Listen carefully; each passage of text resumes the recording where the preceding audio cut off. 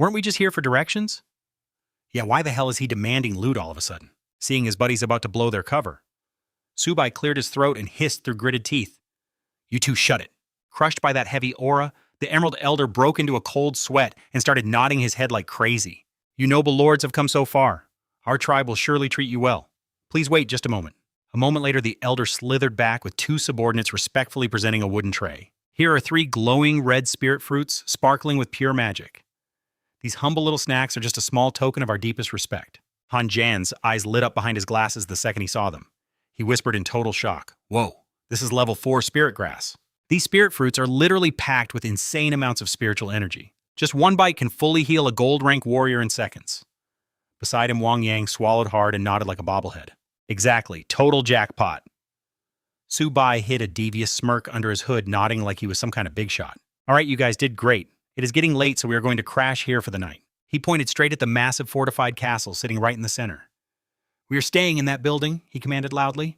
And make sure someone brings me a detailed map of the surrounding terrain soon. Han Jan and Wang Yang shared a look of pure disbelief. It is barely noon. The sun is still high, and he wants to sleep. They looked where he pointed. The second elder freaked out, breaking into a cold sweat. Lord, that building is actually the clan leader's private mansion. You cannot just walk in there without his express permission. The old green snake turned pale and scrambled to offer another plan. I will have a much bigger house built for you immediately. How does that sound? Subai glared and barked. You dare! He pulled little Xiaohong forward like a human shield. He shouted intimidatingly, Even if your clan leader were here right now, he would not dare turn me down. Are you suggesting that the saintess of the ancient Phoenix clan is not good enough for the leader of this tiny tribe? Terrified, the second elder slammed his head against the ground repeatedly. I would never dare. I'm so sorry. I truly did not mean it that way. Playing along perfectly, Xiaohong puffed her cheeks as magic flames erupted from her tiny hands. The little girl growled, but then a moment later, Xiaohong unleashed a massive pillar of fire that swallowed the room. Feeling that ancient Phoenix heat, the snakes panicked and scrambled back. The elder wailed in fear. Seeing them terrified, Subai dropped the act and leaned down, speaking coldly. Second elder, relax. We are only staying for one single night. The snake trembled and agreed. Understood. Before entering the castle, Subai turned back. Do not forget to bring that map later. Got it? The old snake bowed respectfully. Yes, of course, my lords. Stepping inside, the whole group froze. The massive room was literally overflowing with treasure chests and stacks of food. Wang Yang rubbed his hands together. Ha, the snake clan definitely hid a ton of loot here. Subai stopped him. Not yet. Wait for the map. He faked a loud cough and shouted, Man, I am dying of thirst. I need some water first. Minutes later, the elder slithered in carefully with a scroll in his mouth. Lord, here's the map you asked for. Subai took it with a casual nod. The old snake scanned the room, thinking to himself that nothing seemed out of place. Everything was untouched. He let out a breath and mocked himself for being so worried. I was overthinking it. These legendary lords are way too high and mighty for this kind of stuff. Why would they want our pathetic little tribe's junk? Feeling relieved, the old snake bowed and prepared to leave the room. If you do not need anything else, I will head out. Subai waved him off, acting cold. Yeah, whatever. We are about to sleep, so do not bother us, the elder replied. As you wish, my lord.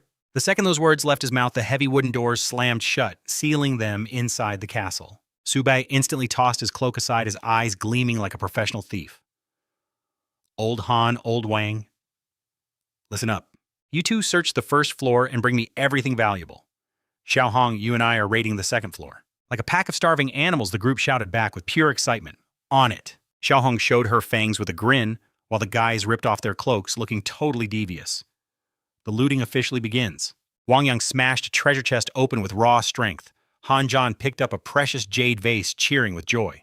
Oh my god, this is a level 5 jade energy elixir right here. Seeing his buddies making way too much noise, Subai broke into a sweat.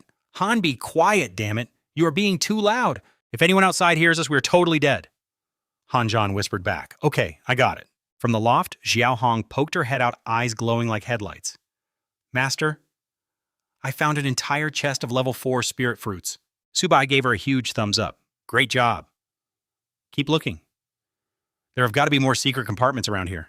After a whirlwind of raiding the place, a massive mountain of food and resources was piled up right in the middle of the hall. Shiny roasted drumsticks, fresh fish, glowing spirit fruits, and those super rare potions. We wiped it all out, not even a crumb left on the table. Staring at the massive food pile, Tubok swallowed hard. Everyone ready to go. Vong Duong and the gang roared back. Hell yeah, let's get this party started. The second he said it, they dove in like they hadn't eaten in years. Tabak went ham on a drumstick, the pets kept pace, and the boys chugged potions and fruit like crazy. It was a total messy feeding frenzy. Rubbing his stuffed belly, Vuong Duong felt great. Energy was surging. Old Han, I think my level cap is finally starting to break. Han Trien slumped on the floor, gasping for air. Dude definitely overdid it on dinner. After cleaning up, Tabak rolled out the map, looking sharp and a bit devious. Belly's full, so let's check the map and find our way out of this dump. Soon we go out and round up the snake tribe. Tabak started giving orders. Little Red, you take point and handle all those silver-rank snake guys for me. The kid saluted like a soldier, grinning wide. Aye, aye, Captain. He turned to his hyped friends. Han Vuong, we're taking the gold-rank big shots ourselves. Tabak locked it in. All right, we move out the minute it gets dark. Vuong Duong cracked his knuckles. Watch me too. I feel power literally buzzing in my veins. Seeing his buddy talk big, Tabak just laughed and nudged Han Trien's shoulder. Man, that's not power. That's just acid reflux from eating way too much food. As night fell over the stone castle, the hunt was finally on for real. Tabak threw on his black cloak and ran out screaming in fake total panic. Second Elder, hurry. Get every single snake beast out here right now. Suddenly, massive snakes slithered from every hole surrounding the castle in a thick, scaly wall. From above, Tabak scanned the monsters and sized up the mess. They're hanging back, but wait, are 3 gold ranks already trying to box me in? Down in the courtyard, the Elder looked up confused. Great one, what is happening? Tabak lowered his hood eyes, glowing red and cold. Nothing big. Then he suddenly attacked. He dove like a missile, golden claws out, letting out a roar. I'm just here for your heads. His golden ghost. Claws slashed right at the Elder. The Elder barely dodged the strike. He lashed his tail, screaming about dirty humans. Tabak just flipped and gave orders. Spirit snakes, hear me? The monsters hissed back, ready to rip him apart. Attack today, I'm tearing you all to absolute shreds. Vuong Duong didn't blink. He grabbed his gear and jumped in. Kill Han followed close. Right then, Little Boss shifted into his massive form. He used his shell like a steel wall, blocking a snake's deadly lunging bite. Little White the Tiger lunged at an enemy's throat. His eyes glowed with pure malice. High above Little Red hovered her tiny body, pulsing with white-hot phoenix fire. She looked down and smirked. It's time to burn this whole place down. Flames exploded everywhere, charring the snakes. She laughed. Who's ready for some grilled snake meat? Below, snakes burned in the fire, screaming for help, watching the carnage. Tabak broke a sweat. That is some serious power. That phoenix fire is no joke. The entire snake den was a massive roaring inferno. The smell of burnt meat and screams filled the air. Elder, save us. Back at his own fight, Tabak smiled smugly at the last guy standing. Hanjin, this one is all yours. Hanjin grips his weapon, smirking. Just watch and learn. The gold-rank giant snake collapses in blood, wheezing out its final words. Who are you people? Tabak steps up, his gaze cold and empty. We are the ones here to end your life. No more talking. A fiery slash cuts through the air, ending the beast for good. That slash kills any hope of survival. Wang Yang plants his spear, looking totally disappointed that it was so easy. That was basically a warm-up. These guys are still way too weak. Tabak checks the map, his face turning serious. Keep your guard up, boys. We're deep in enemy territory now. In the middle of the flames, the pets let out a satisfied roar. They can feel the energy. Whoa, I feel a gold rank breakthrough coming. Me too. Tabak gasps. That fast. Hanjin puts his gear away and walks over. Tabak, we're done here. Should we regroup now? The firelight flickers on Tabak's thinking face. He squints at the map and gives a wicked grin. Hang on, I have a crazy idea.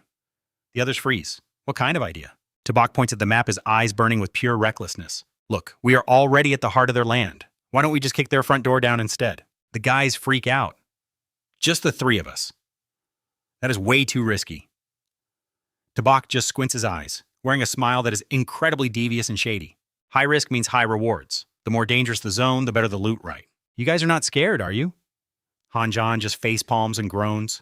Seeing them hesitate, Tabak acts like a big shot general. Relax. I am the captain. Trust me. Just follow my lead and we'll be fine. We're camping right here tonight. He points a finger toward the burning horizon. Tomorrow we march straight for the Gale Mountains. Gale Mountains, Hanjan warns him. Is not that the home of the wind leopards? Wang Yang just sighs and watches Tubak walk away with a headache. Do you think Tubak has been acting a bit too full of himself since he became captain? The next day at the mountains, the leopards are just chilling on the rocks and trees. Hiding in the bushes, someone whispers, "Why are we using this old trick again?" They pull out their black cloaks for the disguise. Tabak smirks. Why use an old trick? Because it works, obviously. He looks at the lazy leopards and shouts with total confidence. The hidden serpent lords have finally arrived. Are you going to come out and welcome us? One leopard jumps up and runs away in a panic, screaming at the top of its lungs. Tell the elders the hidden serpents are here. Another leopard growls. The hidden serpents. No way. Suddenly, a buff black leopard man steps out with a massive blade and a squad of killers. He scoffs. You losers came here to die. The plan is already going totally off the rails. Under his hood, the old man adjusts his glasses. Tabak asks what is going on. The leader points a jagged sword at them, his eyes burning with pure, unadulterated hatred. My tribe has a serious grudge against you snakes. Today is the day I get my revenge. He swings that huge blade flying forward like a rocket. Kill them all. Today we wipe every single one of you out. Red energy waves fly toward the team. Roars and screams echo through the entire forest. Hanjan blocks a heavy hit, his hands shaking. He grits his teeth and blames his friend. Tabak, your stupid plan is failing big time right now. Tabak dodges and snaps back. How was I supposed to know they had a beef? Guess the act is over. Tabak gets into a fighting stance, eyes sharp. If it is like this, we just gotta break through. Tubak, time to work. Tubak lunges out to bite the leopards. Tubak turns into a white shadow, biting down hard right on the leader's giant weapon. Tabak turns to little Lulai. Hey, these cats are fast. I'm counting on you too, Hong. She nods her head, eyes glowing red with excitement. Roger that. She flies up. That tiny frame was glowing with a wild burst of pink magical energy. She was ready to nuke everything while those two were still getting trashed below. Then out of nowhere, a massive pillar of fire slammed straight into the dirt. Little Red screamed as the Phoenix Hellfire orb exploded, literally deleting everything in sight. The Panther boss was totally cooked against that Phoenix heat. He threw his hands up like it mattered, his face twisted in pure, unadulterated terror. Fight is over. The leader is a pancake on the floor, and Hanjan is just over there cracking up. Awesome. I just hit a new level. Meanwhile, Little Red was just chilling on one of Ba's horns. Subai looked at his buddy with a smug grin. See, told you my method actually works. Suddenly, the system starts clapping like crazy. Congratulations to the host. Earth Spirit Turtle reached early gold, evolving into Mystic Abode Turtle. Your level jumped too. Oh, and here's more news. White Tiger hit early gold, becoming dark gold. White Tiger. Subai checked the glowing screen and nodded. Not bad at all. This is a huge upgrade. In the middle of the clearing, Little Ba roared at the clouds, his body getting way bigger. Subai just stood there, arms crossed. Man Little Ba is a literal tank now, the Mystic Abode. Turtle's stats are insane. Earth and Water type early gold, rank with 50% Black Tortoise bloodline active. Stats Constitution 4,538 agility, 2,000. Spirit 2,000 plus talents like Wall of Despair for triple defense. Cuts enemy attack by 20% with a 10-kilometer water zone and gravity core. Plus Earth-Water origin allows for massive health regen and defense. Subai was loving it. Nerfing enemy damage while trapping them in a watery cage, perfect. Little Ba's new skills are basically a cheat code at this point. Dark Gold, White Tiger's skill panel, metal and shadow attributes. Early Gold rank with 50% White Tiger blood. Metal and shadow fused into something new.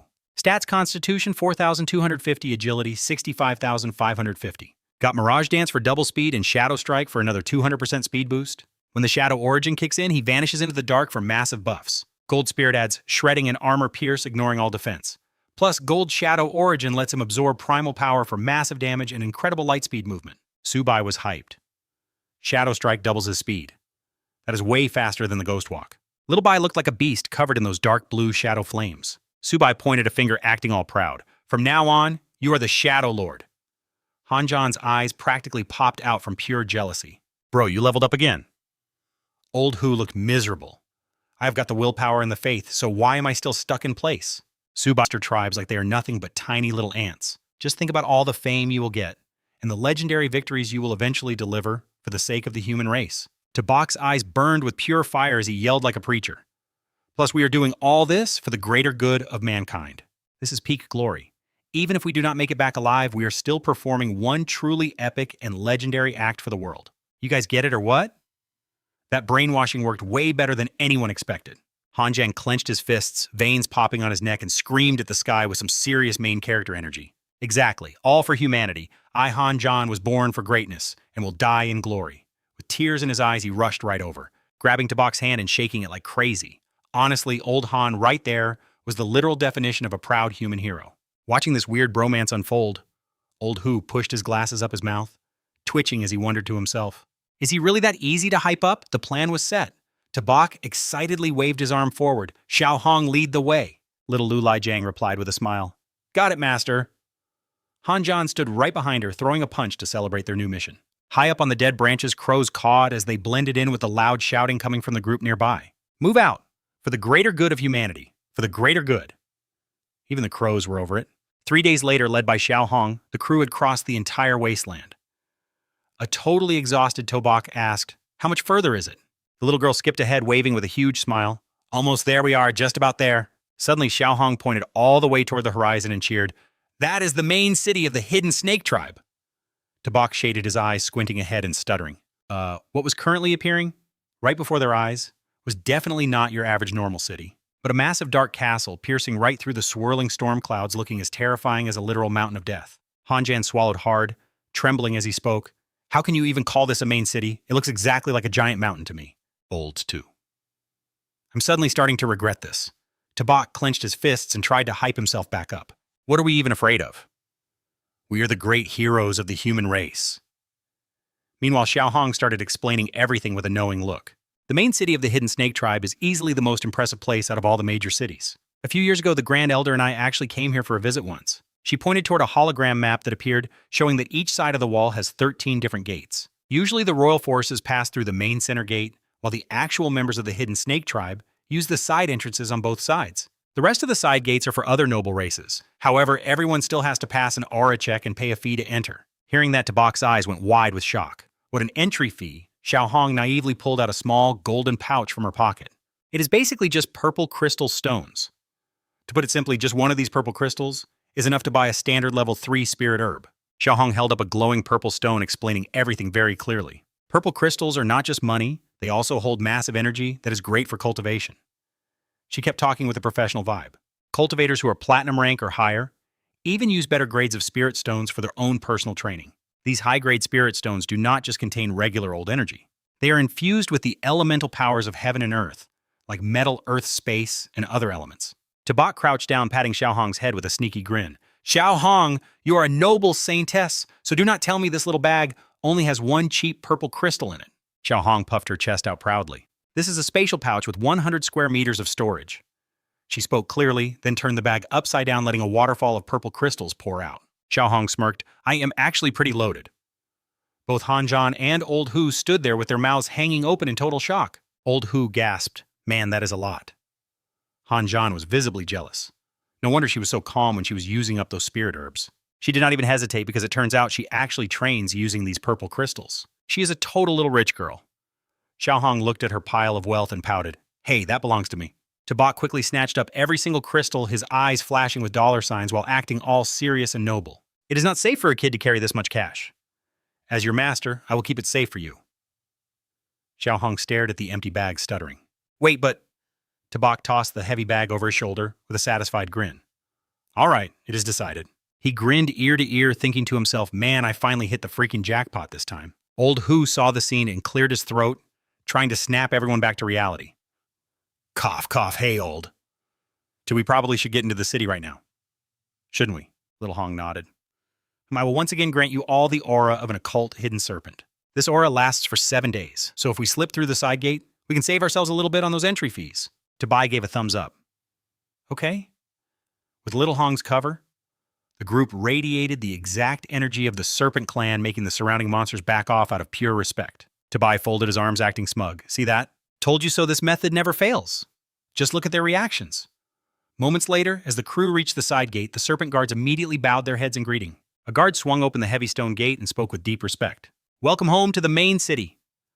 4 honorable lords, Han Zhan whispered as they walked through the gate. Are we heading straight to the city center right now? Tabai puffed out his chest with confidence. Of course, just look at this impressive squad we have got. Stepping inside, Tabai was blown away. Man, this place is absolutely crawling with beasts everywhere you look. Han Zhan was shocked too. This main city is way too weird. Seriously, what the heck is going on here? Before them sat a bustling, chaotic market packed with all sorts of monsters from every corner of the world. Old Hu sighed. I never imagined the main city would have this many powerful beasts. Old Hu kept analyzing with a serious face, saying their power level is no joke. The foundation of the myriad tribes is way deeper than we ever imagined. Han Zhan agreed too. Exactly. With just those 3 great royal families and the elites from this main city, our human warriors would not stand a single chance against them. Little Hong jumped in to explain actually those 3 royal families have insane levels of control over all the lower bloodlines. This time the king of Juyu has gathered a massive army of 10 million people, but I bet 9 million of them are just cannon fodder. The real elites are probably just the Juyu royals and our own hidden serpent tribe. Old Hu nodded his head. So that is how it is. No wonder Lord Huangshan did not care about that 10 million man army that is the real reason.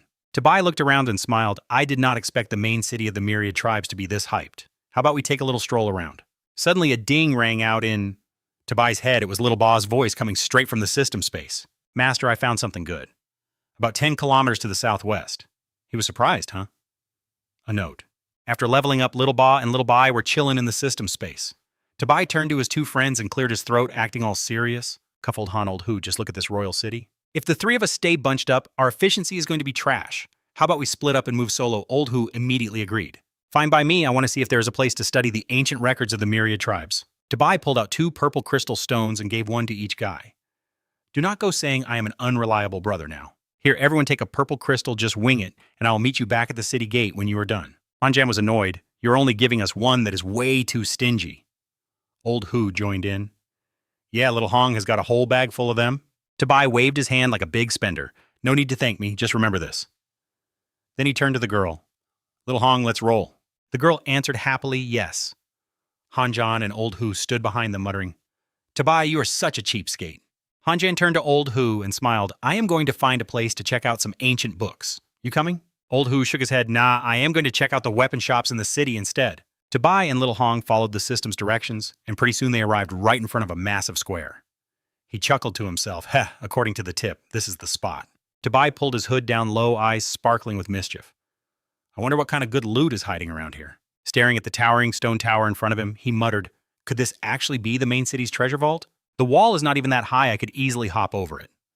Right then, Little Hong pointed at the sky and screamed, Master, look, a giant black dragon is appearing out of thin air. Its whole body was covered in mysterious purple ancient runes radiating a terrifying aura of total destruction. Tabai broke into a cold sweat and mumbled, Whew, glad I did not act too fast. He squinted at those ancient runes, feeling a bit of familiarity. These runes, they look kind of familiar. I think I've seen them somewhere before, maybe in some ancient book. Tabai's eyes suddenly went wide as he shouted in shock. I remember now, this is a no-fly barrier. He muttered with a look of pure disbelief. This Earth-hidden Python tribe really went all out on this. With this barrier up, even a diamond-level expert could not just slip over the walls that easily. Right after that, a sneaky grin spread across Tabai's face. He rubbed his chin, so what exactly could they be guarding inside? Just then, Little Hong tugged on his shirt. Master Company's here. Tabak signals the group get out of sight. Crouching behind a massive stone pillar, the group hears the guards. One soldier asks an approaching figure. Master, are you back for another inspection already? The figure asks in a commanding voice, any trouble? The guard replies with total respect. Nothing, everything is normal. Once the figure disappears, Tabak crouches down to give Xiaohong orders. Xiaohong, wait here for me.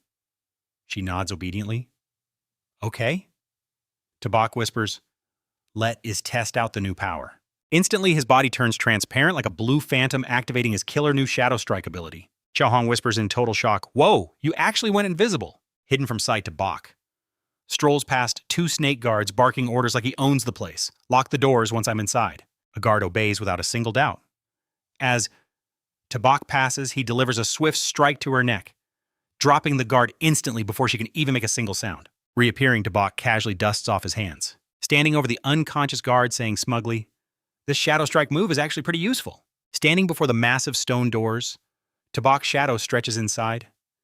He grins, wondering what kind of epic loot is hidden away in here. Stepping inside, Tabak eyes light up. The entire room is packed with chests of glowing purple crystals. He runs around in pure excitement. Whoa, this place is absolutely loaded. Tabak cheers. We hit the jackpot. I'm never going to be broke again.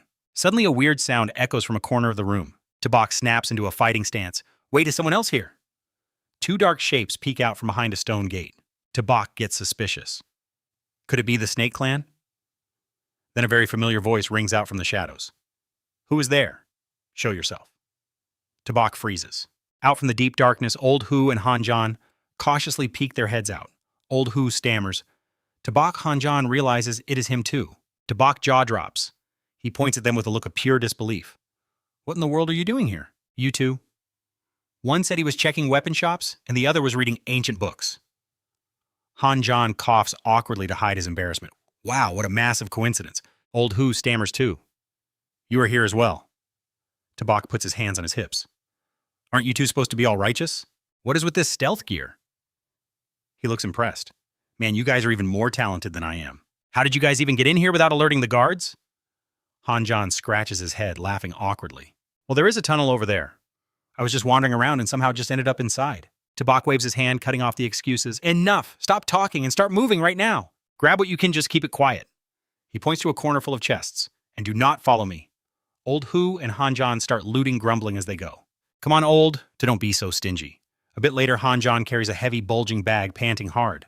I think I grabbed enough. I can't carry anymore. Old Hu nods in agreement. Me neither. Tabak looks at them with pure contempt. You two seriously have zero ambition, don't you? Right then, a small bell slips out of Hanjan's bag, hitting the stone floor with a sharp clang. Outside, the guards immediately shout, "What was that noise?" Something is moving in the ancient temple. Hanjan turns pale as a ghost, stammering, "Oh, crap." Tabak turns around and roars, "Han, you idiot, you messed up big time." The guards outside rush in, finding their master knocked out cold. "Master, sound the alarm!" Another one screams, "The temple has been robbed. Crank the anti-flight barrier to the max. Don't let the thieves escape." Tabak screams at his two stunned friends. "Run. If we don't move right now, we're completely finished." The three of them bolt from the vault like a whirlwind with angry guards in hot pursuit. The whole city erupts in sirens. Guards are screaming. They are getting away. Get them, a massive snake lord appears, roaring orders across the city. Seal the exits. Lock the whole place down. Search every single house. Find the intruders. Meanwhile, on a nearby rooftop, the crew is secretly watching the chaos unfold. Xiaohong reports, "Master, the entire city guard is on the move." Hanjan starts sweating absolute bullets. "I think we really made a massive mess this time." Old Hu wipes his forehead with a dead serious look. "No doubt about it. The whole city is on lockdown and there is no backup coming to save us." In the middle of that tense atmosphere, Tabak suddenly gives a mysterious grin. "But hey, haven't you guys heard the saying? The most dangerous place is the safest hiding spot." Hanjan and Old Hu exchange confused looks. Hanjan asks, what does that even mean?" Before Hanjan can even process what Tabak said, Xiaohong points toward a squad of guards on patrol and shouts, yelling loudly, "Humans detected! There are humans right over there!" The entire squad of guards spins around instantly, looking totally shocked. "Wait, humans?" a guard barked, spear ready. "Where exactly?" Little Hong pointed enthusiastically. "Right there, idiots." That was the signal. A flurry of bone-crunching hits echoed through the air. Before the guards could even blink, Subai was on them. "Han, clean up the mess," he snapped. "Done." Han grunted. Subai turned to Little Hong. "Come on, let's head back in." They ducked back into the treasure room. "Master, what's the goal here?" Little Hong asked. Subai scanned the room, sensing there was way more loot hidden away. "A barrier this crazy." "No way it is just for some basic herbs and shiny rocks." Suddenly Little Hong pointed. "A secret door, Master." Subai blinked, totally caught off guard. A hidden passage. He squinted hard, seeing nothing but stone. Little Hong explained it was masked by a charm to trick humans. She tapped the wall and the stone door swung wide. Subai cursed. "Sneaky snakes, no wonder we blew right past it." Little Hong paused, sensing something big. "Master's serious power is coming from below." Subai grinned. "Let's go see." As they descended the stairs, a wave of pure evil hit Subai like a truck. He froze. A massive twisted tree stood there, draped in rotting snakes and red mist. "What is?" he stammered. Behind him, Little Hong gasped in terror. "Is that the legendary wish-granting tree?" Subai narrowed his eyes. "What kind of freakish tree is that?" "That's forbidden sorcery," Little Hong yelled. "How do the deep earth pythons dare grow something this messed up?" "Are they trying to jump to royalty?" Subai muttered. "The wish tree? I've definitely heard of this before." The system chimed. "Divine tree fragment detected. It contains power rules tied directly to the great ancient cataclysm. Do not let this slip away." Little Hong stomped, pointing at the dead snakes piled at the base. "Those pythons committed a total massacre just to get this tree to grow. Tens of millions of snakes died for this?" Subai spotted a figure above. "Hey, Little Hong, what's that thing?" "That's an 8th-rank spirit fruit," she whispered. "They sacrificed a whole generation just to grow that one piece." Subai didn't blink. He lunged forward and snatched the glowing red fruit right off the branch. "Whoa," he gasped. This thing was the size of a fist but weighed over 100 pounds. He turned the fruit all over, fascinated. "Never seen anything like it. So what's this wish fruit actually good for?" Little Hong sighed. "Each fruit holds an insane amount of energy. It helps Lord-level experts purify their monster bloodline." She looked grim. "But once their power peaks, they have to butcher their own kind to keep it. That's why the big three banned it." Subai whistled. "Man, that's dark, but also pretty damn strong." He eyed the cursed tree. "Yeah, there's no way I'm leaving this nightmare fuel here for them." He checked his system. "All right, how do I dig up this ancient divine artifact?" System replied. "To move the tree, the host must first activate its divinity. Place your hand on the trunk." Warning.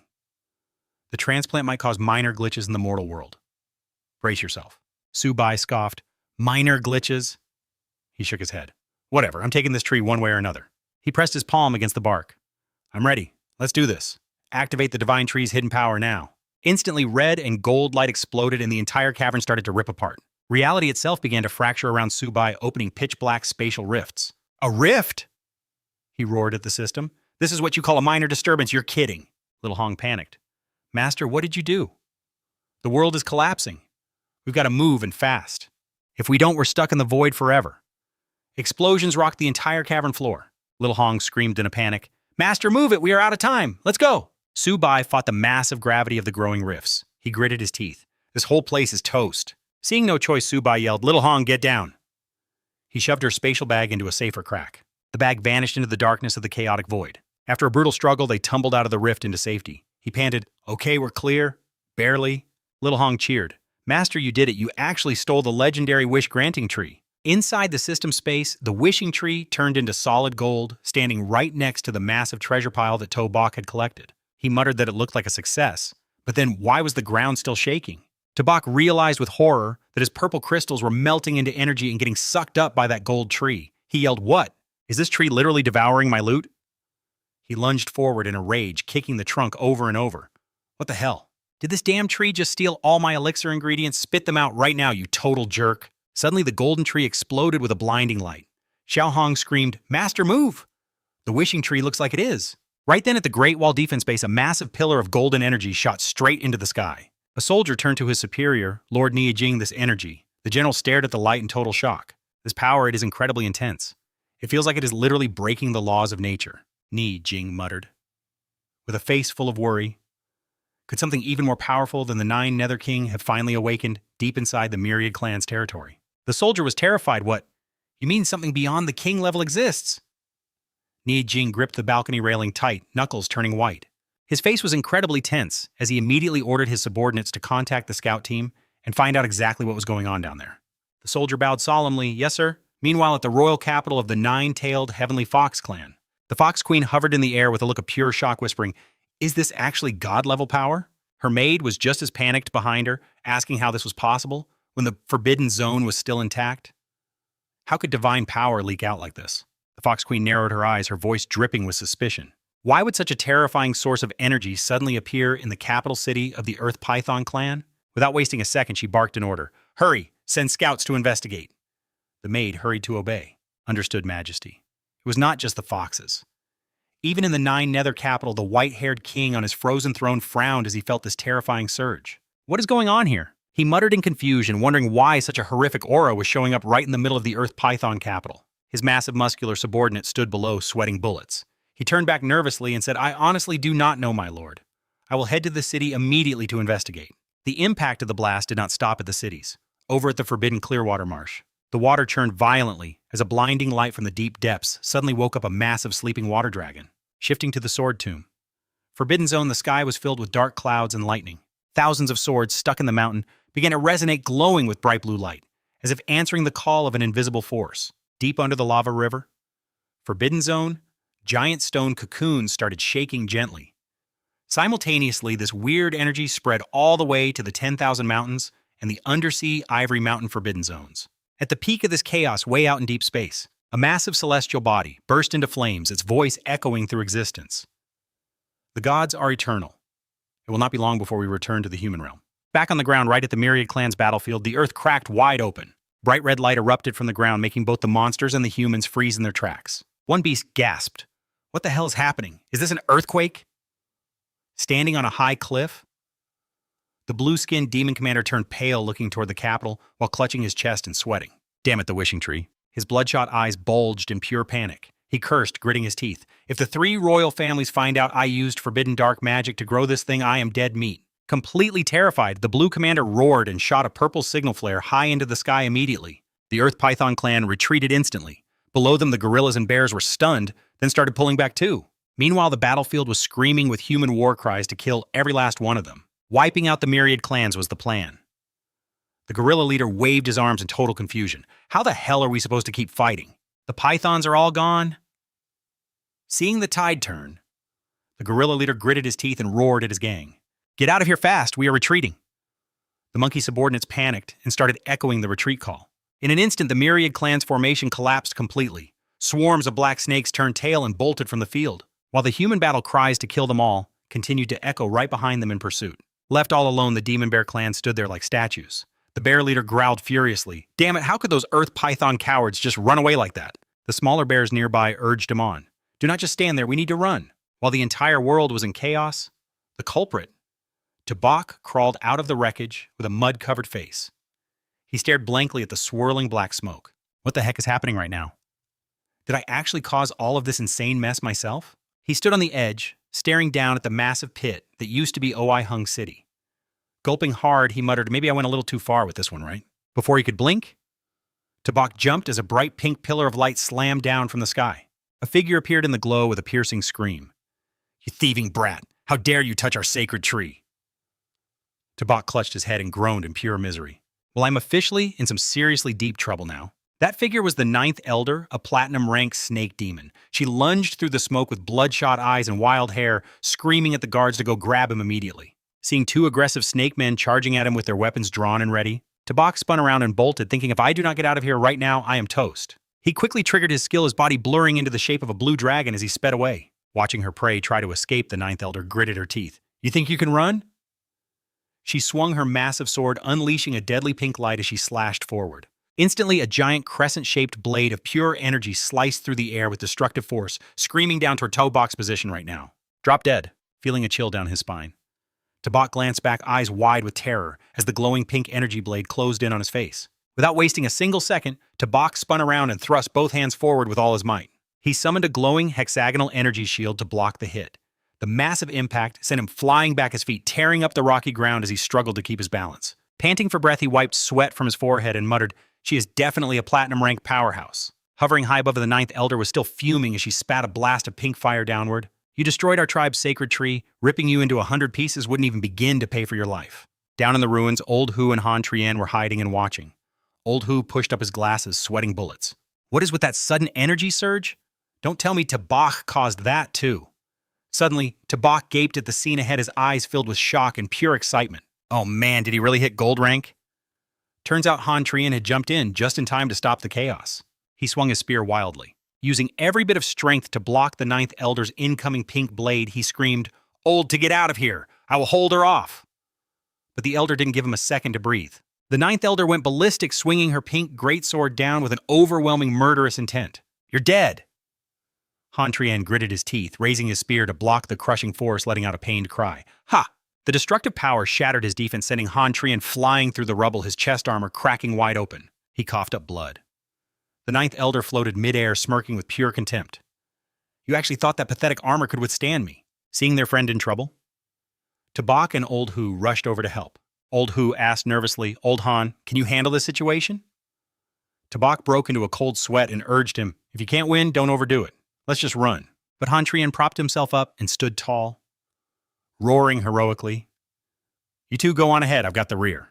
Instantly, Han Trien exploded with vibrant purple energy, taking a combat stance to prepare for an attack. Tabak gave a thumbs up.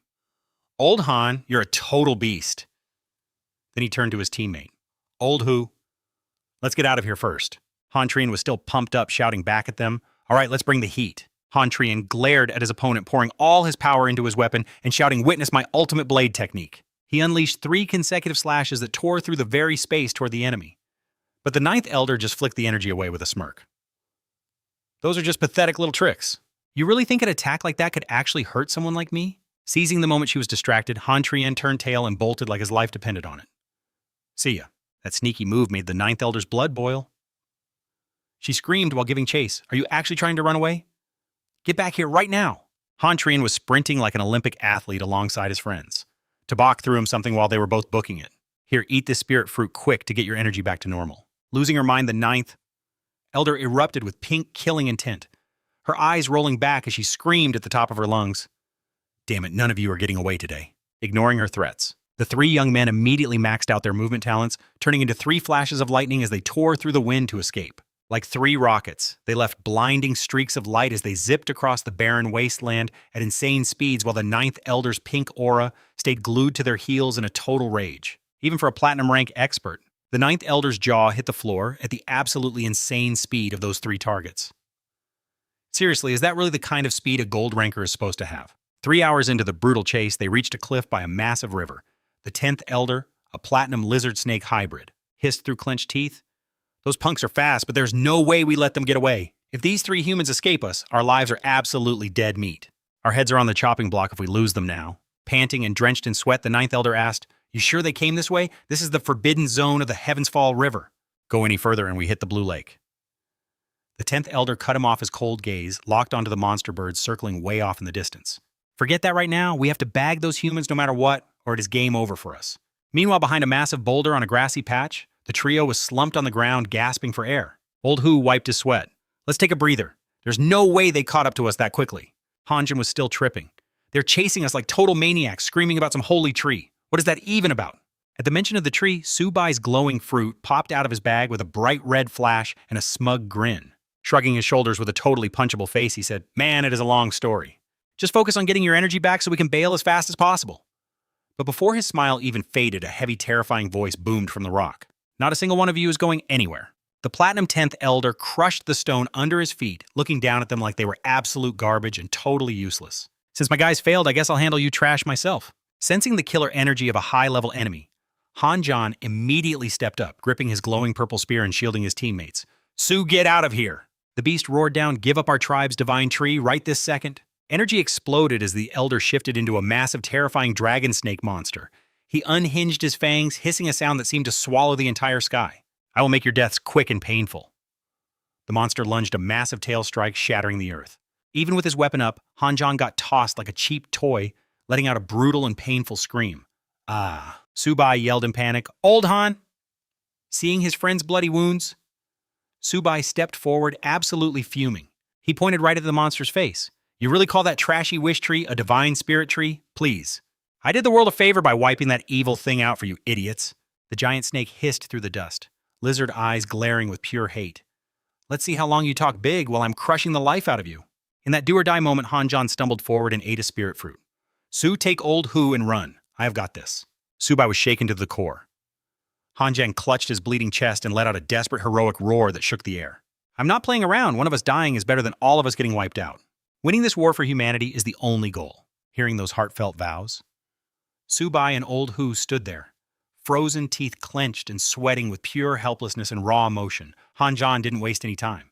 Han Nhien slammed his foot down, purple energy exploding as he charged his spear straight toward a suicidal fight. With tears stinging his eyes, Subai gritted his teeth and bolted.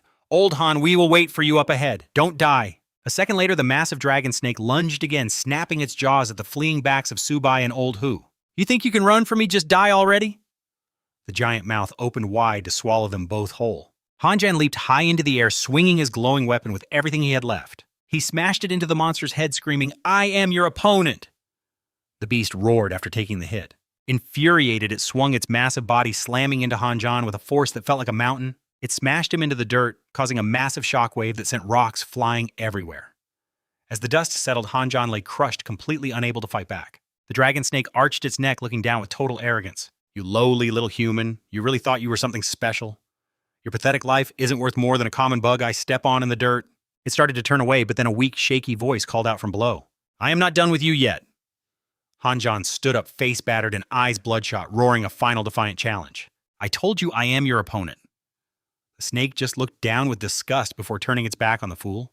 Suddenly it whipped its tail, launching Han Nhien into the air like he was a broken rag doll. It wasn't over. The tail lashed out again, slamming into Han Nhien while he was still falling. A brutal blow sends him coughing blood, slamming his body straight into the dirt and leaving a massive crater in the ground. The serpent dragon turns away with killing intent in its eyes, its voice ice cold. "I do not have time to waste on you." It instantly summons a swarm of golden energy snakes from the ground, binding the unconscious Han Nhien so he cannot move. There is zero chance to move. Those energy snakes squeeze his limbs tight, locking him down completely before the beast turns back toward the distant Tobok. After running like their lives depended on it, the pair finally reaches the shore of a massive, shimmering blue lake. Tobok is stunned. "This is the blue lake," Elder Ho gasps out. "Seems like it." Tobok looks around at the eerie silence, wondering why the whole place feels so incredibly quiet and empty. Is the Azure Dragon not home? Elder Ho looks back nervously. He has not caught us yet. But what should we do now? Out on the edge of the Forbidden Zone, the Ninth Elder stands on a ridge, squinting at the unnervingly peaceful scene with deep suspicion. That is strange. Usually, any living creature that steps into the Jade Water Pool Forbidden Zone gets attacked on the spot immediately. Why is it so quiet this time? The 10th Elder, now back in his human form, questions the silence. He urges impatiently our clan's divine tree is still in their hands. We absolutely cannot let those thieves escape our grasp. Why do we not just take a chance? His partner makes a fair point, and the ninth elder quickly agrees to it. Fine, if there's danger, we're still on the edge and can retreat fast. Both of them nod and take a step into the forbidden land. But the moment their feet touch the ground, the sky suddenly turns pitch black above them. A massive black dragon wrapped in lightning emerges from the void, its terrifying pressure making both of them freeze in their tracks. The ninth elder is so terrified his face goes pale, he frantically signals his men. It is the Azure Dragon retreat fall back now. Meanwhile, deep inside the Forbidden Zone, the vibe is totally different. Elder Ho watches nervously as Tabak sits there casually eating and drinking. Eating. Eat this, have more. Tabak. How can you stay so calm and keep eating at a time like this? Those guys could catch up to us any second. Tabak just casually holds up a spirit fruit and responds with a grin. Do you not get it? This is their Forbidden Zone. They're too scared to enter. Otherwise, those two elders would have caught us ages ago. Elder Ho is still uneasy. We really cannot stay here for long. We need to figure out our next move. We need to figure out where to go next. Since they're too scared to enter, why not just go back to the Mu Duong Mountains and regroup with everyone? Tabak shuts that down immediately. No way. We made a massive mess in their territory, and they will definitely mobilize their entire army. If we go back that way, we'll run right into them. Elder Ho nods, admitting that makes sense.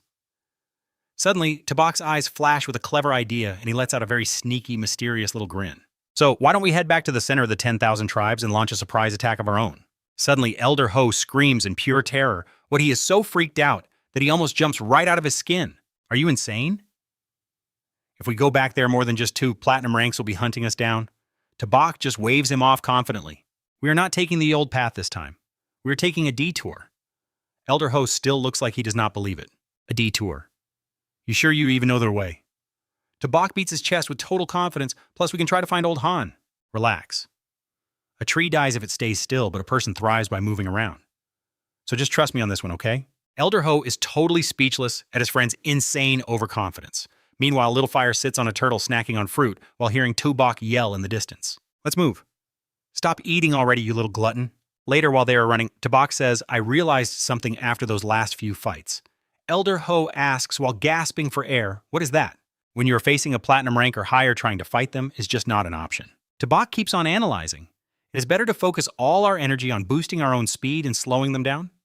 That way we actually have a real chance to escape safely. Elder Ho clenches his fist and nods, admitting that he is totally right. There is a massive power gap between gold and platinum ranks after all. Suddenly, Tubok signals them to stop, his voice turning serious. Careful, there is something moving up ahead. He turns his gaze forward and spots a beastly figure rushing a human shadow along the path. Move it. The pair sneaks behind a nearby bush. They're shocked to see Han Zhan being hauled away by a massive, intimidating bear man. That is old Han. Elder Ho gasps, but Tabak quickly covers his mouth. Shh, do not just rush out yet. The bear man sneers at Han Zhan. Nobody is coming to save you anyway. You are just a stubborn, pathetic little fool. Tabak frowns and whispers, if we just rush in, old Han might get hurt. We need a perfect plan. My brains beat brawn every single time, my friend. Tabak gives a devious, wicked little smirk.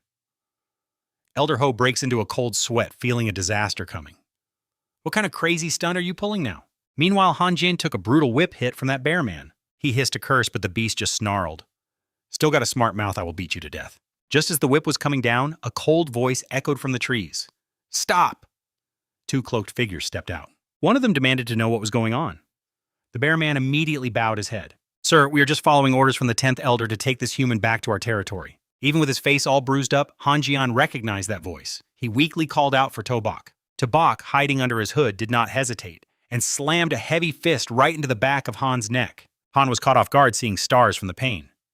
Tabak crossed his arms, acting all high and mighty. We have also been ordered by the 10th Elder to oversee this prisoner and collect the cat tribe supplies. The bear man was totally confused. Supplies? But we already sent those. Tabak immediately snapped at him. The front lines are failing, so obviously we need more gear. Tabak glared from under his hood, sounding lethal. Are you seriously questioning an official order? The bear man started sweating, bowing even lower in pure terror. Of course not. Serving you is an honor for us messengers. Please allow me to lead the way. Tabak, still playing in the park, gave a cold command to move out. The bear man did not dare wait. Soon the whole group reached the Nethercat territory near a massive ancient tree. Tabak turned to the guard, sounding bossy. I will handle the interrogation. Go get your elder right now. The guard rushed his subordinates, telling them the Black Python messenger was here to pick up the war supplies. An old cat elder hurried out, bowing low. So sorry, I had no idea you were coming. Please forgive the wait. Tabak just waved his hand, cutting off the polite small talk. Enough. We are here for the supplies and the soul materials. The elder froze. But we just sent those. Lao Ho, playing the other messenger, stepped in with a very stern voice. The war is a disaster. We have lost so many men and need materials to keep fighting. Tabak started acting. After all these years of war, every single tribe is hanging by a literal thread. When the king gave the order, our Python tribe sent everyone from the strongest leaders to the weakest rookies into the meat grinder. He dropped his voice to a whisper. His eyes were like daggers. And now you are saying your tribe cannot spare a few crates? Are you guys holding out? Totally rattled by the mind games, the cat elder was sweating buckets and clutching his chest in panic. I'm so ashamed. Your words have truly opened my eyes. We will give you every single soul material we have left. Lao Ho smirked under his hood and nodded. Good. I will tell the Nine Nether King about your loyalty. You will definitely get the credit for this. Behind them, Lao Ho and Han were impressed. Tabak was a total pro at manipulating people. He was getting rich. The elder was thrilled and bowed deeply. Please, messengers, follow me. Tabak just gave a cold, short answer. Fine. Inside a hidden cave packed with loot, the cat elder pointed towards some shiny wooden chests. Besides the 10,000 low-level items, we have some spirit stones for you messengers. Tabak smiled for real. Your contribution has been noted. I will make sure the king hears about it. The elder was bowing like crazy. Very good. Now go get the rations ready. We are going to start the interrogation right here. Tabak ordered. The elder obeyed immediately. Just call if you need anything. As soon as he left, Han started struggling. He's finally gone. Now get these ropes off me. He was seriously annoyed. Seriously, Tabak. It is just a few cats. Why did we not just take them all out right away? If we did that, how would we get the spirit fruit needed to heal your injuries? Lao Ho stepped up. Stop moving, Han. Let me get you untied first. Once he was free, Han looked around with a frown. Tabak asked what was wrong. He reached out his hand, trying to feel the air in the cave. I feel like my energy is being drained away, like something is literally sucking it out of me. Lao Ho and Han immediately felt their power fading too. Han nodded. You're right. My energy is disappearing. Tabak pointed his finger deep into the dark cave. It is coming from there. No wonder that elder walked off so smug. There is definitely some weird stuff buried deep in here, Old Ho muttered. Tabak made the call to check it out. As they ventured deeper, the trio was stunned. Old Ho gasped. Is that a nether cat statue? Why are they all kneeling like that? Han Qian squinted, looking at a weird energy barrier up ahead. Look inside that barrier. What is that? They all froze, staring at the sight within. A massive skeletal remains of a giant cat. Han Qian was floored. It is freaking huge. Is that an ancient cat elder? But why is there a statue of a human standing on top of it? Old Ho pointed at a warrior plunging a sword into the bones. This has to be some kind of sacred cat burial ground, Tabak concluded, just as one of the nearby stone cat statues let out a tiny, creepy twitch. Suddenly, the stone statue sprang to life, charging at Han Qian like a bolt of black lightning. Watch out, Tabak yelled, barely throwing up an energy shield to block the lethal strike. Damn it, it got away! Tabak growled as the cat vanished back into the shadows. Han Qian was still shaking. What just happened? Did that nether cat really just come back to life? Right then, a chilling clicking sound filled the entire cave. Han Qian looked around in pure terror. Look, all these statues are actually alive. The three were instantly surrounded by a massive stone cat army. Old Ho asked nervously, what do we do now? Before they could think, the cats pounced all at once, creating a deadly storm of dark shadows and claws. Dark shapes shot forward like arrows dripping with cold, murderous intent. Old Ho screamed, these things are fast as hell. He swung his weapon. I will hold them back. Oh, without hesitation, Old Ho let his inner energy explode. He unleashed a blue defensive vortex sweeping outward to knock back the first wave of those stone cat monsters. Seeing the cats slowed by the vortex, Han Qian roared, channeling every ounce of purple energy into his spear. They're slowing down. Take this, you creeps. Han Qian screamed, pouring all his power into the spear to launch his most devastating combat skill. A massive purple energy storm ripped through the pack of stone cats, but as the light faded, they were only slightly pushed back and barely scratched. Han Qian gasped in disbelief. Even at high gold level, I cannot even take these things down. Seeing the dead end, Tabak barked orders to his crew. Han Qian, Old Ho, listen up. We need to find a way out. This cave is way too cramped. I cannot move around freely at all. Suddenly, Han Qian's eyes locked onto the massive greatsword lodged in the skeleton. He yelled, I got it, and immediately sprinted toward the energy barrier. Without a second of hesitation, Han Qian used all his strength to yank the greatsword out, shattering the blue barrier into pieces. Feeling the power surging from the weapon, he gasped, this sword. Tabak smirked, looking at him with total respect. Han Qian, The blade is sick. It suits you? Han Chien grinned. All right. He gripped the greatsword tight, feeling its power fuse with his body as the weapon vibrated wildly. Instantly, a stone cat launched itself at him like a guided missile. Han Chien braced himself, stomping hard and roaring. Let us see what this big sword can really do. He unleashed a massive swing. A giant wave of purple energy gathered, slicing through the air and tearing space itself apart. It blasted forward with world-shaking power. Han Chien was completely stunned by the insane force of his own strike, the energy surge nearly knocking him off his feet. The greatsword slammed into the ground, leaving a long, deep crack behind. Tabak's eyes went wide. Holy crap, that power is insane. You just hit the jackpot, Han Chien. Han Chien lifted the blade, feeling the power thrumming in his veins, and let out a wild laugh. Ha ha, this trip was totally worth it. He carved a path through the pack, shouting to his team, "Let's get out of here." He dove into the fray, smashing every stone cat in his way. As the group scrambled to escape, Tabak suddenly jerked his head back. What is that? At the cave entrance, the cat elder had returned, his wrinkled face twisted in a mask of absolute fury. You filthy thieves, not only did you lie about being from the hidden python tribe, but you destroyed our sacred ground. You will pay for this with your lives. He raised his staff high, screaming out a command. Everyone listen up. Kill these 3 humans. Do not let a single one escape. The entire Nethercat tribe roared in response, pouring out from every dark corner of the cave. We cannot let them get away. Attack I will chew your bones to dust and paint these mountains red with your pathetic human blood. Trapped from both sides, the trio was caught in a pincer. Han Chien frowned. There are too many. We cannot break through, Old Ho asked. Panicking, what now? Tabak stayed eerily calm. Easy. I have a plan. With that, Tabak raised his hand and yelled, Tubak, Tubat, Tuhong. Do your thing.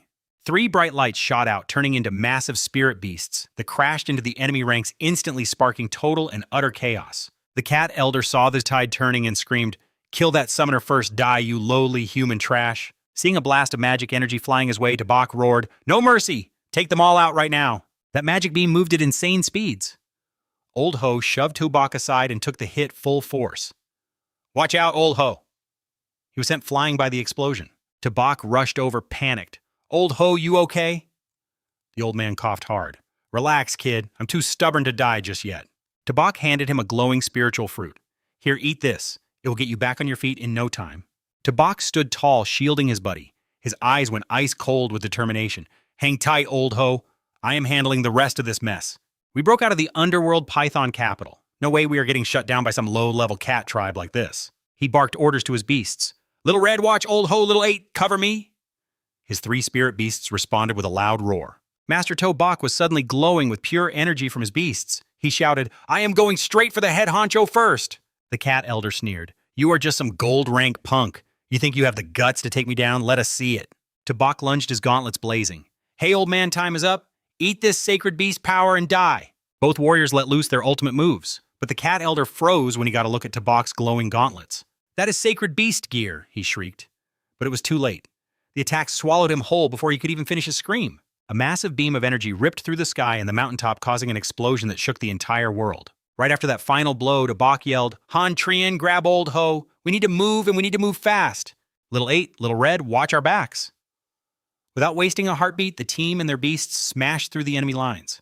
They bolted out of the cat tribe's territory. Han Chien was buzzing, yelling as they ran. First we wrecked the pythons, now we flatten these cats. This is awesome. Man, this trip is absolutely legendary, brothers. Our blood today lights the way for humanity. Tabak snapped back. Stop the speech and keep running, you idiot. Miles away, a squad of lizard warriors felt the blast. What was that light? One asked. The leader squinted. It came from the cat tribe's territory. Move out, follow me, in a gold palace. King 9. Nether sat on his throne. He suddenly looked up, his blue eyes flashing with total shock. That is sacred beast gear. Is this some kind of human conspiracy? He stood up instantly, his voice echoing through the halls with nothing but pure murderous intent. Issue the order, send 2 diamond rank warriors to the Demon Cat Mountains and kill Tabak immediately. Meanwhile, over at a human military base, an officer rushed in panting. Commander Nghien, we have a problem. 2 diamond rank hostiles were just spotted hauling tail toward the Nethercat tribe territory. Commander Nghien took the news, his face turning stone cold. It is Tabak and those reckless kids, he muttered. He barked out a decisive command. Send 2 diamond rank masters to the Demon Cat Mountains immediately. Get Tabak some backup before it is too late. Just as the officer turned to leave, Nghien jumped up in a panic. Wait. Send the fire. Gold Cavalry 2. We need to save Tabak at all costs. We have to save Tobak. I can feel it. They are currently surrounded by millions of enemies. Back on the field, Tobak finally broke through. He took a massive breath, relieved to finally be out of that mess. Those demon cats are really fast. Old Ho panted, running for his life right next to him while giving a warning. Old Han, do not even think about stopping. We are not safe yet. But before he could finish, a chilling voice boomed from above. Found you little thieves hiding in the dirt, are we? The ninth elder landed wearing a smug, nasty grin. You kids sure can run? Realizing they were caught at the last second, the unlucky trio slammed on their brakes, staring in total horror. What? That snake woman glared at them with cold, evil eyes, her killer vibes suffocating everything around them. Where do you think you're going? You three ants are dead. I will peel your skin and grind your bones into dust. She finished her threat and waved her hand, unleashing a violent shockwave that absolutely shredded the ground beneath their feet. Old Ho screamed like a girl, while Han and Tobak barely jumped back in time, sweating bullets as they dodged. Suddenly, the massive head of the 10th Elder Snake Dragon rose up. His deep, mocking voice echoed across the clearing.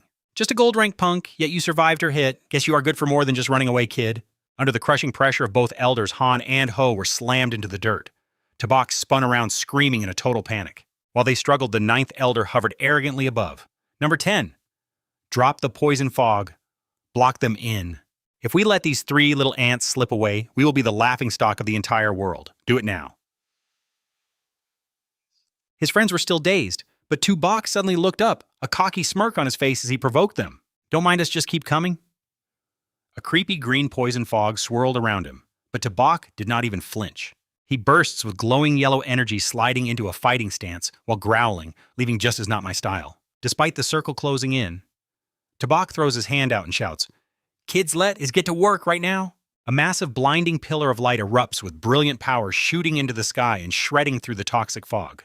As the light clears, Tobak emerges looking totally different, rocking massive flaming wings and pointing his sword at the sky. Listen up, old lady, you think I'm scared? This is the legendary sacred beast armor state. Seeing that insane transformation, the 9th Elder twists in a rage, her body warping into something truly hideous. Nasty spikes erupt from her skin as she sneers. I cannot believe you triggered that form again so soon, but it is just a pathetic final struggle. She lunges forward like a maniac, swinging her bone scythe down with everything she has got. But Tobak just flicks a single wing, casually blocking that lethal blow without breaking a sweat. The Elder stumbles back in shock, gasping, How did you stop my attack? Is he really this strong? Tobak flaps his wings, sending a localized hurricane that tosses the snake woman through the air as the other Elder watches. She screams in total disbelief. Below them, Old Ho and Old Han stand frozen, watching this absolute masterpiece of a comeback. Ho is sweating bullets, staring wide-eyed, because a gold-rank fighter should not be crushing 2 platinum-level enemies. Han Jan jaw dropped, muttering, If you told me this earlier, I would have said you were insane. Ignoring his teammates, Tobak builds momentum and swings his greatsword, carving a massive golden arc through the air that screams pure power. He charges forward with insane energy, ready for the next round. He screams that this golden power is unbreakable and cuts through anything. Backed into a corner, the 9th Elder finally starts sweating cold. This really is the ultimate talent, the legendary sacred beast armor. We cannot let him get any stronger, she roars. We have to end him right now. The 10th Elder gets the message, spewing a massive cloud of toxic smog to hide them both. Tobak hovers there, asking what kind of game they are playing. Inside that gross slimy mist, their 2 massive bodies start twisting together, merging into a single freakish monster with the most disgusting squelching sounds. A wall of meat rips through the fog, bearing rows of jagged fangs, while a dual voice echoes like a nightmare. I admit you are tough, but you are just a mid-level gold rank. Your body is not even fully trained yet. The Elder pops out of the monster with a bunch of creepy eyes, declaring that today is the day you definitely die. Tobak just lands casually, dropping a sick burn. Hey, did anyone ever tell you that you look hideous? That hits a nerve. The Snake Witch goes wild, charging a pitch-black orb of dark energy. Let us see how long that ego lasts. The orb explodes into a total destruction laser beam. It heads straight for Tobak. Without a second thought, he snaps his wings shut, creating a solid wall that stops the beam. The impact creates a deafening, bone-rattling explosion. The shockwave shatters the ground, blowing everything back in a massive cloud of dust. Poor Ho and Han get launched tumbling across the jagged rocks. Old Ho grunts through the pain while Old Han just screams out in agony. Tobak looks back, yelling to check if they are okay, then grinds his teeth in pure frustration because this is bad. He realizes that just playing defense is a losing game. Tobak channels every bit of energy, gathering a bright golden fire in his hand for a final strike. A flaming phoenix roars out of his palm, tearing through the wind, right at the witch. The move lights up the entire sky. But the fused monster just rips its chest open, creating a dark void that swallows the firebird like it was nothing. The Elder lets out a twisted laugh, cackling that even a fire phoenix cannot do a single thing to them now. The monster raises its hands, charging a massive sphere of dark magic. Tabak flies up, gritting his teeth while thinking that these two platinum-level fossils are actually becoming a real pain. The black orb closes in despite the flames. Tabak roars, "Who cares if you're a platinum level?" He puts everything into a sword swing, his eyes burning with resolve. He was sure it would hit, but his golden blade just clangs uselessly against the monster's thick hide and defensive layer. She mocks him, saying she'll fight him to the death, and these little games won't even scratch her. Suddenly, she freezes, looking into the distance with pure terror. Oh no, a diamond rank fighter is headed this way. A second later, Tabak gets slammed back, coughing up blood while swearing under his breath. Damn it. If I just had a little more time, I could have crushed that guy for good. Realizing she was out of time, the monster lost it, opening her massive maw to suck everything in like a high-power vacuum. You trashed our sacred tree. If I'm going down today, I'm taking you to hell with me. Tabak hung there, struggling in midair. He panicked, yelling what the insane suction force swept Tabak straight into the belly of the beast. She screamed like a maniac. You little piece of trash, go rot with our sacred tree. Down below, Old Han and Old Ho just froze, stammering in absolute terror. That thing swallowed Old too. This is bad. He's taking Tabak down with him in a suicide attack. Tabak was pulled into a void of terrifying purple light, barely managed to choke out, "What the hell is this?" Without a second thought, the monster glowed bright and summoned a massive lightning bolt from the sky to strike itself directly. A deafening blast ripped through the air as the self-destruction leveled the forest. Once the dust settled, nothing was left but a massive deep crater. Old Han and Old Ho stared in shock at a blue shield of light sitting right in the middle of the blast zone. A rugged man with thick stubble stepped out of the orb. Old Han eyes went wide as he recognized him. This was the legendary General Lam Nghien Nhien. How did he save Tabak? As the light shield shattered, Lam Nghien Nhien carefully grabbed Tabak and helped him to his feet. He asked, "You okay, kid?" Tabak whispered back, "I am fine. Uncle Lin, what are you even doing here?" Lam Nghien Nhien just smiled. With a look of pride and shock, he stared at the kid who forced two platinum elders to blow themselves up. "Was there anyone else here helping you out?" Once he realized it was true, he cheered, "Nice work. You actually made two platinum ranks go suicidal." Old Han and Old Ho rushed over to help their friend. Lam Nghien Nhien suddenly turned serious. "Move it. We need to get back to base right now. If we are late..." He stopped mid-sentence. Two massive shadows dropped from the clouds, bringing a suffocating pressure that made it hard to even breathe. A cold voice rang out, "Too late. We finally found you." Lam Nghien Nhien looked up, his eyes turning stone cold. "Lam Nghien Nhien, you are here too." Floating above were two powerhouses, one from the Giant Bear clan and one from the Mystic Snakes. Both were diamond rank warriors. Meanwhile, on the Ghost Cat Mountain battlefield, the fires of war were spreading fast. Tens of thousands of enemy soldiers were slaughtering everyone in sight, their war cries filling the air. Amidst the dust and smoke, a bruised cat girl watched the destruction in total despair. Giant bears and wild wolves howled all around her. The cat girl leaped into the air, screaming her heart out toward the heavens. "Send reinforcements to the Ghost Cat Mountains right now." Back at the crater, the two beast warriors hovered in the air, pointing fingers and making threats. "Lam Nghien Nhien, you are the one who murdered our Great Bear Elder. Today, you pay with your life." The snake man smirked cruelly, asking why he even talked to him. "We're going to slaughter them all right now and use their bodies as a sacrifice for the 9 underworlds." With that, they swung their arms and unleashed an attack. The strike flew toward them with absolute crushing pressure, aiming straight for their heads as they roared time to die. Lam Nghien Nhien instantly threw up a massive blue energy wall to block the incoming meteor. The three guys behind him watched in absolute shock as the pressure intensified. Terrifying pressure from the diamond rank leaked through the shield, crushing Old Han. Old Ho and Tabak were pinned down too. Old Han grit his teeth and screamed in pain. "So strong, is this really what a diamond rank can do?" Lam Nghien Nhien held back the weight of the world, shouting over his shoulder. "Leave this to me. You kids need to get out of here now." Tabak yelled out in worry. "Uncle Lin, you cannot face 2 diamond ranks all by yourself." Seeing them hesitate, Lam Nghien Nhien's eyes bulged as he roared, veins popping out of his neck. "Did you not hear a word I said? I told you to go. That is an order with their lives on the line." Old Han grit his teeth and dragged Tabak away. "Do we have to fall back and get back up? We cannot ignore General Lin's orders." Tabak was left speechless. He clenched his fists in frustration, but they could not wait any longer. The three of them activated their movement skills, turning into streaks of purple, gold, and blue as they blasted across the wasteland. But running away was not going to be that easy. The bear warrior sneered, "You really think you can run?" He slammed his foot down and jagged stone pillars erupted from the earth, forming a massive wall. The trio could not stop in time, crashing hard into the barrier and tumbling back into the mud with a yell. The giant bear sat proudly on the rocks, blocking their path and laughing in their faces. "Let's see you try to escape now."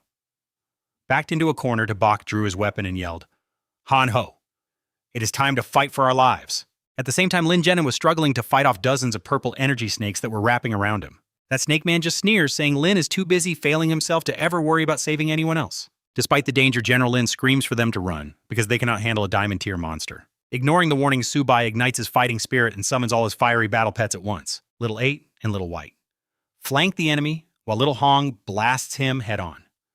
The bald bear laughs with contempt, his massive hands glowing with intense burning fire. None of you punks are getting saved today. Now go straight to hell where you belong. With one swing, he sends the turtle tiger and phoenix spiraling through the air. Little Hong screams in pain as she crashes down hard.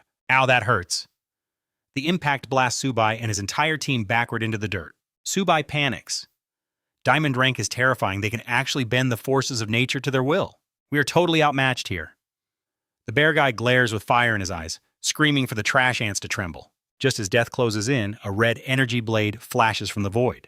Or from far away, a thunderous voice echoes. It is the arrival of the blazing gold cavalry. Countless warriors in crimson armor descend from the sky like vengeful gods, raining spears and shouting their battle cry. By order of Master Chen Than, we are here to back up Subai and fight the monsters. Hiding behind a rock, the three unlucky guys exhale in relief.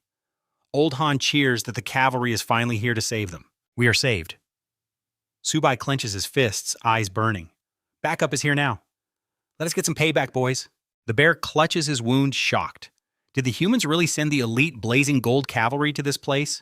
Seizing the moment, Subai charges forward with his recovered beasts. Little 8, Little White. It is time for revenge. The knights strike hard with flaming spears, while the white tiger covers the rear with a stone shield skill. The bear man stays cocky, trying to block with his bare hands. You pathetic humans cannot even scratch me. Standing behind the divine turtle, Subai smirks. Do not get too confident yet. Then he gives the order. Little White clears the path. A devastating wave of energy combining turtle breath and phoenix fire slams down on him. Hit by the surprise blast, the giant bear is forced to cross his arms and endure the absolute destruction. The ground shatters beneath him as the bear sweats, gritting his teeth and refusing to give up. My bear tribe is invincible. But as he struggles, a sharp blue slash tears through space and makes him scream in pure agony. Ah! The snake man has to scramble back to avoid the lethal wave of sword energy. He wipes his face and smirks. Not bad, Lin. You actually have some talent for a future king. High above, General Lin has finally broken through their entire formation. He grips a glowing blue energy blade and delivers a final judgment. Today is the end for you all. He continues swinging, raining down a relentless, crushing barrage of sword energy. The snake man panics, calling out to his buddy.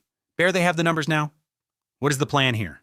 The old bear grits his teeth, his eyes bloodshot with pure rage and a desperate will to live. He roars at the sky, activating his ultimate form and turning into a grizzly so massive he blocks the sun. I will rip every one of you little ants into tiny bloody scraps. The giant grizzly slams his claws down, shattering the cliffside and sending energy cracks exploding into the heavens above. Blown back by the shockwave, the snake man screams that he cannot handle the enemies alone anymore. The grizzly is forced to block the cavalry himself, roaring out an order to his cowardly partner. This fight is a lost cause for us. Fall back now. You go first, I will cover our retreat. Seeing them try to bail, Subai points and yells.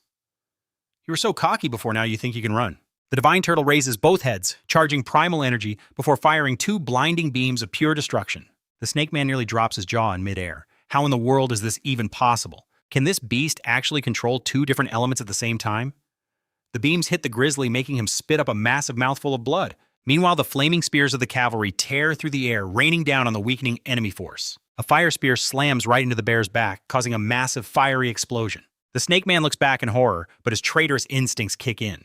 He uses his teammate as a shield, fires a purple laser at General Lin to distract him, and then runs away as fast as he can. Sorry, old bear, but I'm out of here. But before he can escape, a massive dark shadow lunges and slams him straight into the ground.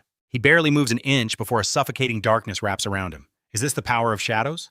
Out of nowhere, a white tiger, dripping with dark energy, pounces, pinning that snake freak to the dirt with razor claws. His eyes bulge in pure terror as the legendary white tiger submits to the soul-crushing pressure of a divine beast. The snake man screams at the sky in total despair. Then the scene shifts to the absolute chaos of the fiery front lines. Human warriors are going feral, hacking through beast hordes while roaring with nothing but pure, unadulterated hatred. I'm going to wipe every last one of you monsters out. High above, the sky is choked with black smoke. The silver-haired king of the Nine Netherworld floats there, arms crossed, watching the carnage.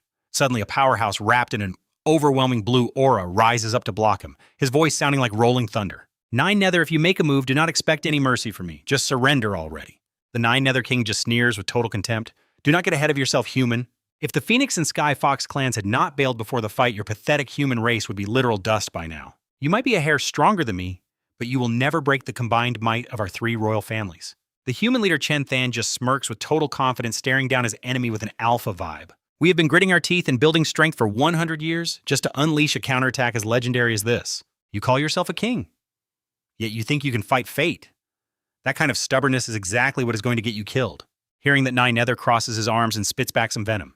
Chen Than, you'll be lucky if you even survive 20 more years. Who are you to preach about fate to me? You're nothing more than a dead man walking a total goner. To put it bluntly, you are completely useless. A second later, the king waves his hand, barking orders to the massive, messy pile of troops scrambling down below him. Pull back to the Luotian River. Immediately. All units retreat now. Meanwhile, near the Demon Cat Mountains, Subai and his crew are making a casual getaway on their spirit mounts. Subaid is lounging on his white tiger, Little White, grinning as he egged the big cat on. Haha, move it, Little White. We gotta haul tail and get back to the main army before things get even messier. Slumping on top of a massive turtle, Old Han starts grumbling. Yo, Tiger, is it just me, or are we moving at a literal snail's pace? Old Ho just leans back, adjusts his glasses, and keeps it real. Quit your whining, man. We just cheated death. Being able to hitch a ride on this comfy meat cushion is a total blessing. Out of nowhere, a sentry on a high rock waves them down, yelling, "Hold up! Do not go any further. There's massive military movement ahead." Subai pulls the reins on his tiger, squinting. What the heck is going on over there? He climbs the cliff and looks down, seeing thousands of enemy troops camping out. He mutters, "Wait, isn't the Luotian River supposed to be right here? Why is there a whole army from the beast race just hanging out in this spot?" The sentry turns around looking both hyped and incredibly stressed as he explains the situation. Our side just scored a massive win on the front lines. Those monsters got wrecked and are all retreating toward the river. We have to take a detour and get back to the human camp before they spot us. After hearing the news, Old Han starts laughing like a maniac on the way back. Ha ha ha, we crushed it. Looks like those beastly freaks won't be able to hold their ground much longer anyway. Subai nudges his buddy, eyes practically glowing with dollar signs. Hey Han, if we make it back, how much merit pay do you think we're going to pocket this time? Old Ho just sighs, dropping a truth bomb. Military merits. Did the three of us actually do anything useful enough to even qualify for a reward? Soon at the human army's forward base, General Chen Than is lounging in his tent, laughing his head off. Ha ha ha, Subai, you little rascal. You actually pulled off a serious stunt, didn't you? You even managed to kidnap the ancient demon phoenix Saintess and bring her here, labeled a kidnapper. Subai waves his hands frantically. Good grief, uncle, how can you call it kidnapping? That is just cold, man. Little Hong followed me totally on her own. He turns to the phoenix girl, who is sitting there like a good kid. Right, Little Hong? Little Hong's cheeks are stuffed as she chews, holding up a greasy roasted chicken leg and nodding like crazy. Yes, Master's roasted chicken is literally the best thing ever, so I just want to follow him around forever and ever. The leader cracks up, loving the pure vibes. Not bad, kid. You recruited a Saintess for one chicken leg, you really are Lok Fam's true successor. After the jokes, Chen Than adds, you guys did a killer job. Go get some rest. Tonight the army is throwing a massive victory feast for everyone. But Subai holds up a hand looking totally hyped. Hey, let's hold off on the party for a sec. The kid started rubbing his hands together with a greedy grin, looking like a total money-hungry capitalist. Hey, Mr. Tran Than, what about our military rewards for this mission? Seeing his shady face, Tran Than just laughed. Ha ha ha, relax, kid. I'm not going to forget your cut. Clutching the reward. Tabak grinned and puffed his chest out. Thanks, big guy. We're going to go crash now. Tran Than nodded, shouting a reminder as the kids walked away. Get some sleep and recover your strength. We'll be fighting the myriad tribes again before you know it. As they left, Tran Than looked at General Lam. He sipped his tea and smiled. Lam, that rescue mission went pretty well, didn't it? I heard you even took out 2 diamond-level powerhouses from the myriad tribes while you were at it. General Lam shoved his hands in his pockets and corrected him immediately. Nope. Tabak killed those 2 diamond-level guys with his own hands. Tran Than almost choked on his tea, his eyes bugging out. What? Tabak killed them. You're telling me that kid can take down a diamond-level fighter? General Lam thought back to the fight. The battlefield was total chaos back then. But honestly, it was Tubok's spirit beast that landed the killing blow on those 2 diamond guys. Tran Than blew the steam off his tea, his eyes clouded with worry. The kid's getting powerful fast, but the quicker he grows, the more danger is going to follow him everywhere. That guy Ju, you could come for him at any moment. Tran Tan's voice dropped low as he gave the order. You've got to protect him no matter what. General Lam's voice rang out from the tent with total conviction. Don't sweat it. I'll use everything I've got to watch over that kid from the shadows. Tran Tan exhaled. Good. Later on, standing in front of a massive barbecue feast, the general raised a giant mug of beer. He shouted to the crowd, today the students from Martial Arts University pulled off a massive victory.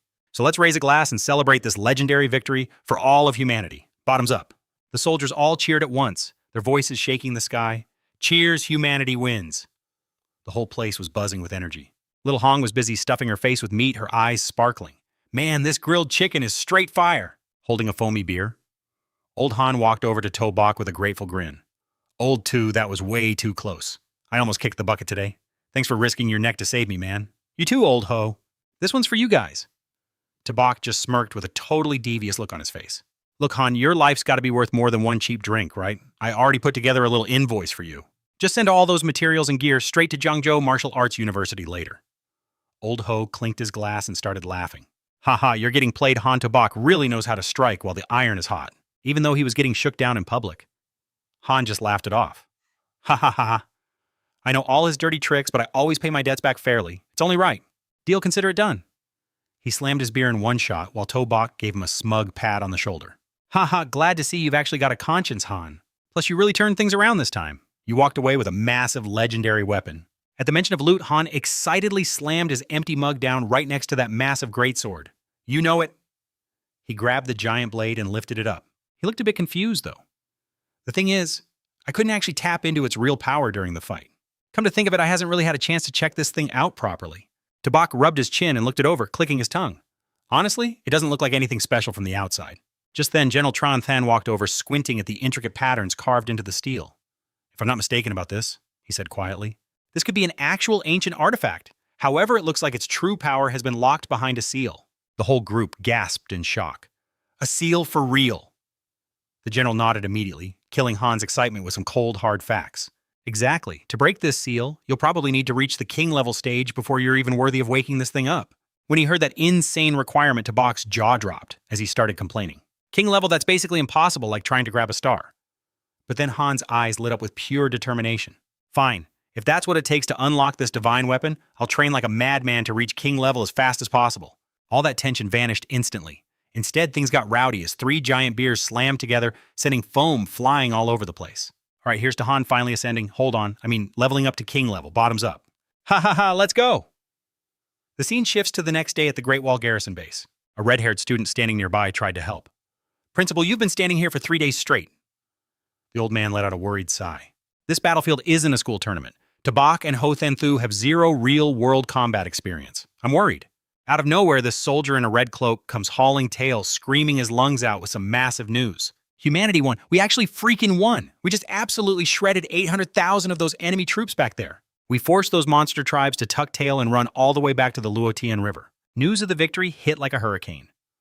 Soldiers on the wall started losing their minds, jumping around and screaming. We won. It is over. A total blowout victory for the human race. Haha, we did it. We really did it. Dang. I freaking knew we were going to take those chumps down today. Finally, I can actually go home and see my folks in peace. Ha ha. Then the commander yells out loud. Open the gates. Get those gates open right now. This red-haired kid grabs the railing, grinning like an idiot. Heck yeah, humanity for the win. Then he just spins around and bolts off at full speed. I gotta find out if anyone has heard anything about Subai and Hu Qingshu yet. I need answers. The old principal is tearing up, totally emotional. We actually won.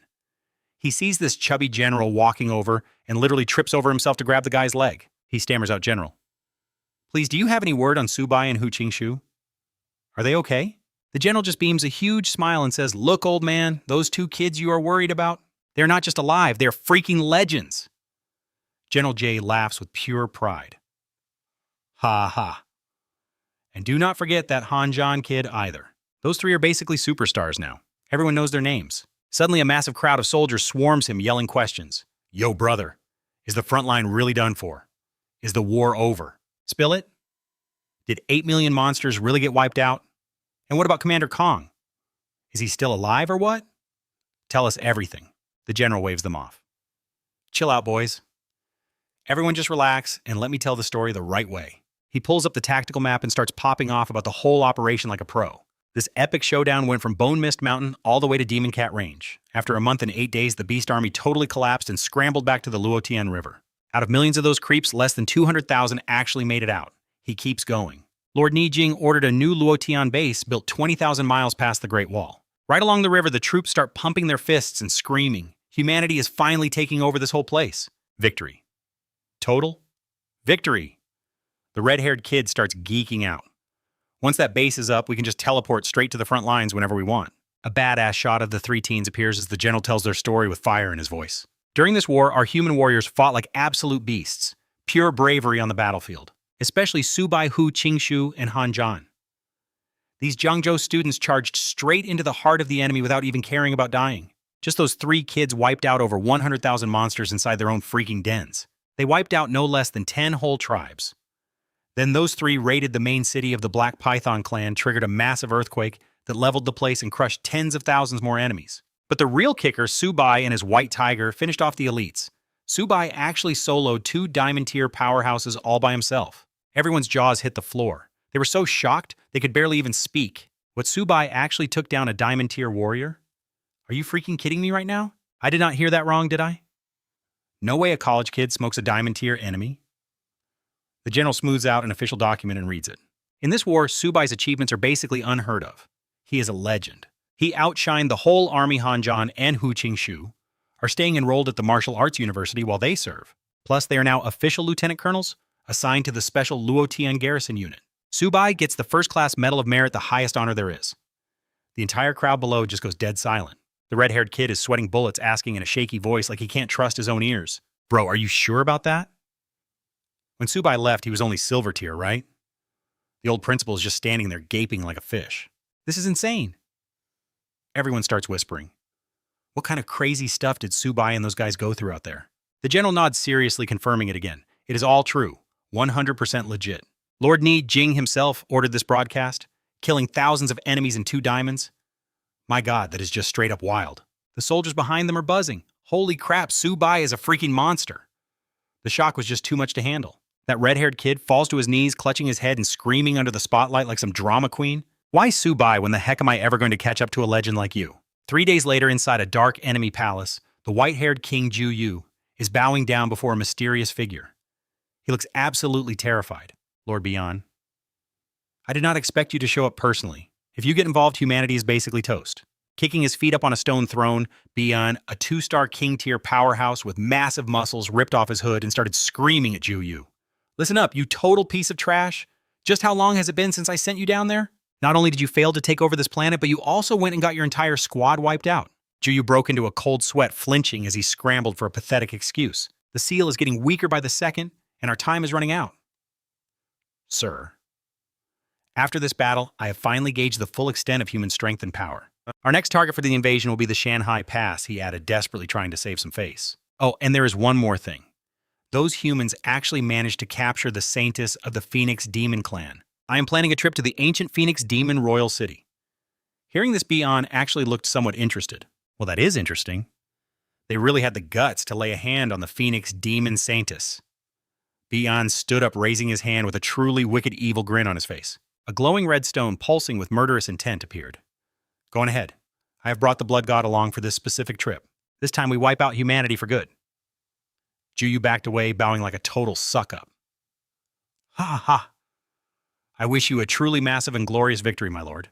Meanwhile, over at the human war room, the atmosphere was thick enough to cut with a knife. General Ni Jing stood before the tactical map as the allied tribal forces continued to mobilize and gather. Right now, we cannot figure out the enemy's real endgame.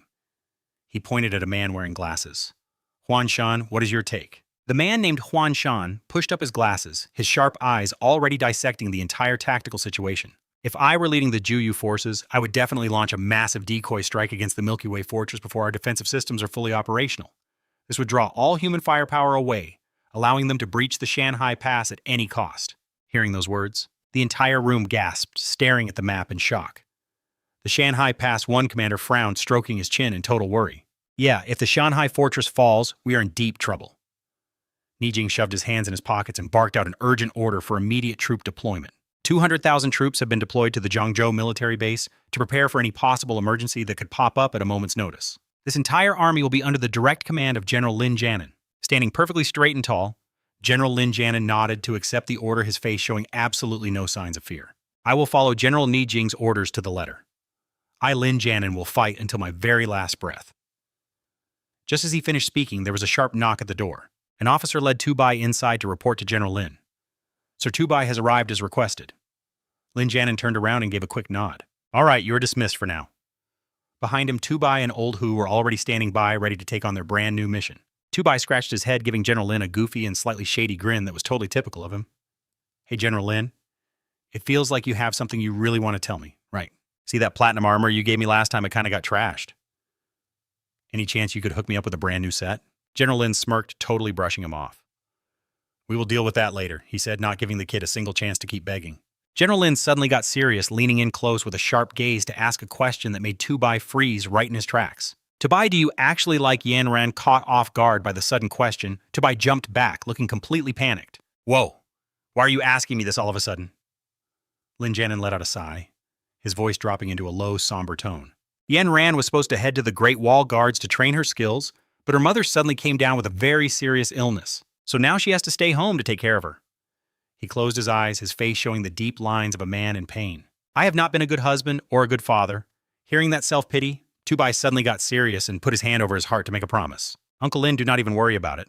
I will definitely take good care of Yan Ran for you. Seeing how mature the kid was, General Lin smiled and patted his shoulder with total trust. Good, very good. My boy really did not pick the wrong person after all. He continued, I'm entrusting you with this.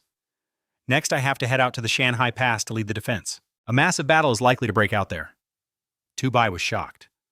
A huge war at the Shanhai Pass, General Lin gave him a slow, heavy nod. That is right. Before the war breaks out, General Ni Jing has made some very special arrangements just for you. You should go see him immediately. Sure thing? Tubai replied. Shortly after, up on the headquarters rooftop, a female secretary led Tubai right to General Ni Jing, who was standing with his hands behind his back. General Ni Jing Tubai has arrived as requested. Ni Jing gave a grunt without even turning around. Seeing Tubai stretching and warming up in the distance, Ni Jing scolded him with a stern but caring tone. Old Lin has already sacrificed way too much for humanity, so quit trying to take advantage of the guy all the time. He tossed him a metal token. Your armor got trashed in the last fight, did it not? Take this token to the logistics department and trade it for a set of Lord-tier armor. Tubai snatched it like it was pure gold, grinning so hard his eyes practically disappeared. Okay, thanks, boss. Hey, watch your mouth. Do not be disrespectful. Now, I actually brought you here to discuss something else entirely. Hearing that Tubai locked in, he crossed his arms ready for action. Just give it to me straight, boss. Ni Jing turned with a look that meant business. I need you at Clearwater Lake. Subai's jaw hit the floor, and he started sweating buckets instantly. Wait. Clearwater Lake. That place is a death trap. That Azure Dragon is straight up terrifying. Ni Jing smirked, poking the bear. What, you scared kid? Tubai lost it immediately, stuttering out an excuse. Hey, who said I am scared?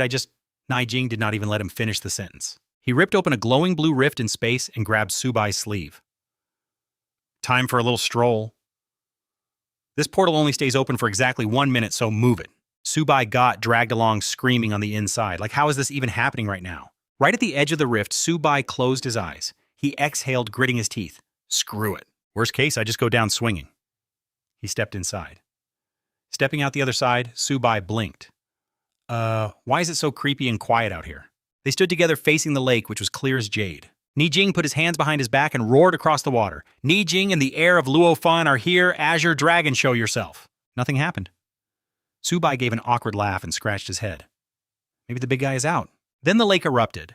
Massive black clouds swallowed the sky and lightning ripped through the air like crazy everywhere. The flashes lit up the crashing waves. Tubai broke into a cold sweat, whispering in total despair. We are totally dead. He is home, and he is absolutely ticked off. A massive green dragon surged from the depths, roaring as it lunged straight for them both. Ni Jing shouted quickly, Azure Dragon, it is me, Ni Jing, I have brought. But the dragon was out of its mind and not listening. It shot forward like a missile. Tubai turned ghost white and started screaming. Ah! It is coming right for me. What do I do? Ni Jing stayed calm and shoved him aside. He grabbed Tubai and rocketed straight into the air, yelling, Hurry up, kid! Activate the origin flow right now! Trapped Tubai had no choice but to obey. He focused his energy, and a brilliant golden light wrapped around his entire body like armor. The two of them hovered in midair, glowing bright under the dragon's shocked gaze. The dragon froze its blood-red eyes, finally clearing up. It muttered, That energy? Luo Fan's flow? Where is my brother? Ni Jing sighed, his voice heavy with real grief. Azure Dragon. Luo Fan has passed away. This kid is his chosen successor, Tubai. Hearing that, Tubai just gave a super awkward wave. Hey there. I am Tubai. The dragon stared hard at Tubai, its ancient voice echoing. Oh, so it is you. I felt your presence a while ago. Tubai blinked. Wait, so you were Boss Luo Fan's beast companion? Is there anything I can do to help you? The dragon shook its head, sounding totally disappointed. You are way too weak, kid. You are just not worthy. Tubai hung his head, admitting it. Yeah, I am pretty weak compared to Boss Luo Fan. Wait. 3 drops of blood. The dragon whispered, "When it really matters, I can help you." Nghien Nhien asked, worried, "Help him. Dragon, are you okay?" Subai was confused too. The dragon narrowed its eyes, looking deep into Subai. "His blood? It is different. With his essence blood protecting my soul, I will be just fine." Its massive voice echoed everywhere. "Maybe one day you can open the ancient tomb at the bottom of this lake and finish my master's last wish." Nghien Nhien barked, "Subai, give it to him right now." Subai nodded. "Yes, sir." The dragon opened its mouth and swallowed 3 drops of glowing red essence blood. After absorbing them, its eyes closed and it drifted into a deep sleep. But suddenly a massive surge of power from the blood exploded, waking it right back up. Nghien Nhien and Subai got blasted backward. The azure dragon roared, "What on earth is happening with this blood?" The dragon's eyes became completely clear. It looked over at Subai with a look of pure shock. "I never expected 3 tiny drops of blood could restore my whole mind." "Kid, who exactly are you anyway?" Stunned by the heavy question, Subai pointed at his own face. "Me, who am I?" He started babbling like he was in a job interview. "My name is Subai, and I'm currently a student at Wuhan University." Once it was fully awake, the dragon flicked its tail, creating huge waves on the lake. It soared up and told Subai, "Fine, I will repay you for those 3 drops now." It turned to Nghien Nhien and urged him, "Let's go." Suddenly, a massive system notification popped up right in front of Subai. "Powerful beast detected nearby. Do you want to attempt to tame it right now?" Subai was hyped. He started whispering to himself in pure excitement. What can I actually tame an azure dragon? But his hope was instantly crushed by a giant bright red warning. This beast is way too powerful to be tamed. Subai was absolutely furious. He pointed at the screen complaining, "Why even show up if I cannot tame it? That is just pointless." Nghien Nhien flew over, patted his shoulder, and said, "Let's go back." "Right." Subai flew along whispering as he crunched some numbers. "Oh, right. I still have to hit up the logistics office for that new armor." Over at the Great Wall Fortress, a crowd was gathered around the leaderboards, totally stunned. Wow. Subai's military record is insane.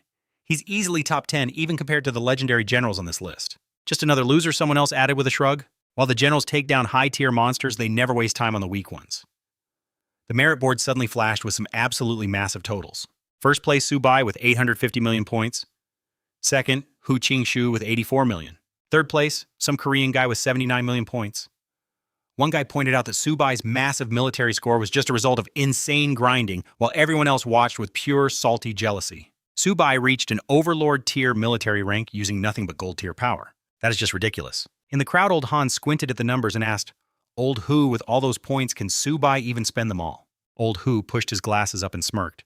Knowing that shameless scammer, he will find a way to blow through every single point. Not long after. At the logistics desk, Subai walked up and said clearly, "Hey there. I want to trade for a set of Overlord tier armor." The clerk looked up totally shocked. "You're only gold tier and you want to wear Overlord level armor. Even the low-level members of the 12 Lords only wear diamond tier gear. You're sure you want to go for the Overlord set?" Subai didn't say a word, he just dropped Nghien Nhien's command token right on the counter. He politely asked, "Is this enough to get it done?" The clerk's eyes nearly popped out of her head as she checked the token. This is really Master Nghien Nhien's token. Did he seriously authorize a gold tier player like you to get Overlord level armor? She cleared her throat trying to stay professional. "Look, Subai cough, even with the token, one set of Overlord armor costs 1 billion military merit points." Subai just shrugged and casually pulled out 2 signed debt notes. "No big deal. If my points aren't enough, just take the rest from Hanjan and Hu Qingshu.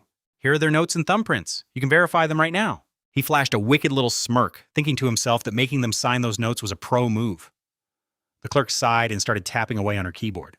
"Since you have their thumbprints, I can make this happen. All right, I will spend the 1 billion points now, and your Overlord tier armor will be delivered shortly." Subai bowed and thanked her. Immediately, the Wuhan University merit rankings were updated for everyone to see. Subai was down to 13 million. Meanwhile, Hu Qingshu and Hanjan were reset to 0. Someone yelled out, "Hey everyone, look! The Wuhan University student list just changed." The crowd gathered around again, swearing in total disbelief. Holy crap, what on earth did Subai even buy? He blew through a massive fortune in military points in a single shot. Then someone else noticed something weird. Wait, why did Hu and Han's military scores suddenly drop down to 0? In another corner, old Han took a sharp, cold breath. He pointed at the board, stuttering, "Old Hu, look! Both of our merit points are gone. What the hell just happened?" Old Hu was just as panicked. "What just happened? Were our points stolen?" Old Han roared in anger. "No way, I have been a soldier my whole life and never seen anything this ridiculous before. Let's head to the logistics office and find out." Old Hu was fuming and Old Han was swearing up a storm as they walked. Damn it, someone has some serious guts to embezzle our hard-earned military scores. When they arrived, the clerk tossed 2 papers at them. What's going on? See for yourselves. Old Han looked confused. Debt notes.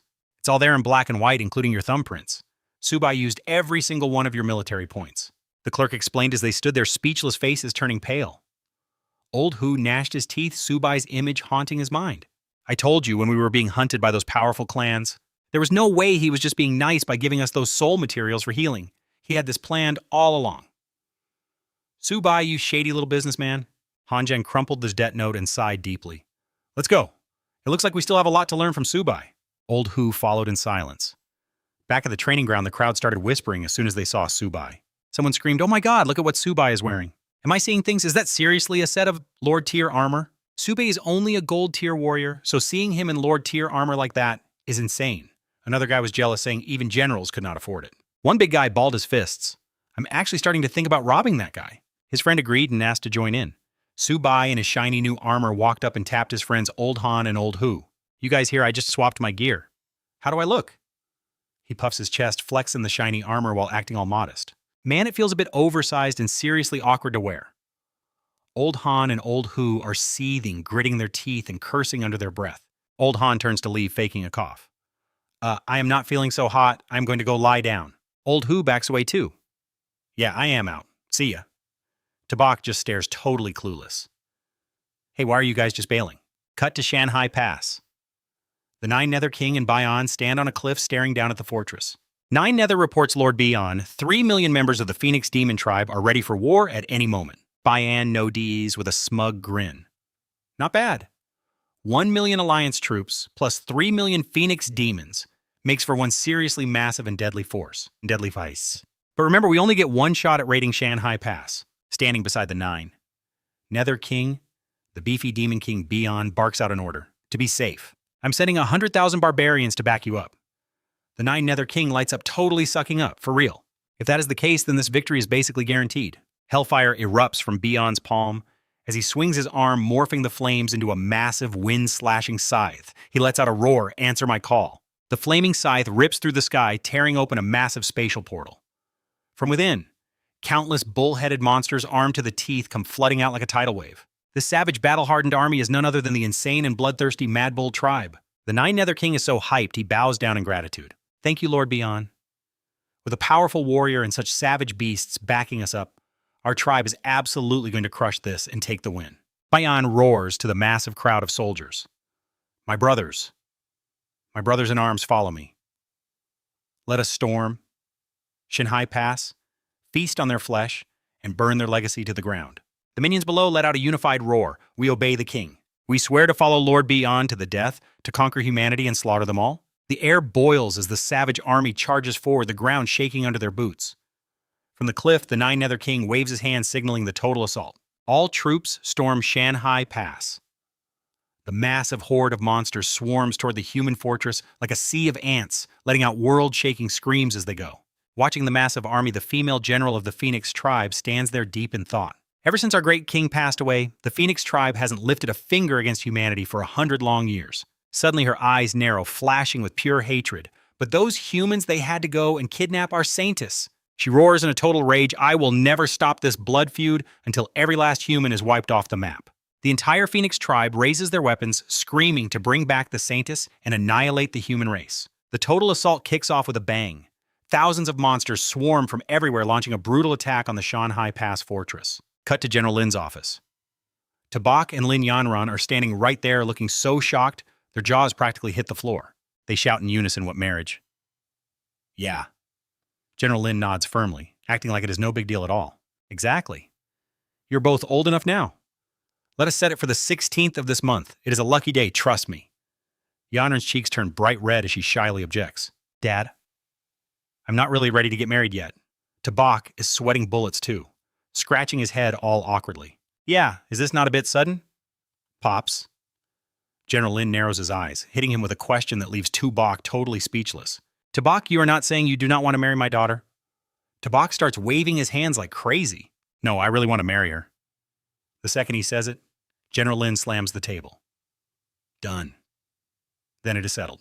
You two are getting hitched on the 16th. Right then, an officer bursts in, totally out of breath. Sir, emergency, we have got urgent military intel. Military. General Lin frowns. What is going on? The soldier reports his face completely pale with panic. General Lin, it is bad. The armies of all the tribes are launching an attack on Shanhai Pass. Everyone in the room is floored. What? General Lin mutters, so it really is Shanhai Pass. Over in the war room, a female officer reports to Nijing. Sir Nijing, we need your orders. Nijing does not hesitate for a second, his powerful voice echoing through the entire room. Send out my orders. Every single garrison unit needs to move out and support Shanhai Pass immediately. On the battlefield, General Lin leads an elite squad soaring into the sky, letting out a massive defiant roar. Bring it on, my Lin family will never let you monsters win. Down on the ground, tens of thousands of beasts are surging forward like a literal tidal wave of destruction. Standing on the fortress wall, General Lin turns around, his voice booming as he rallies the troops. Listen up, soldiers. You are humanity's finest warriors. Grip your weapons tight and do not let these filthy beasts advance even one more single step toward our home. The entire army roars in unison, their battle cries echoing through the sky, signaling the start of a bloody fight to the death. General Lin squints at the massive swarm and barks an order. Energy cannons blast them. Giant cannons on the walls open up, blasting blue beams of death that shred the enemy ranks, back in a room full of loot. Tabak sits cross-legged, his entire body wrapped in a glowing gold aura, vibrating with overwhelming power. He grits his teeth with total focus, thinking, I have got to level up as fast as possible. A massive surge of energy explodes from his body, triggering a violent shockwave through the air. At the nearby command center, a pillar of light shoots into the sky, terrifying everyone. A female officer panics what is going on. A soldier nearby asks which powerhouse is breaking through to the next level.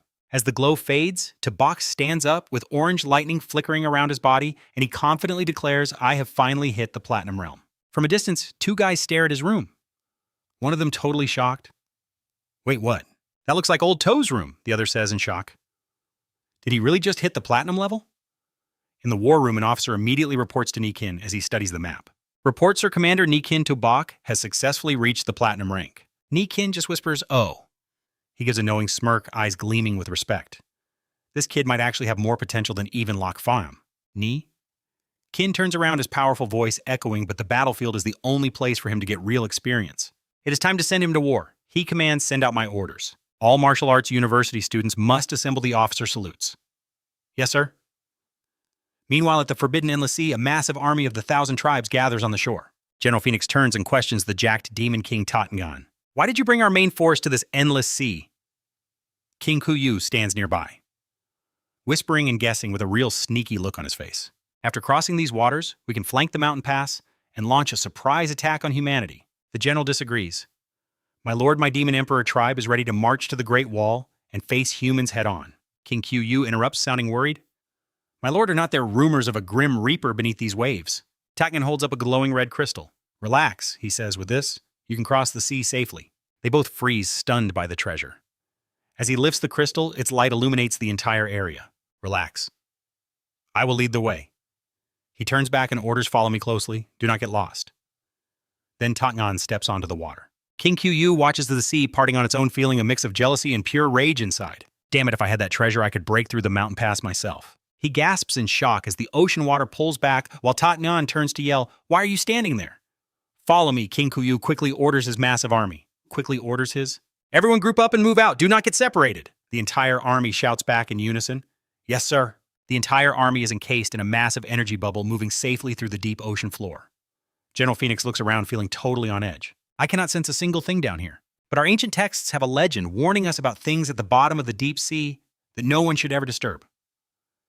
Suddenly, King Kuyu points ahead in a panic. Lord Tottengan, he screams in terror. Look over there in the deep water. What on earth is that thing? Out of the darkness, countless merman monsters with glowing red eyes and sharp weapons slowly begin to emerge. King Kuyu trembles. These beasts are giving off an incredibly dangerous vibe. General Phoenix feels the threat looming over them too. She is tense. I can definitely feel them watching every single move we make. She is tense. I can definitely feel them watching every single move we make. She mutters, so the rumors about the Reaper and the Endless Sea were true. King Kuyu asks nervously, Lord Tottengan, what do we do next? But Tottengan stays terrifyingly calm. Do not be afraid. Just keep moving. He repeats firmly with a cold, steady gaze, everyone just keep moving forward. Suddenly, a massive wall of energy blocks their path, radiating an absolutely terrifying amount of pressure. Tottengan signals them to stop growling, that they cannot go any further. General Phoenix gasps in horror, her voice shaking with fear. Could this really be the forbidden realm of the gods? Tottengan eyes the pink energy wall. judging that this insane level of power is not something they can fight. So they should just go around it. They both agree in unison. Yes, sir? King Qiu turns and yells to the entire army. Everyone go around the illusion ahead, do not get close to it. A day later, the entire army successfully crosses the sea and lands on a completely deserted shoreline. Behind the mountain pass, King Qiu orders everyone to land and take a break. Standing on a jagged rock, King Qiu reports back to Tatnan. My lord Tatnan, our army will reach the mountain pass fortress within 2 days. Tatnan lets out a huge, satisfied laugh. Haha, perfect. A tactical hologram map flickers to life before them. King Nine Nether pointed at the map. This gate tucked between the 10,000-mile peaks and the endless sea has never been breached. It is untouchable. I do not care how strong Lin Zhenin thinks he is. He'll never expect a backstab like this. Beyond crossed his arms, wearing a look of pure, cold-blooded confidence. Once we crush this fortress, humanity will be too weak to even put up a fight. King Nine Nether grinned like a shark. Those humans will be desperate. They will definitely scramble to send reinforcements as soon as they realize we're here. Lord Bion and I will handle Elder Nai Jing. You take the high-level platinum rank warriors and wipe out every last human defender left on the walls. General Phoenix gave a sharp nod. If the king has a plan, then I am all in. Let us do this. We only want one thing, the Saintess. Bion threw his head back and laughed, mocking the very heavens themselves. 2 more days and humanity is history. Cut to the dead of night inside the walls of Shanhaiguan. Taking advantage of the lazy guards, Bion's army managed to sneak right into the most vital sector. Bion scanned the area. It is the darkest hour before dawn when these humans are most vulnerable and sleepy. General Phoenix nodded in agreement. Exactly. This is the perfect time to strike. Bion turned his eyes glowing red with bloodlust. Then he whispered the order. Begin the attack. Tear this place apart for me. Instantly, Jiu Yong vanished into thin air to carry out the command. Yes, my lord? From high above, Jiu Yong raised his hand and roared. All units, listen up. Level this fortress to the ground. On command, the monster army, thick as a swarm of ants, let out a terrifying roar. Their screams shook the entire foundation of the city. Flatten the pass. Kill every single human inside. Meanwhile, at a lonely guard post, one soldier rubbed his tired eyes and nudged his buddy. Hey, are those our guys? Or am I just seeing things out there? The other guard, totally oblivious, snapped back at him. Why are you staring off into space? Just do your job and keep your eyes on the road. But the moment he turned his head, both men froze. The sight in the distance was enough to make their hearts stop. He stammered, Is that the myriad clans? His partner could not believe his eyes either. This should be impossible. Before they could even blink, the enemy army flooded the gate like a literal tidal wave of death. A massive minotaur swung a giant timber, crushing the poor guard into a bloody stain. Alarms started screaming all over the base. One officer, still half-dressed, started shouting at the top of his lungs in a total panic. We are under attack, under attack. Someone get to General Lin right now. The myriad clans have breached the walls. They are already inside. Chaos ripped through the base. Another commander tried to get a grip on the situation, screaming for everyone to stay focused. Gunners, move! Re-aim the magic cannons and get ready to fire. But the ground was only the start. A soldier screamed in pure despair as dark shadows began dropping from the clouds. Look out. Watch the skies. His partner looked up, his face turning ghost white from absolute terror. What on earth are those things in the sky? Floating high above General Phoenix raised her palm. A ball of energy burning as bright as a miniature sun began to take shape. She let out a scream of pure rage. You pathetic humans, hand over our Saintess this instant. Then she launched the massive fireball. It triggered an earth-shattering explosion that leveled the entire defensive line in seconds. The blast wave sent a nearby soldier flying backwards through the air. He crawled toward a wounded buddy, gasping for him to go find General Lin. Right in the middle of the chaos, King Nine Nether hovered above, laughing like a total maniac. Crossing the sea was definitely worth the effort. This carnage is exactly what I wanted to see. He floated over to Lord Beyond and made a very wicked suggestion. My Lord Beyond, before their backup shows up, why don't we have some real fun and slaughter those elite human guards first? Bian glanced at him with a chilling smirk. Relax. The biggest fish haven't even bitten yet. This trap I set isn't just for some fortress. It is for something much bigger. He narrowed his eyes, his voice dripping with bloodlust. The big prize I am after is actually Ni Jing. At that exact moment, General Lin Zhenin burst out of the command center, his entire body exploding with a fierce blue energy. He roared, Everyone to your stations! Where are the magic cannons? A soldier ran up to him looking absolutely desperate. General Lin, the Myriad clans launched a massive surprise raid on the pass. Those filthy monsters have already managed to destroy all our magic ammunition stores completely. General Lin gritted his teeth as the scale of the plan hit him. King Nine Nether. He actually showed up here himself. Without a second of hesitation, he blasted into the sky, letting out a thunderous roar of defiance at the enemy. You Myriad clan punks, you think you're tough enough to take me on? He hovered in midair, his energy sword glowing with a blinding light. He pointed his blade at the enemy. Nine Nether. You too scared to fight me face to face. You had to use these cheap tactics. King Nine Nether stepped out of the shadows, his purple eyes gleaming. He just sneered. All is fair in love and war, General. Without these giant walls to hide behind, you are absolutely nothing to me. His hand erupted in purple flames, solidifying into a massive energy blade. He charged forward with a roar. Lin Jenin, humanity is finished today.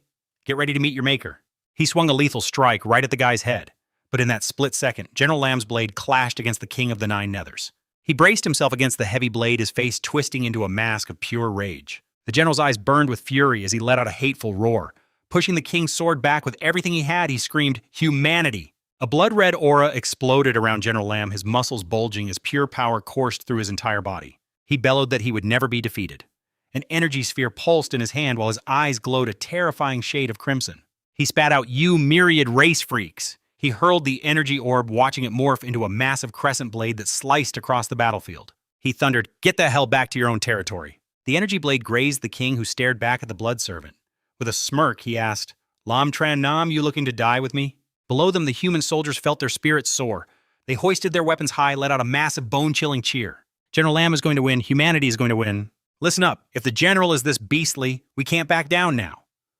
The whole army charged forward as one, screaming for blood as they rushed the enemy. As long as our prisoners are still here, the human race will never truly fall. But their celebration was cut short. Hovering in the air, the Demon King Tiangan folded his arms and dropped a cold, mocking insult. Ants will always be ants, constantly overestimating what they're actually capable of doing. The Nine Nether King bowed low. "My lord."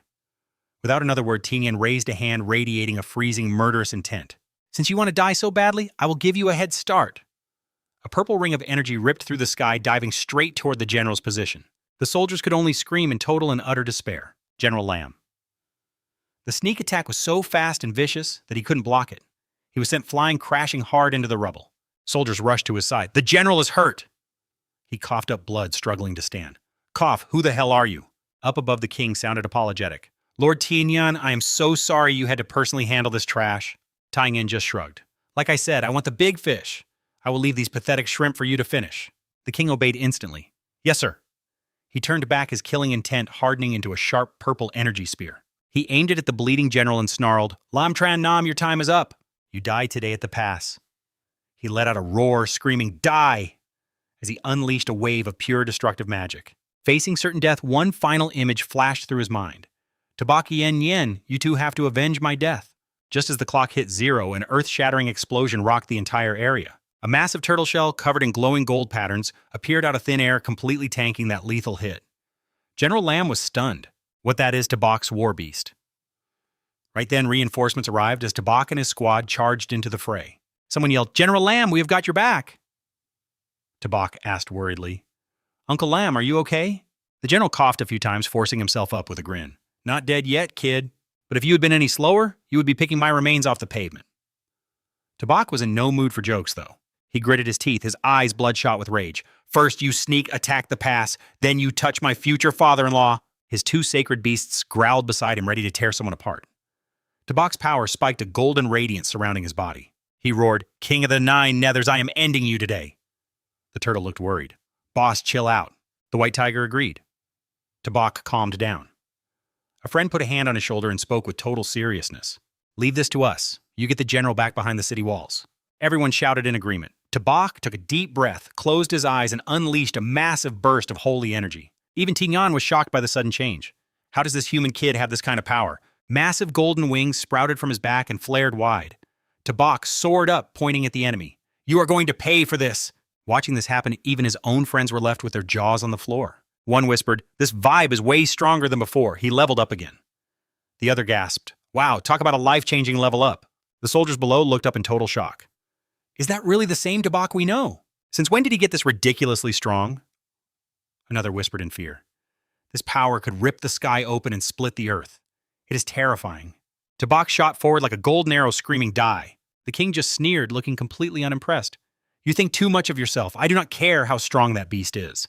Some little punk like you really thinks he can take down the king." A massive energy blast rips through the sky as they collide. While these titans clash above, total chaos breaks out on the ground once again. The war is back on. One commander screams that the power is just too much. His buddy turns to him and yells, "Han, let us round up the squad and take those big shots down for good." You got it, his partner barks back.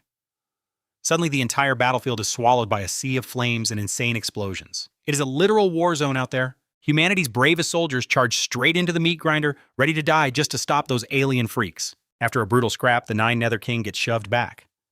That smug look on his face? Yeah, that is officially gone. He grits his teeth and growls.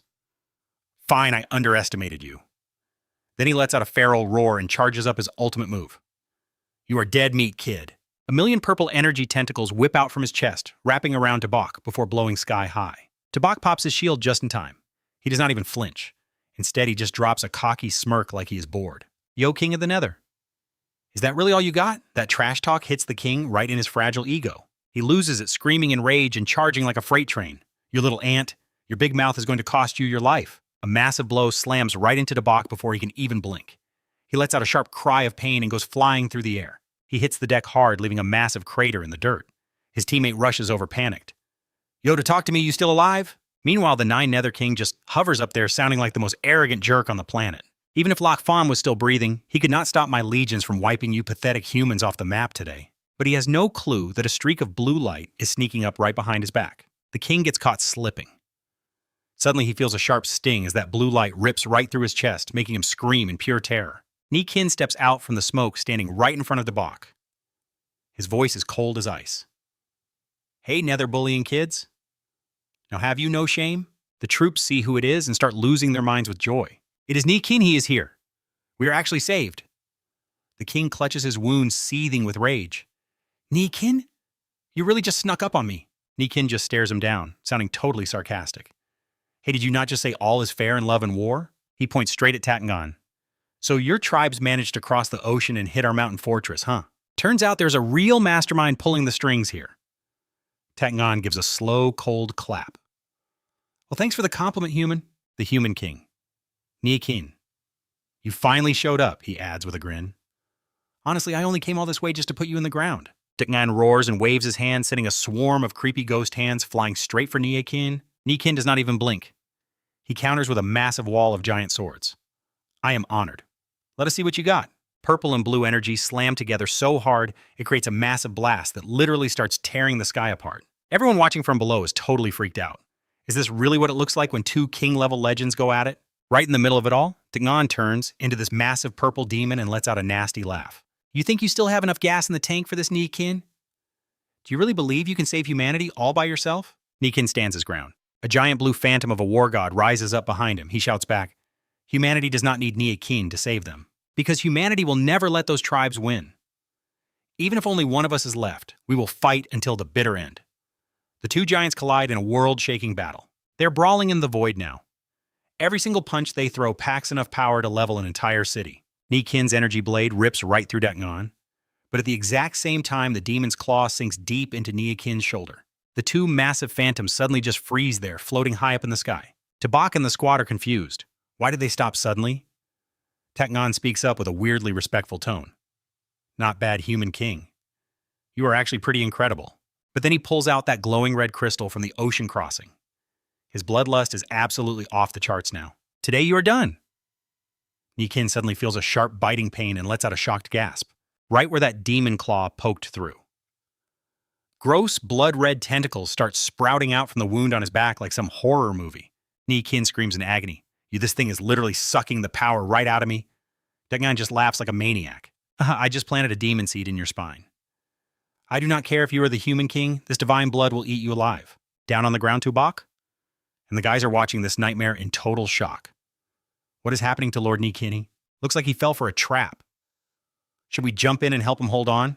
Do not do anything stupid yet. Nghien grits his teeth, trying to fight through the pain. So you brought this cursed blood here just to take me out. Bian laughs like a total maniac. Yeah, human king Nghien, you're toast today. Humanity's done for. Nghien just gives a shady smirk. Hate to break it to you, dude, but I'm going to disappoint you. Bian suddenly realizes something is straight up wrong. Sword, seal. Suddenly, a glowing blue energy blade rips through Bian's chest from the inside. He screams in agony, when the hell did you manage to do that? Even half-dead Bian laughs like a psycho. So what, you hurt me? But once you're gone, humanity is finished too.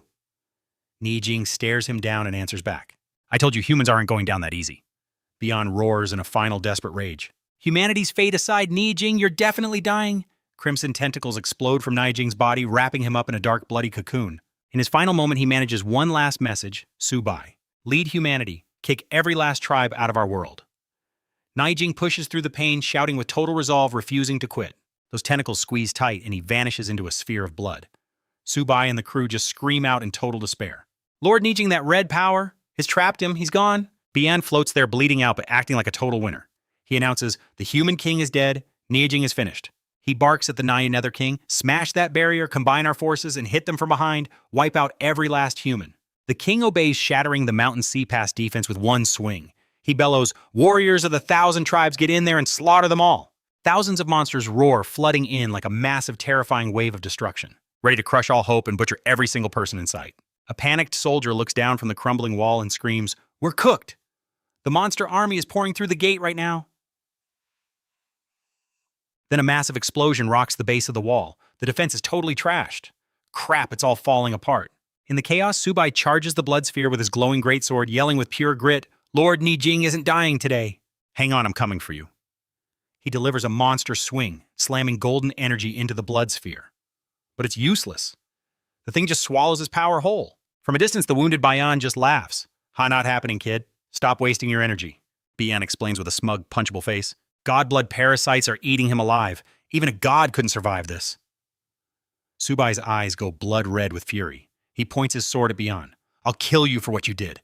He pours every ounce of power into his final secret trump card. The Azure Dragon, a massive blue beast wrapped in crackling lightning, appears and lets out an earth-shaking roar. Azure Dragon just stares lazily at Subai, sounding annoyed, like he just got woken up from a nap. For real, you're waking me up already. Bian is so shook he starts stuttering. The Azure Dragon, no way, that's impossible. Luo Fan is dead. How Subai's team is just as confused. Big Su summoned the dragon from the clear water pool. Since when could he do that? No time for talk. Subai shouts, full power, let's go. Dragon, help me end him. Bian tries to play it cool, charging a sphere on his chest. Even if Luo Fan was alive, he couldn't touch me. In response, the Azure Dragon lets out a massive, powerful roar. Die. It blasts out a beam of pure destruction. Bian fires back in a rage. Damn you, you little insect! Subai and the dragon merge their power into one insane, world-ending attack. The energy rips right through Bian and slams into the monster army, lighting up the whole battlefield like a nuke. A massive explosion completely vaporizes everything in the area. The ground shakes violently. A dying Bian grips a glowing sword shard, pulled from his own body, totally terrified. This energy, how is Nijing still alive? He finally gets it and gives a bitter laugh. Typical human king still had one last trick. To keep the god blood from taking over, he poured his entire spirit and final life force into this blade. Bian stares at the shard, both furious and impressed. Nijing, you're a savage. Bian mumbles, I lost, before turning into straight-up dust. The dragon says coldly, Job's done. I'm out. Subai nods. Yeah. On the cliff, the Nether King watches the dragon spirit fly off, totally stunned. Master, how could someone like Bian actually lose? He gets his creepy vibe back, licking his lips with a smirk. Kid, the pass is broken. You can't stop my people now. Take your time, kid. He waves his hand, giving the order. Warriors of the 1,000 tribes, time to enjoy your little feast. Slaughter them. This is the grand feast Lord Bian promised you. Subai and his team sprint toward the blood sphere. It's an emergency. The tribes are already swarming the city. His teammates panic, asking over and over, Subai, what do we do now? Is Lord Nijing okay? Subai makes a split-second call. He grabs the blood sphere, his voice sounding totally determined. I'm still in the dark on his status. Old Han, take your crew and patch up the wall. Ho and I are heading to headquarters to report in. Take Uncle Lam and Mr. Nghien Nhien along. He spun around, barking orders at the team. Water users, kill those fires. Everyone else, block those monsters. Tension is through the roof at the base. Everyone is staring at a map covered in big red X marks. Invasions are popping off everywhere. A massive wave of savage beasts is closing in on the capital right now. The bearded commander's face went stone cold. Alert the whole country. We are at level 1 alert status immediately. Got it. Right then, an analyst burst in with a laptop, sweating buckets. Sir, we have a major problem. Talk to me, the staffer stammered through an emergency report from Jiang Chao. A massive alien swarm is breaching our defenses. We need help now. They need backup immediately. Tabak and his techie friend looked pale after hearing the news. Wait, Jiang Chao is being invaded. No hesitation, Tabak stepped forward, eyes burning with a hero's fire and pure grit. Send me to Jiang Chao as backup. His buddy didn't miss a beat either. I'm going too. The commander nodded, sketching out a plan. Open every portal we have got. Go, go, go. 7th Legion takes the lead with Jiangvu Academy as the vanguard. Save that city. The soldiers roared back. His friend turned to leave. I will get ready. Meanwhile, Tobok looked back, clearly worried about his mentors. Mr. Hwansun, Uncle Lam, and Nghien. Dr. Hwansun's side eyes closed. Lam's wounds are finally healing up. But Nghien, he is... The doctor turned to the window hands behind his back, voice steady and calm. Hey, don't sweat it. We will figure something out. Now get moving, kid. Tobok sprinted down the hall, heart racing. Man, I hope my parents and sister are okay. His eyes turned sharp with pure hatred. Stupid aliens. I'm going to wipe every last one of you out. Back in Jiangchao, it is straight up hell on earth. The streets are trashed, and a desperate mom is dragging her kid away screaming for someone to help them escape the monsters. The little girl sobbed as she saw her dad collapse. Daddy, no. Inside the mayor's office, the big boss was losing his mind. The monsters are in the city. Open the bunkers. Ah! An officer snapped a salute. First guard is on it. We are getting the civilians to safety right now. The mayor nodded. Good. The military commander, looking tough as nails, broke down the grim situation. The Kwangduong district is basically under enemy control. We are sending the Jiangvu students and the second guard in for an immediate rescue mission to save survivors. The chubby principal balled his fists. Sir, we have got this. We will save every single person in Kwangduong. The mayor just gave him a quick nod. Good. Before he could breathe, the sweaty soldier kicked the door open. Bad news. Fresh intel from the front. A massive wave of elite alien warriors is warping into the city right now. The mayor and his crew just stood there completely stunned. What? The fat principal started sweating. They cannot take the capital, so they are coming for us first, those animals. The mayor frowned, turning to his secretary. When the hell is the main army getting here? She checked the tablet. The 7th Legion is already hauling tail to back us up. Look at that smoke. The mayor gripped his desk, eyes blazing. Fine. Even if it is our last breath, we fight those aliens to the end. That is the Jiangchao spirit. We do not roll over. We fight until the end. In the middle of the rubble, a purple portal swirled open. Tobok and the squad dropped in like bosses, hitting the pavement. Tobok knelt down and picked up a bloody teddy bear. His face fell. We are too late! Suddenly, someone pointed ahead. Heads up! We have got massive beast activity everywhere. Tobok stood up, his brain already running 1,000 miles per hour. There's way too many of them. They are definitely trying to seize the city. Going in through their front door is suicide. We need a different way inside. Nearby, a giant bear monster was about to snack on some survivors. Look, people are still alive.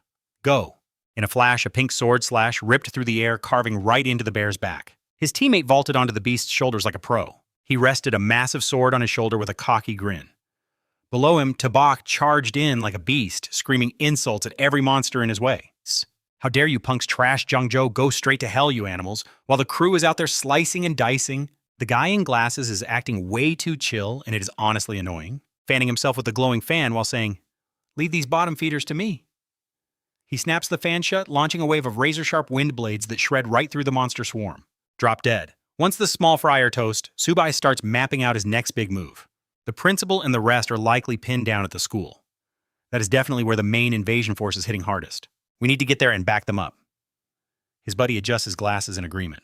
The group hauls tail down the road, passing the mangled remains of monsters they just dusted. Pure determination. Yeah, let us move it. Across town in Jiangzhou, heavy rain taps a rhythm on the roof of a high-end sports car. A cold voice cuts through the air. Human intelligence really does lap every other race. A shady middle-aged guy smirks with a sinister look on his face. But sadly, I have lived among humans for over 10 years. I know their fatal flaws inside and out. Standing atop a skyscraper, the traitor bows and scrapes before the Nine Nether King. As long as people are breathing in this city, humans from outside will keep rushing in to help. Those survivors are nothing but bait for us, he adds. That is right. The Jiangzhou Martial Arts School they are so desperate to protect has actually made some progress. A nearby lackey starts sucking up. The Nine Nether King is truly magnificent. You will definitely wipe out every human in this war and take Jiangzhou for yourself. The king narrows his cold eyes and tilts his chin up. Human reinforcements should be arriving any second. He waves a hand to command them. I have ordered the Bull Demon tribe to lead the charge. The heavy hitters take the center, launching a devastating assault on the Jiangzhou Martial Arts Academy. On his command, the beasts start brandishing their weapons, roaring like mad as they rush the gates. Break in and kill every last human. Inside the school, a student erupts with a brilliant glowing aura, his eyes burning with a warrior spirit. He screams, Jiangwu warriors are our final line of defense. Never let the monsters break through this line. He charges forward, shouting, follow me and kill them. The brutal brawl officially kicks off. The brave human students raise their spears and shields, gritting their teeth to hold back the absolute storm of attacks from the bull demons and savage beasts. One human warrior flexes every muscle using his spear shaft to block a massive axe swing from a jacked bull demon. His face is bright red from the effort. Hiding in the shadows, a beast with bloodshot eyes stares with killing intent, locking onto a target with pure malice. Out of nowhere, it swings a massive stone mace down from above, smashing into a human warrior who did not have a second to react. Seeing his buddy go down, another soldier spins around. His face is pale, eyes wide with total horror and pure desperation. The giant demon takes the shot, swinging his axe down without mercy while taunting him. Die along with your captain. He bellows, "You really dare to lose focus while fighting me!"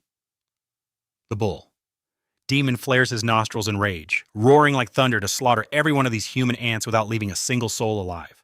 The monsters throw haymakers that send soldiers flying through the air, their bloodthirsty screams echoing everywhere as they yell to wipe out humanity. Just when it looks like game over, a flash of blinding blue energy streaks down from the sky, blowing the beasts away in a massive explosion. A powerful voice rings out. Anyone who dares touch Jiangzhou will be shown no mercy. Emerging from the dust, Subai and his crew look legendary, alongside a giant white tiger, a massive green turtle, and a little redhead girl. Subai's teammate shouts a threat. "I am going to end all you animals." The surviving soldiers erupt in cheers of joy. "Our backup is here." Subai looks around calmly and starts giving out orders. "Old Han, this big guy is all yours." Then he smirks at the redhead girl who is busy munching on a meat leg. Little Hong already handled the small fry. Old Han leaps into the air, swinging a giant sword that glows with purple energy, shouting back with pure excitement, "Leave him to me." Meanwhile, the redhead girl beams her whole body, bursting into bright flames as she chirps, "Yes, master." With insane strength, Old Han slams his purple energy blade right onto the big bull demon's head, screaming, "Die already." At the same time, Little Hong's fire wraps around the monster pack, leaving them thrashing in a sea of flames. They scream in a panic. Why won't this stop? It is too hot. Subai clenches his fists, eyes shining as he rallies the wounded soldiers. "Listen up, brothers. Fight back. Let's take this chance to wipe out every one of these monsters." The call to action recharges them. Warriors raise their weapons and charge with fire in their souls, screaming to kill the invaders. Meanwhile, the guy in glasses leans in and asks Subai, "Hey, Subai, you see that thing over there?" Dark clouds filled the sky as eerie purple and gold lights drifted above. My buddy asked, "Is that the backup?" Tabak scowled his face tight. "No, those are the big shots from the myriad races up there." A squad of enemies drifted down from the clouds. The traitor stood front and center, hands behind his back smirking. The 9 Nether King is as sharp as they say. "Tabak, you actually showed your face here." The crowd broke out in shocked whispers. "Huang Kuangdu, the head of the Huang family, but he is in the Diamond Realm." To Lao Han gasped, sword on his shoulder, eyes wide with disbelief. 9. Nether King. He roared in pure fury, "Huang family, head, you actually sold us out, you traitor!" Rage boiling over, Tabak called the traitor out. "Your son and I were classmates. I cannot believe you joined up with those myriad race scumbags." He spat out every word. "Do you even deserve the land that has fed the Huang family for generations?" Huang Kuangdu froze, sweat beading on his forehead. He ground his teeth, offering a desperate, crazed excuse for himself. "Tabak, killing you today is the only possible way I can save my son's life." That pathetic excuse pushed Tabak over the edge. He screamed at the top of his lungs, "You betrayed all of humanity just for your son?" He grilled him hard. "Did you ever think about how many fathers will lose their sons because of your betrayal?" Cornered by the truth, Huang Kuangdu snapped and started raving like a lunatic. "Shut up! Better you die than my entire family." He surged into the air, power swirling as a massive glowing emerald blade made of pure energy materialized in his hands. He swung down with a lethal strike. "Try and block this." Without flinching, Tabak took a defensive stance. Orange flames erupted around him as he gripped his greatsword, ready for a proud clash. "Bring it on, you traitor!" A blinding beam of sword energy shot out, slamming into that green greatsword midair. Tabak let out a roar. "Let's see what you actually got." The overwhelming power of Tabak's blade ripped through the green energy, sending cracks spiderwebbing across the traitor's weapon. Huang Kuangdu, panicked eyes bulging and sweat pouring as he finally screamed out, "What is happening?" The green sword was sliced clean in two. An energy explosion tore through the sky, completely shattering his attack, pressing his advantage. Tabak spun, delivering a gorgeous golden strike that hammered down on his enemy. Dazed, the traitor shrieked, "What kind of crazy weapon is that? How can it be this weird and insanely powerful?" Tabak calmly stroked his royal blade, looking chill but deadly. He gave a sarcastic smirk. "This sword? Do you really not recognize it, old man?" Reality hit Huang Kuangdu like a ton of bricks. His face went pale as a ghost and he started to stammer. "Is that Neepkin's sword? No way. I never thought he would leave a weapon like that to you." Tabak chuckled darkly, leaping up to launch a massive destructive beam of light through the air. "Exactly! It's the perfect tool to put you in the ground." Blown backward, Huang Kuangdu tumbled through the air until a myriad race woman caught him from behind. She frantically asked, "Huang family head, are you all right?" The myriad woman and Huang Kuangdu seethed with rage. She screamed, "Everyone attack! Don't let him activate that sacred beast weapon." The traitor quickly agreed. Right. 4 powerful warriors lunged from different directions, unleashing massive waves of pure destructive intent right at Tobak as he floated there in midair. They roared, shattering the space around him to block any teleporting. "Let's see if you can make it out of here alive today." The colliding energies triggered a terrifying explosion of light, right where Tobak stood, literally tearing a hole in the sky. The myriad woman turned beet red, pouring all her strength into another strike while screaming like a maniac. "Don't stop. Keep blasting him until he's dead." Deadly beams of energy kept focusing on the center of the blast, creating blinding pillars of light and pure destructive power. The group stopped panting as they watched the massive fireball burn in the sky. Someone muttered, "That's gotta be the end of him." But as the dust settled, Tobak was still standing there without a single scratch. He casually cleaned his ear, looking completely bored as a glowing hexagonal shield hovered around him. He smirked. "I have this Lord-class armor plus the black Tortoise shield, too. Your little attacks don't feel like anything more than an itch." The myriad woman's eyes nearly popped out of her head, her jaw dropping in pure shock. "What? How is that possible? Is that sacred beast armor?" Tobak dropped the act, his eyes flashing with bone-chilling killing intent. He growled softly, "You guys are done having your fun." Flaming energy wings of the vermilion bird spread from his back as he gripped 2 blades that glowed with blinding light. He proudly declared, "Now it is my turn." Suddenly, Tobak transformed into a streak of brilliant golden light like a firebird tearing across the sky at speeds too fast to see. He flashed through the enemy formation like lightning, his glowing blades carved through the air, sending the myriad race warriors tumbling helplessly through the sky. That myriad race lady is shaking like a leaf, sweating buckets, and looking absolutely terrified. Way too fast? Too strong? She loses it and bolts, screaming her head off. So scary. Subai just chills up there, flapping his wings and laughing like a villain at her pathetic escape. "Ha ha ha ha, you guys sure can run. If you actually had guts, you would stop and fight me to the death." Huang Kwangdu drags his crew away, trying and failing to keep his cool and calm them down. Do not panic. His sacred beast armor will not last. His tricks are just a little weird, but remember, he is still only a platinum-level fighter. We can take him. Right then, a bunch of pink portals pop open above and a massive ox demon drops in. They cheer, saying, "Nine Nether King, we are finally here to help." The Huang family boss exhales. "You guys are right on time." He immediately turns back to Subai to act like a big shot again. "Listen up. Everybody focus your fire on Subai right now." Suddenly, a massive purple energy beam drops from the sky, looking like it could split the world in half. Subai just sighs, complaining about the unfair fight. Subai flexes, charging energy into his hands to block the blast.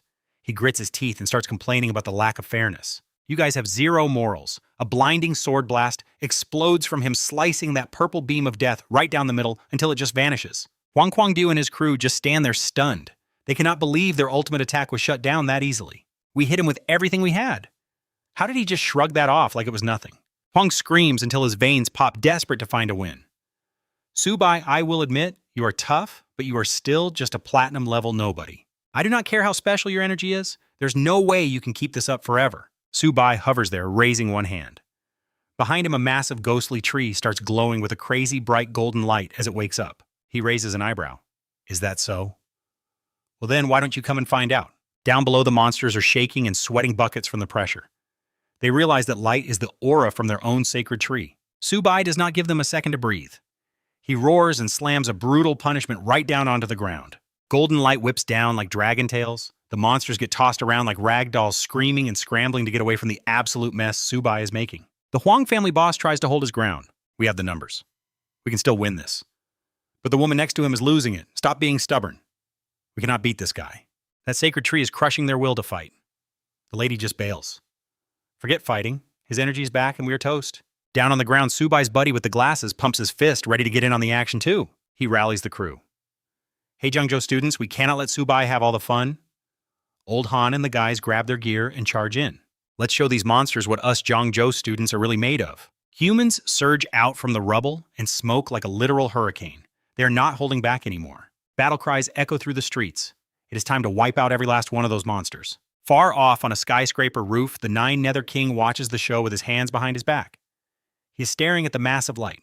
He mutters to himself, "How does Subai's weapon feel even more powerful than what Luo Fan used back in the day high above?" The king scowls, looking totally on edge. He grits his teeth and starts rethinking his entire game plan. To take down a brat like Subai, we need a way better plan. I totally underestimated this kid, and I know when to quit while I'm ahead. He signals his shaking goons. "Everyone listen up. All platinum fighters need to cover the ground troops immediately. We are out of here. Fall back to the portal. The giant ox demon is sweating bullets as he follows orders. Understood, General. Down on the ground in Shanghai. Watching the massive army of monsters turn tail and run for their lives, the mayor gets all choked up. They are retreating. Our city is safe. Zhangzhou has actually been saved. He looks up at the clouds. Master Luo Fan, if you are watching from above, please look at this. Up in the sky, Su Bai touches down his glowing wings, folding away. He looks like a total boss standing there like a god of war. The mayor's voice is still ringing with pure pride. Your successor did not let you down. Su Bai did it. Humanity won and the monsters are gone. Victory for the humans. Victory for the Dragon Country. Meanwhile, at headquarters, a secretary bursts into the war room with a huge smile to deliver the update. They're gone. Zhangzhou is safe. The commander slams the table, yelling that Su Bai really is the man. He never lets us down. Back in the city, the mayor pats the old general on his shoulder. Hey, Lin, your future son-in-law is absolutely incredible. He is 1 in a million. Old Lin just laughs, looking like a proud dad. Haha, this kid Tabak is a straight-up genius. The Lam family is finally going to be legendary. The big screen at headquarters flickers to life, showing 2 powerful foreign leaders. The secretary announces commanders from Eagle and Bear nations. The bearded boss narrows his eyes, totally confused. Wait, what? Why the heck are the Eagle and Bear nations hitting us up right now, during our absolute darkest hour? General Tom from the Eagle Nation speaks up first. General Ho? I am Tom. We received word that the Long Nation is being swarmed and we are preparing our forces to assist. The Bear General nods along with a serious look. For a century of war, the Long Nation has led humanity and saved our skins countless times. The bearded commander stands tall and gives them a very formal salute. On behalf of the Long Nation, I thank you for the backup. Tom just laughs it off. You're too formal. We're brothers. We would never just stand by and watch you fail. Fighting the myriad races is a life or death struggle for every human on this planet. General Ho, tell us how we can sync up with your military forces right now. The bearded commander points to a tactical map covered in messy red arrows. The enemy is split into small squads, trashing provinces all across the country. We need your units to defend cities and help get our people out safely. Tom replies instantly. No problem. 10,000 transport planes are headed your way now. The Bear General shouts. We are sending in our armored transport divisions too. The bearded commander bows low and says, I am grateful. On behalf of the Long Nation, I thank the Eagle and Bear once more. Let's work together to crush those beasts. Humanity's going to win this fight. Back at the Zhangzhou meeting, the mayor collapses into his chair and looks at Tobak. Glad you made it, Principal. What is the situation around the city? The kid with the glasses speaks up. Scouts report that the Nine Nether King is gathering a massive army to march straight for Zhangzhou. It looks like a massive bloody battle is about to start. We are the primary target. Tabak goes quiet. Old Han nudges him and whispers a guess. Yo, I bet that Nine Nether guy is coming for you specifically. Tabak just smirks. Probably so. The principal slams the table looking totally stressed. No matter the reason, Zhangzhou is in serious trouble, and the most important thing is evacuating everyone. Headquarters just reported that the main reinforcements won't be here for at least another 5 days. Tabak shakes his head. No way. We cannot wait that long. He throws his hands up in despair. There are tens of thousands of people trapped here, and we have no transportation capable of moving them in such a short time. Tabak rubs his chin with a sneaky grin. Actually, I have an idea. The principal leans in like a drowning man. You got a fix. Tabak points at the school. Did the Zhongwu Academy just recruit a massive wave of new Beast Tamers? Exactly. Ever since you went viral, the school suddenly got over 20 special training classes for tamers. Tabak gives a sharp look. Principal, gather every single one of them right now. Old Han scratches his head. Why do you need that many tamers? The glasses kid smiles. Oh, I get it. Tabak wants to use their pets as emergency getaway rides for the people. The mayor laughs and points. Genius. I will personally make sure everyone gets gathered up. Tabak stands with his hands on his hips, looking like a total boss. Right, we're going big. The most epic Beast Tamer evacuation in the history of the world. Standing on a high platform, Tabak screams out, Listen up! Listen up, every one of you Beast Tamers. This is the moment to prove you are not just a bunch of useless slackers. From now on, you are under my direct command. I have a massive mission for you all. The crowd roars back their agreement. Tabak throws his arm up. Our mission is to evacuate everyone in Zhangzhou. First, summon your pets right now so we can see what we're working with. Dozens of glowing summoning circles start appearing all over the ground. Huge beasts start surfacing, creating an epic scene. But man, it is just a massive horde of turtles everywhere. Old Han and Tobak just stand their faces totally blank, staring at the slow-moving herd. Old Han is speechless and whining. Seriously, why is it just turtles? Tabak is sweating bullets, forcing an awkward smile. Well, the mayor strokes his beard and explains it like it is totally obvious. Ever since your little turtle went viral, every single student at Jiangvu wants to be a turtle tamer. Sea turtles, land turtles, snapping turtles, you name it. They got the whole freaking collection right here. Tabak snaps back into leader mode, shaking off the cringe and moving the mission right along. Listen up. Divide into 6 squads. Each squad rides a turtle to a city shelter to pick up civilians. The rest of the combat students in the garrison will provide cover while you guys move out. Got it, the students shout in unison, ready to roll. The massive turtle army starts thundering forward, kicking up huge clouds of dust. Orders ring out across the street, head to the west shelter immediately for backup. Flanking the formation are these crazy, turtle-powered armored transport units. Old Han and the others are diving into the thick of it, swinging heavy swords to clear out monsters. Han lets out a savage roar, clearing the path and protecting the tamers from the monster hordes. Down a side alley, a Beastmaster waves frantically at a mother clutching her kid. "Get on my beast, fast!" The mother cries out with joy. Finally, someone is here. Meanwhile, up on a skyscraper, Ku-ung stands with his hands back. He looks down at the evacuation, totally confused. What kind of game are these humans playing now? A subordinate bows. Sire Scouts say the humans are evacuating civilians from all over trying to move them out. King Q sneers. Are they dreaming or what? He coldly waves his hand to order a strike.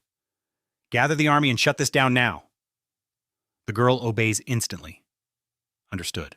From above, dozens of giant war turtles form a perfect square, ready for the craziest evacuation ever seen. Are all squads here? A voice asks. A kid with glasses stands by his turtle reporting to Tobak. Everyone is here and ready to move out whenever you say the word. Tobak nods, then suddenly his eyes sharpen.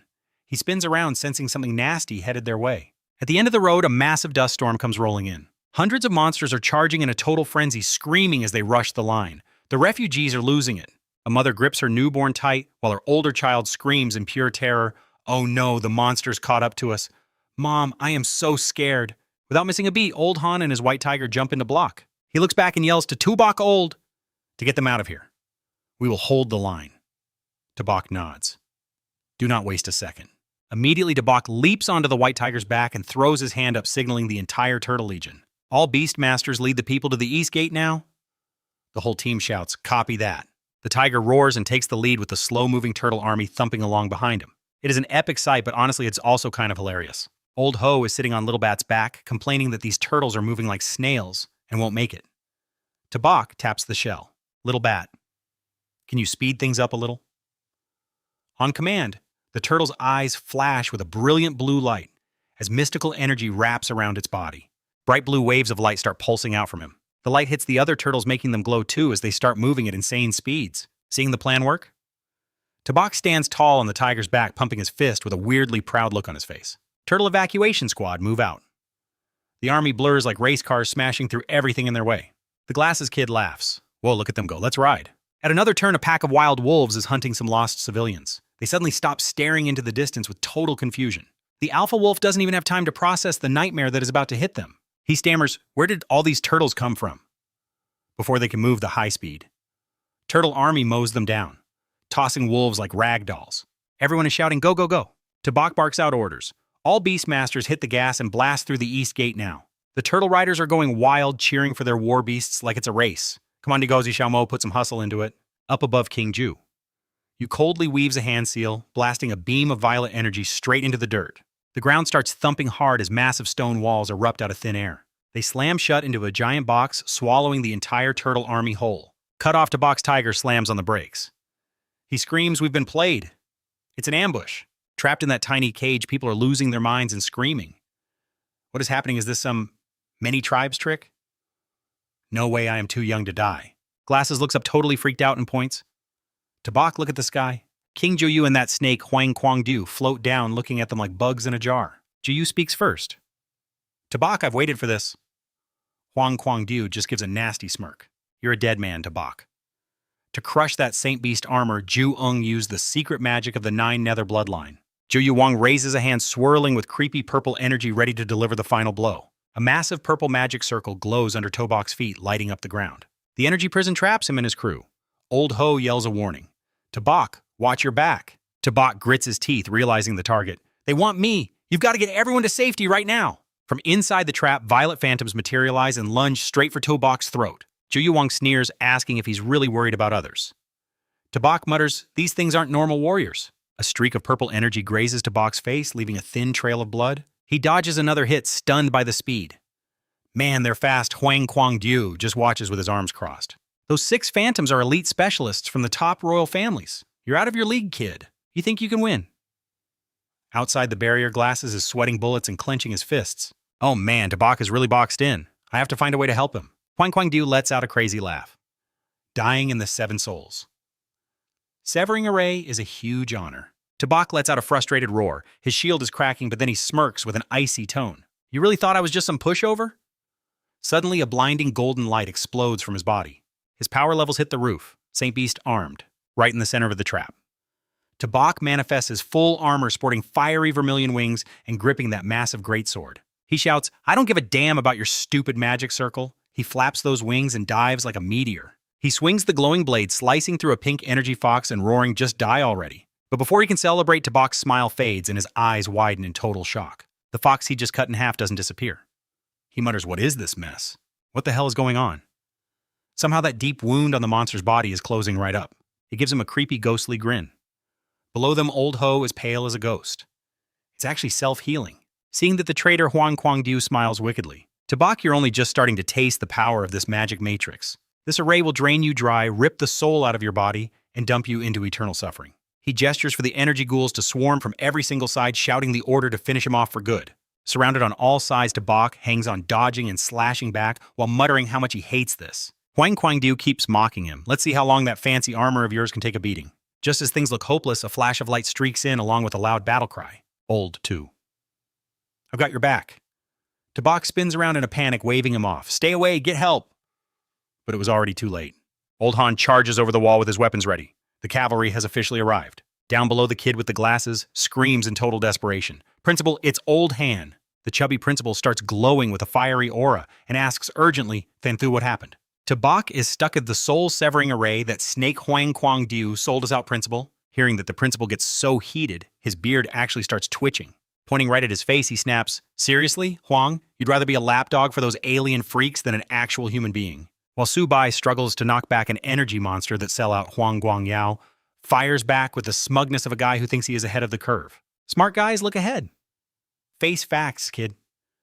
This whole world is going to belong to those alien races sooner or later anyway.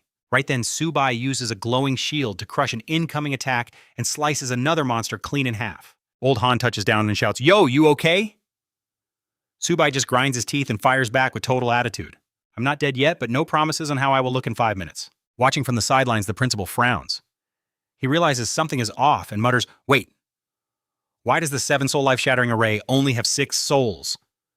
His eyes flare with sudden insight as he begins to charge his power. He launches into the air like a massive fireball and bellows at the top of his lungs, I have got it! That 7th key to the whole formation is you, Old Huang. Your luck just ran out, old man. Even though he is the target, Huang is not sweating it. He wraps himself in a green glow and lets out a mocking laugh. Ha, you really think that is it? You really think that? Then sit back and enjoy the show. Fueled by pure rage, the principal delivers a brutal kick right to the traitor's chest, screaming out for all of humanity. Aw, how could you betray your own ancestors like this? Huang blocks the hit, snarling through his teeth. Shut your mouth. If you are so tough, just try and kill me. Inside the array, Su Bai goes berserk with his twin glowing blades. He shreds everything in his path, his eyes turning blood red with pure grit. I am not stopping until every last one of you is dead. A massive sword strike comes crashing down, splitting an energy phantom in two. He lets out a primal roar of fury.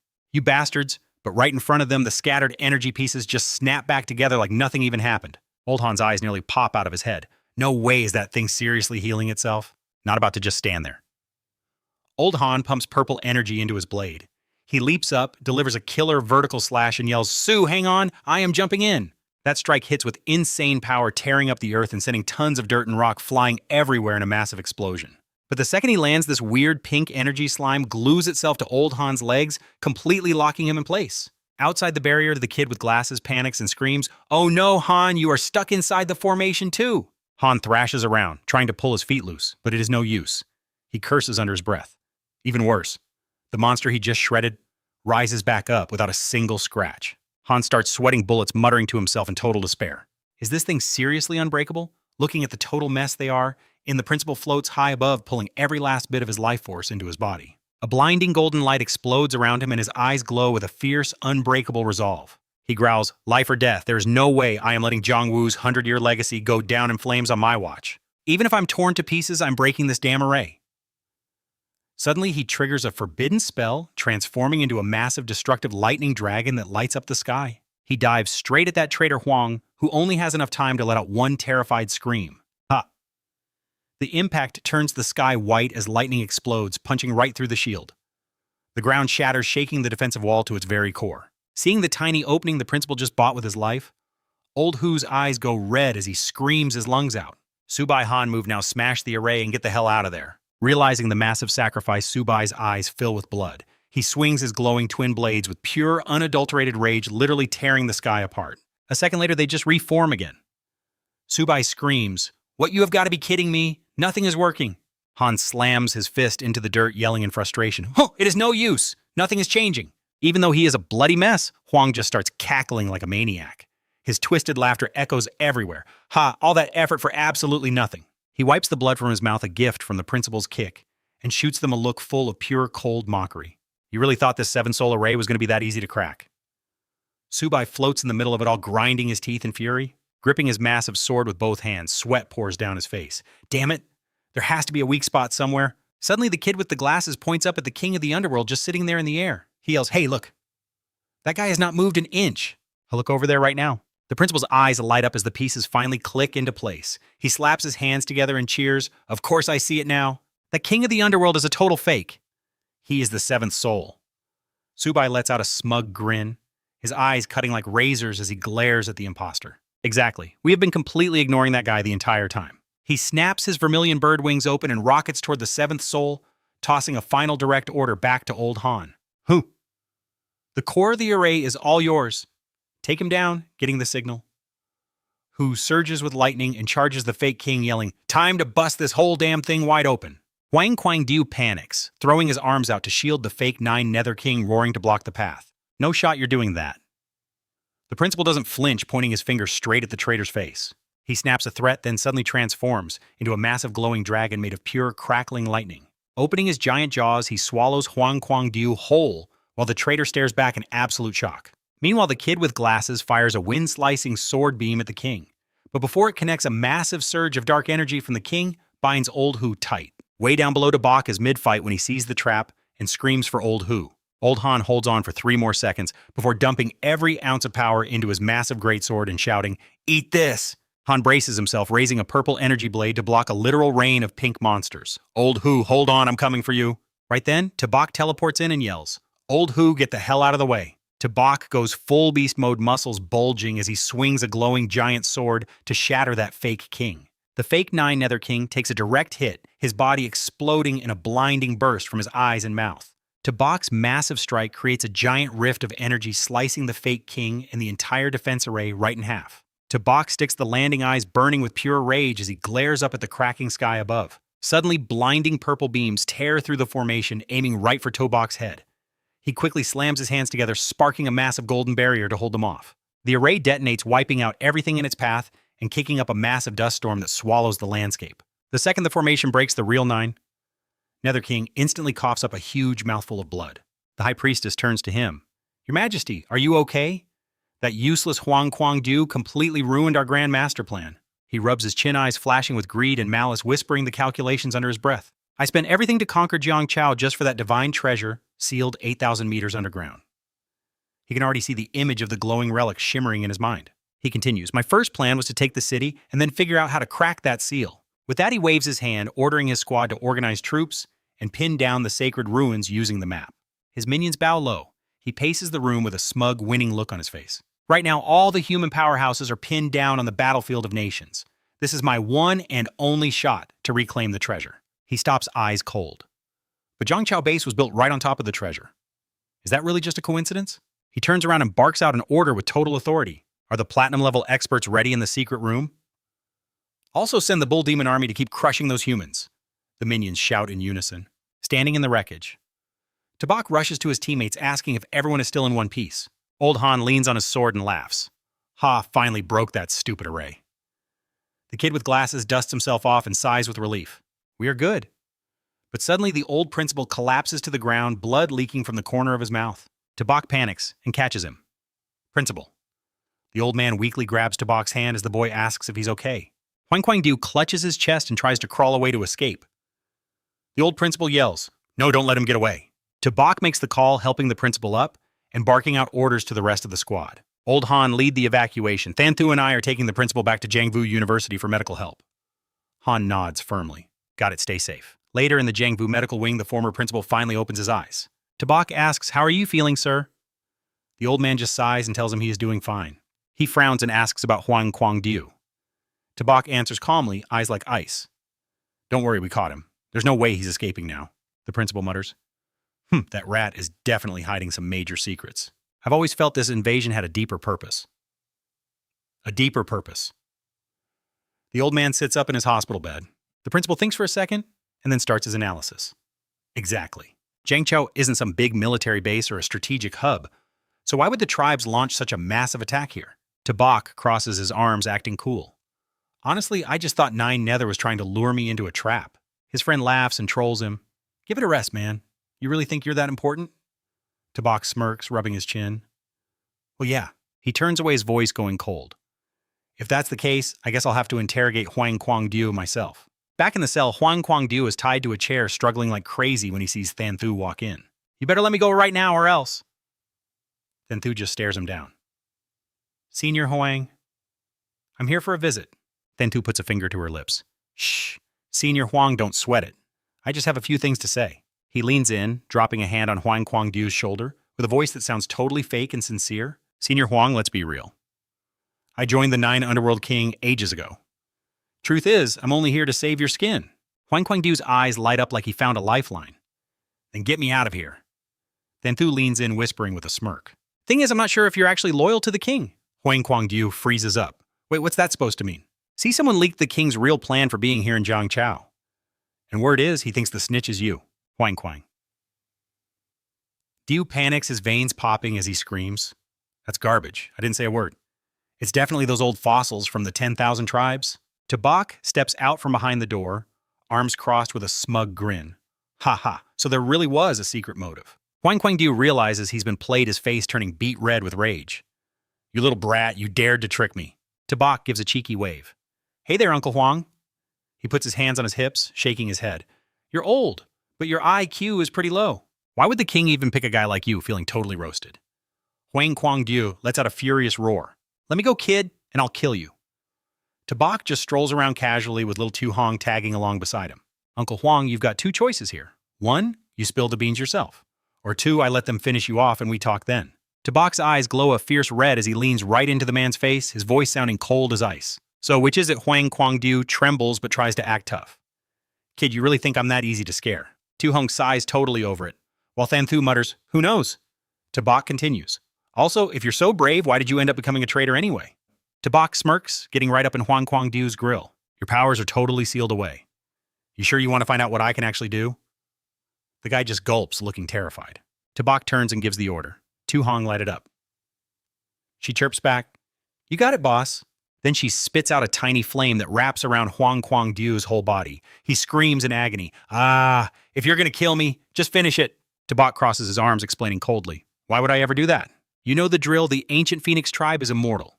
So just take your time and enjoy." Tabak turns to leave with the crew, waving his hand goodbye. "We're heading out, Uncle Huang. We'll be back later to scrape your remains off the floor." Huang Kuang-diu can't take the torture anymore and screams in total despair. "I'll talk. Just put out the fire and I'll tell you everything." Tabak turns back with a wicked grin. "See? Wouldn't it have been way better if you just agreed earlier?" After the interrogation back at the former principal's hospital room, Tabak reports that the king definitely had an ulterior motive for attacking Jiangqiao. He continues relaying what Huang Kuang-diu said. Apparently the secret treasure the king is hunting for is buried somewhere deep under Jiangqiao, but the location is unknown. The kid with glasses starts grinning. "Man, after the beatdown Tabak gave him, I doubt he'd dare to keep any more secrets right." Tabak laughs along then. Suddenly the whole room starts shaking violently. He grabs Thanthu to steady her. "What's going on? Is it an earthquake?" Old Han kicks the door open, his face pale. "We're in trouble. The 10,000 tribes have surrounded the city." Tabak and Thanthu are shocked. "Old Han, what?" Tabak turns around, his face getting serious. "Looks like the king is finally playing for keeps." He turns to Old Han. "You okay?" Han clutches a massive box, catching his breath as he replies, "Yeah, I'm fine. Did everyone get evacuated?" Tabak asks, looking worried. "Are my little sister and my parents safe? I need to know." Han nods. "Don't worry, they've been moved to a safe house. I smashed through the enemy lines just to get back and give you this update." Han hands the box to Tabak. "Your sister asked me to make sure you got this." Tabak is confused. What's this Han explains? She says it's her pet and wants you to look after it. He opens the box and a tiny jade-green snake flicks its tongue out. He's stunned. Since when does my sister keep a snake for a pet? What kind of hobby is that? Suddenly a notification pops up. Azure Dragon Bloodline detected 5% awakened. Do you want to tame it right now? Tabak's eyes go wide. You're kidding, right? No way this little snake actually has the blood of the Azure Dragon. Above Jiangchao, dozens of heavy transport planes are circling the sky. Listen up, soldiers. You've just entered the Jiangchao combat zone. A soldier barks into his radio. We land in 30 minutes. Our support site is Jiangvu University. All teams stay in sync and move out. Copy that. Suddenly, the signal flickers and goes completely dead. The soldier looks worried. Oh no, the signal is getting jammed, he shouts to the entire crew. Up on the flight deck, a panicked soldier stares out the window. A thick, mysterious fog suddenly rolls in from nowhere, swallowing the entire fleet of planes whole. He nervously asked his squad, where did this thick fog come from so freaking fast? Inside the cockpit, the pilot is straight up panicking, fumbling with controls, and screaming into the static.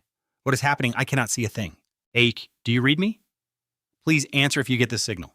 Looking down, a whole fleet of transport choppers looks like tiny metal bugs, lost in a massive sea of fog, completely spinning out of control. One soldier screams out a warning. This is bad. It might be an ambush, boys. Get ready to fight back. Things get worse as the signal goes dead. The pilot grits his teeth and barks out, the comms are toasted. No one is hearing us. Make an emergency landing and gear up for ground combat now. Suddenly, a blinding purple energy beam rips through the mist, zipping past the fleet at insane speeds.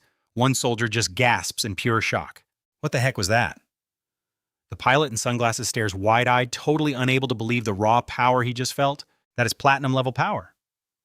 Instantly, a chain reaction of explosions lights up the sky, and massive fireballs swallow the transport planes whole in a sea of flames. Far off, two powerhouse women from the myriad tribes watch the carnage with arms crossed and smug looks on their faces. One of them starts sucking up. The 9 Nether Kings' plan to trap the city and crush the reinforcements is pure genius. How many waves have we wiped out now? The purple-haired elf puffs her pipe, smirking like we are trash. Ha ha ha, human stupidity has saved us so much work.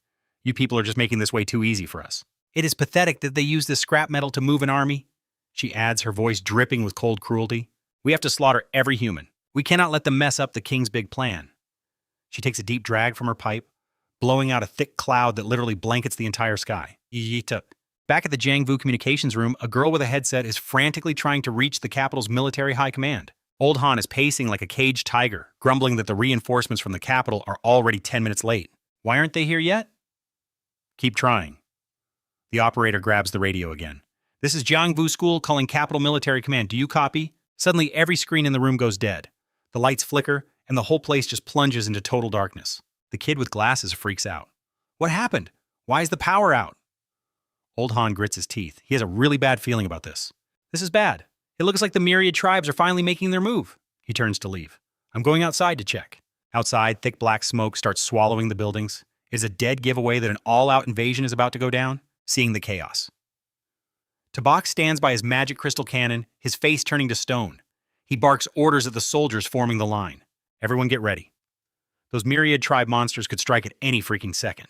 Right as he says it, a massive tidal wave of monsters comes roaring down the street, charging toward them like a literal tsunami of death. Alarms are screaming everywhere. Enemy attack. The guard captain doesn't flinch. He jumps onto the roof of a vehicle looking like a total boss. He draws his gun and screams orders. Move it, soldiers, wipe them out. Fire the crystal cannons, the mortars, and the machine guns. Open fire now. On his command, a storm of blue and red energy blasts erupts from the cannons, creating a glowing curtain of lead that absolutely shreds the ground. The captain keeps the pressure on. Free fire 1 kilometer out. Massive fireballs rip through the monster horde, tossing dozens of them into the sky. One soldier just laughs like a maniac. Ha ha, I'm gonna blow you ugly beasts straight to hell. But the myriad tribe's push is just too much. The female elf orders the level 2 beasts forward, and even bigger, nastier monsters start flooding the zone. Even with a literal rain of bullets shredding the field, those things just trample their own dead to keep coming. Tabak scowls, totally shocked by how huge this attack is. Just how many tribes did the 9 Nether King bring to crush Jiangchao? Seeing things go south, Tabak turns to his battle turtle. Little 8 give them something to remember? A soldier nearby looks terrified. It is too much. Little 8 just unhinges his jaw. He spits out a massive beam of blue energy that sweeps the field, causing an explosion so big it shakes the entire world. But a soldier screams in despair. No, we can't stop them. Even with the humans fighting like demons, it is not enough. A few monsters actually punch through the line, lunging forward to savagely rip into the human soldiers with their teeth and claws. A soldier rushes up to Tobok looking like he's seen a ghost. The gate is about to blow. There are just too many beasts. Tobok grits his teeth hard. We have got to find a way out of this. Right then, a squad of gorgeous but deadly female warriors charges out from the back. One girl yells, "Women can kick just as much butt as men."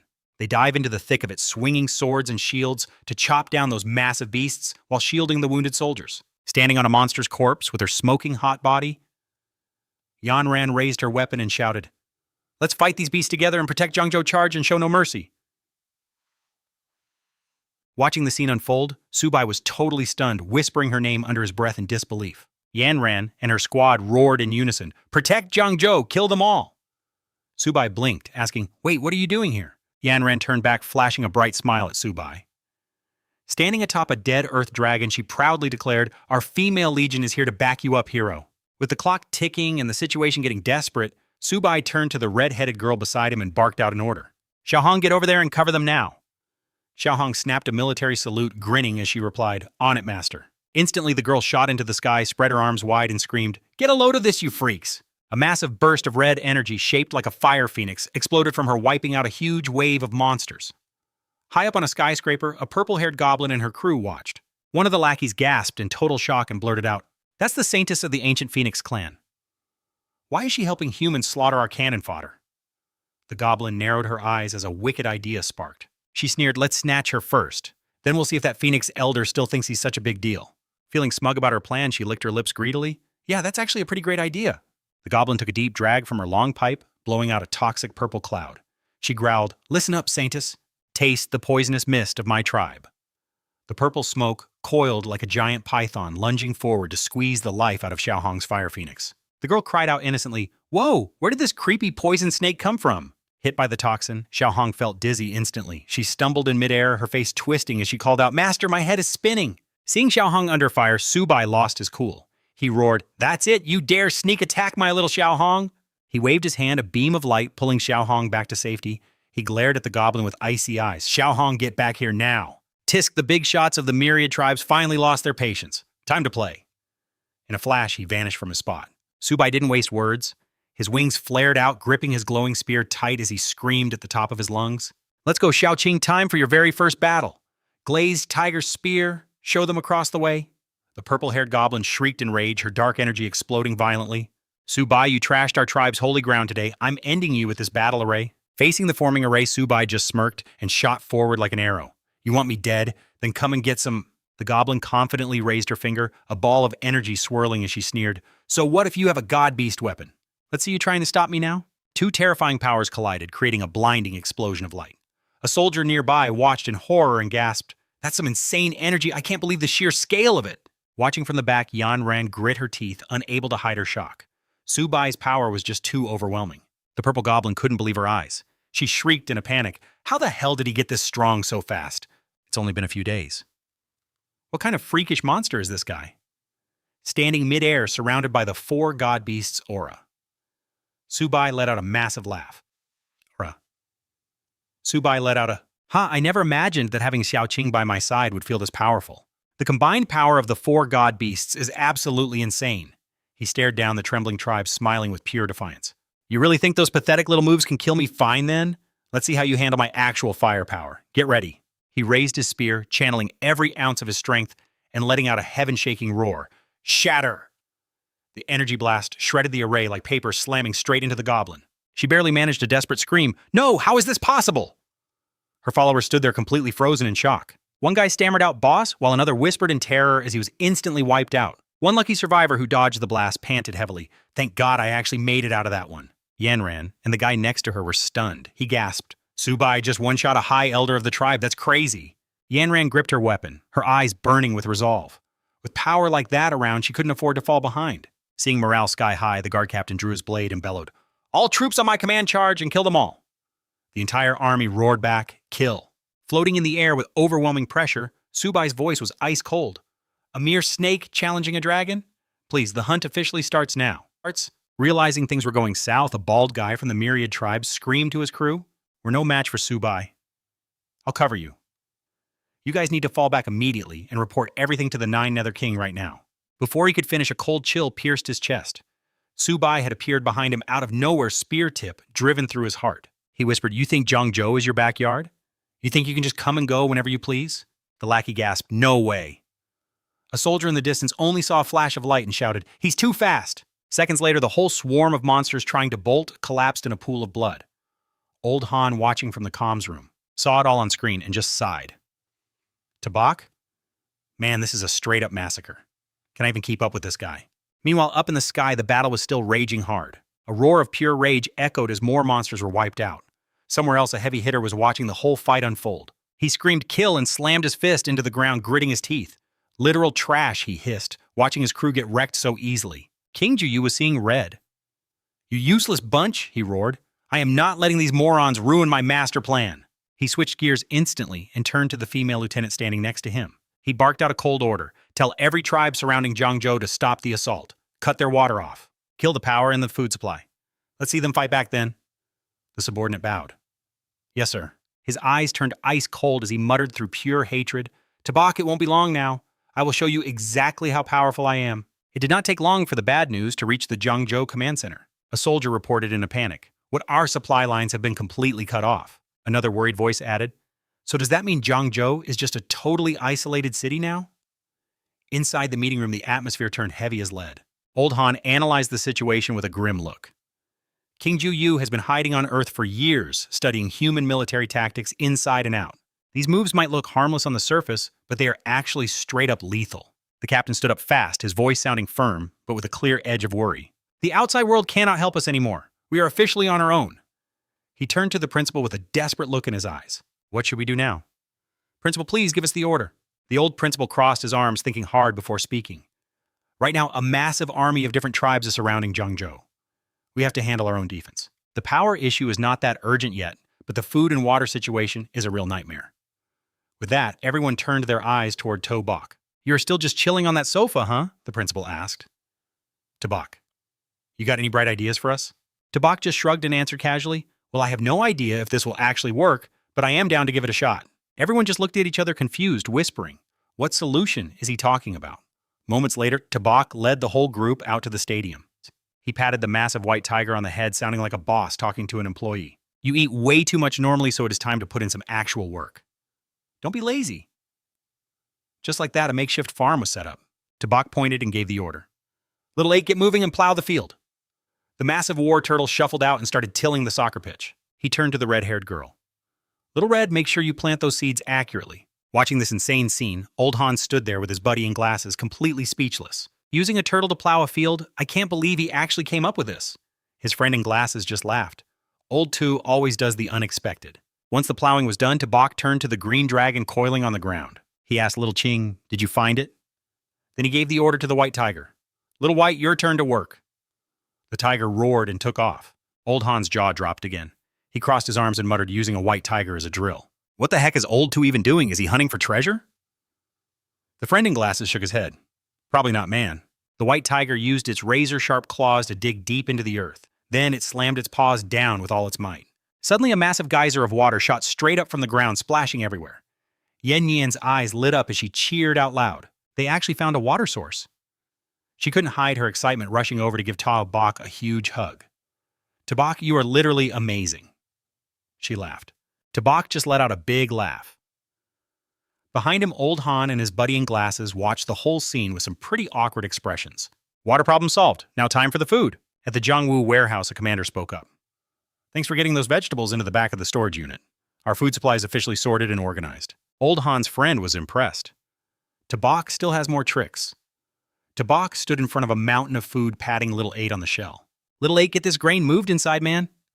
The turtle let out a roar and immediately got to work. Old Han walked over and slapped Tabak on the shoulder, laughing. "Old Tu, you seriously have a gift." Then he joked, using spirit beasts for farming. "It would be a total waste if you do not become a farmer after we finally beat these monster tribes." Tabak just chuckled and changed the subject. "So what about the power situation? Have we handled that yet?" Tabak thought for a second and said, "Yeah, I might actually have a way." Old Han looked surprised. "Oh yeah, like what?" Inside the power room, the old principal scanned the complex machinery with his flashlight. He sighed heavily. It still wasn't working. "Look, I never flinched while taking out enemies on the battlefield," the old man grumbled. "But this mechanical power stuff? It's totally kicking my butt. Man, it sucks that our school doesn't have a single electrical engineer. Suddenly a voice called out from the shadows. Why don't you let me take a crack at it? The principal spun around, shocked. Toby, what could you possibly do? Toby just gave a mysterious smirk. Suddenly, a tiny snake named Little Green appeared in his hand. I can't do much, Toby said, but this guy definitely can. The principal just stared at the reptile. Why did you summon this tiny green thing? Toby just shrugged. Relax, old man. Just watch and learn. He gave the command, go for it, Little Green. The small snake slithered out instantly, coiling itself around the generator core. A bright blue surge of electricity exploded from the snake, engulfing the whole machine. The old man's eyes nearly popped out before he started howling with laughter. Ha ha ha, kid, you are something else. I had no idea your little green snake was a lightning element beast. Instantly, the entire campus blazed with light. Someone yelled, the power is back on. Everyone else started cheering like crazy. This is awesome, Old Hands Buddy shouted while flipping switches and grinning from ear to ear. This solves our electricity problem completely. A few hours of charging will keep us powered up for days. The principal nodded in approval. I never expected such a tiny snake to hold this much voltage. Toby crossed his arms, cheering on Little Green as it worked. Keep it up, Little Green. Do a good job, and I will hook you up with some tasty beast cores later. Toby gave a smug grin. Ha ha, looks like our power crisis is finally officially over. The principal agreed. Let's see what tricks the Underworld King tries next. Outside, Little Red was double-fisting a hot dog and ice cream, playing around with Little White. Heck yeah, we finally got the juice back on. We have tons of food, so let's feast and then go wreck every other race. In the corner, Old Han sat alone, staring at his massive blade. He muttered with a mix of grit and doubt. This was all Toby. If only I was stronger. Han was scowling, looking totally confused. His hands gripped the great sword as a weird energy started radiating from the blade. He mumbled, what the heck is going on? Right then, Toby and his four-eyed friend pushed the door open and walked in. Toby waved hello. Hey, Old Han, what are you doing hiding in the dorm all by yourself? Han looked relieved. Get over here and check this out. My war blade is acting up for some reason. The guy with glasses adjusted his frames. He looked closely and asked, Isn't this the divine artifact we found back at the Illusion City holy site? Han nodded firmly. Yep, that's it.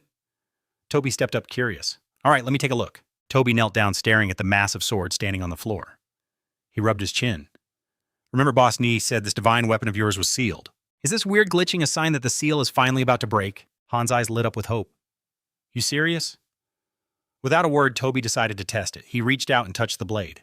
Instantly, a blinding flash of light exploded across the entire length of the blade. Suddenly, a massive system interface appeared right before Toby. It flagged an ancient divine artifact and offered to break the seal using the power of the world tree. After reading the terrifying warnings about divine power, Toby broke into a cold sweat. Is this the tree's reaction? He swallowed hard, then turned to Han with a massive, confident grin. And we can break the seal on your sword right now. Han let out a huge laugh. Awesome. Let's do it. Toby smashed his finger down on the second option on the virtual screen. He shouted, release the seal. Right then, from the roof of the dorm, a massive golden pillar of light stabbed through the night and shot into the sky. The crowd in the courtyard panicked. What is that insane light? It looks like it's coming from the barracks. The holy light was so blinding, it triggered massive red lightning bolts across the sky, tearing through the quiet night of Jiangzhou. The scene cuts to the luxurious room of the Underworld King. Feeling the shockwave, he broke into a sweat, eyes wide open. His face went pale with fear. What is this crazy aura? This power is insane. This kind of energy isn't even supposed to exist in the mortal realm. Dropping his usual cool act, he sprinted out onto the glass balcony to look. He stared into the distance, panicking. Could this actually be the divine power from the legends? That's coming from Jiangwu. Did someone actually wake up a divine treasury? Faced with that overwhelming power, he gritted his teeth. If a divine treasure has truly appeared, this world can't handle it. All of Jiangzhou is going to be wiped out. What the heck is happening over at Jiangwu? I can't just sit here and wait to die. He snapped at the low-life thug who just showed up. Listen up, get in here. Send someone to find out what the hell is happening in Jiangwu right now. The thug bowed low. Yes, sir. Back at the dorm, that massive greatsword was hovering in the air, burning with a crazy, radiant power surge of pure strength. Old Han was grinning like a total idiot, showing off his pearly white teeth. Old to you, freaking legend. You actually cracked the seal on this divine weapon. Even though it worked? Tabak kept his serious face on, warning him carefully. Old Han, grab it to finish the bond. Just fair warning, it is going to hurt like hell. Han did not even flinch. He stepped up like a boss, gripping the flaming hilt with total pride. I am a soldier. A little sting is nothing compared to getting this strong. But as soon as he touched it, the weapon's kickback sent him screaming at the top of his lungs, a sound that echoed through the sky. Every bone in his body felt like it was snapping. Tabak panicked, sweating. You okay, man? You still with me? Han groaned through the agony. My whole body feels like it is literally on fire right now. The pain was so brutal he started coughing blood, twisting and turning while his buddy in glasses struggled to hold him down from behind. His friend shouted back, gasping for air. Tabak, you call this a little pain? He's dying over here, man. Right when things got intense, a drop of Han's blood hit the steel blade. The sword suddenly flashed with a blinding light signaling the change. The whole group was totally stunned by the sight. Look at this. The blade is vacuuming up all the energy in the room, glowing with an overwhelming light. Then things flipped in a heartbeat. Han stood up straight, suddenly ripped with muscle, lifting that massive blade like it weighed absolutely nothing at all. He scratched his head confused. Wait, did the pain just stop already? Tabak folded his arms and smiled. Check your arm, Han. Look at that. Looking down, Han saw a sick ancient tattoo etched into his bicep. He checked it out. Whoa, this ink looks pretty fire, right? I feel totally unstoppable, and this sword feels light as a feather now. Seeing his friend survive the trial and tame the weapon, Tabak beamed with pride. Awesome, looks like a soul bond has been officially established now. The celebration did not last long before the dorm room door was kicked open. The chubby principal burst in pale as a ghost and shaking. Are you guys okay? What was that massive tremor just now? Han flexed the blade right in front of him, laughing. Hey, principal, take a look at this. We did it, Tabak chimed in with a smirk. Han is way stronger now, sir. Seeing the heavy energy pouring off the blade, the principal stared with wide eyes, his mustache twitching in total shock. Han Zhenyu actually broke the seal on that divine weapon. Han just laughed it off. It was all Toe's doing. But the joy vanished as the door flew open and Nghien Nhien rushed in like a storm. She looked totally panicked, making the three guys in the room jump in surprise. Whoa, what is going on? Nghien Nhien was panting, her eyes wide with pure terror and desperation. The massive Vantok army is finally on the move. The full-scale invasion has started. Everyone's jaws hit the floor in shock. The principal frowned, muttering under his breath. So soon, he turned and bolted, barking out orders. Everyone to your battle stations, get ready to fight immediately. The whole crew scrambled to follow him out the door as fast as they could. While running, Tabak shouted to Nghien Nhien, how big is this army? What kind of level is their leader sitting at? It is endless, a black tide stretching all the way to the horizon far as the eye can see. Cold sweat dripped from her forehead. She swallowed hard. I felt over a dozen platinum-level signatures and something else much worse. That energy is way scarier than Zhu Yong. The principal wiped his brow, breathing hard. The Nine Nether King is playing for keeps this time. That energy blast from the weapon must have triggered him. He's going all in on this one last final move. Suddenly, Han slammed his heavy boots down, creating a small shockwave and grinning hard with a smirk. Perfect timing, I needed some practice dummies to test out this new blade anyway. Let's use them as whetstones. Tabak gave a nod of approval. Let's do this. I don't care how many times those monsters show up, we're taking them all down. The principal went silent. My old wounds still haven't healed. Tabak, you were the one calling the shots in this battle. Tabak's eyes bugged out in shock. He pointed at himself, looking totally lost. Wait me, am I really the boss? Yan Ran grinned brightly, patting his shoulder to encourage him. You got this, Tabak. Old Han chuckled along too. I knew you were ready. His confusion vanished instantly, replaced by a massive ego boost and extreme confidence. Tabak smirked with pride. Fine, thanks for giving me this stage. He instantly stepped into great hero general mode. Tabak barked out clear orders. Han, you're going to punch through their front lines. Thanthu, lead the archers and provide cover fire. You got it, Han shouted back. Tabak turned to the orange-haired girl. Yan Ran, lead the girl squad. Guard our flanks. Yan Ran gave a firm nod. Formation set, Tabak turned to the principal. Principal, the rear is in your hands now. Facing the crowd of fired-up students and soldiers, the fat principal pumped his fist and roared, Go, these old bones can still hold the fort. With the order set, Tabak's power exploded. He rocketed straight into the sky along with his squad of pet beasts. He yelled out, The king is mine. Little white, little 8, little red, little green. It is time for us to work. A brilliant light exploded around him. Tabak started glowing brightly as his 4 massive divine beasts, the phoenix. The tortoise, tiger, and dragon all appeared standing tall and majestic around their master. Bok stood there, staring out into the distance. The sky went pitch black, filled with swarms of enemies floating above. They formed a wall of pressure over the massive monster sea below. The Nine Nether King looked down with cold eyes, his arrogant voice echoing through the air. Bok, you know the clues to the vault. Hand them over right now, or watch all of Jiangzhou burn to the ground. Your choice. The humans didn't say a word. Instead, they blasted massive blue and red energy beams straight into the sky, tearing through the clouds. Bok roared out, Nine Nether King, us humans would rather die than ever bow to you.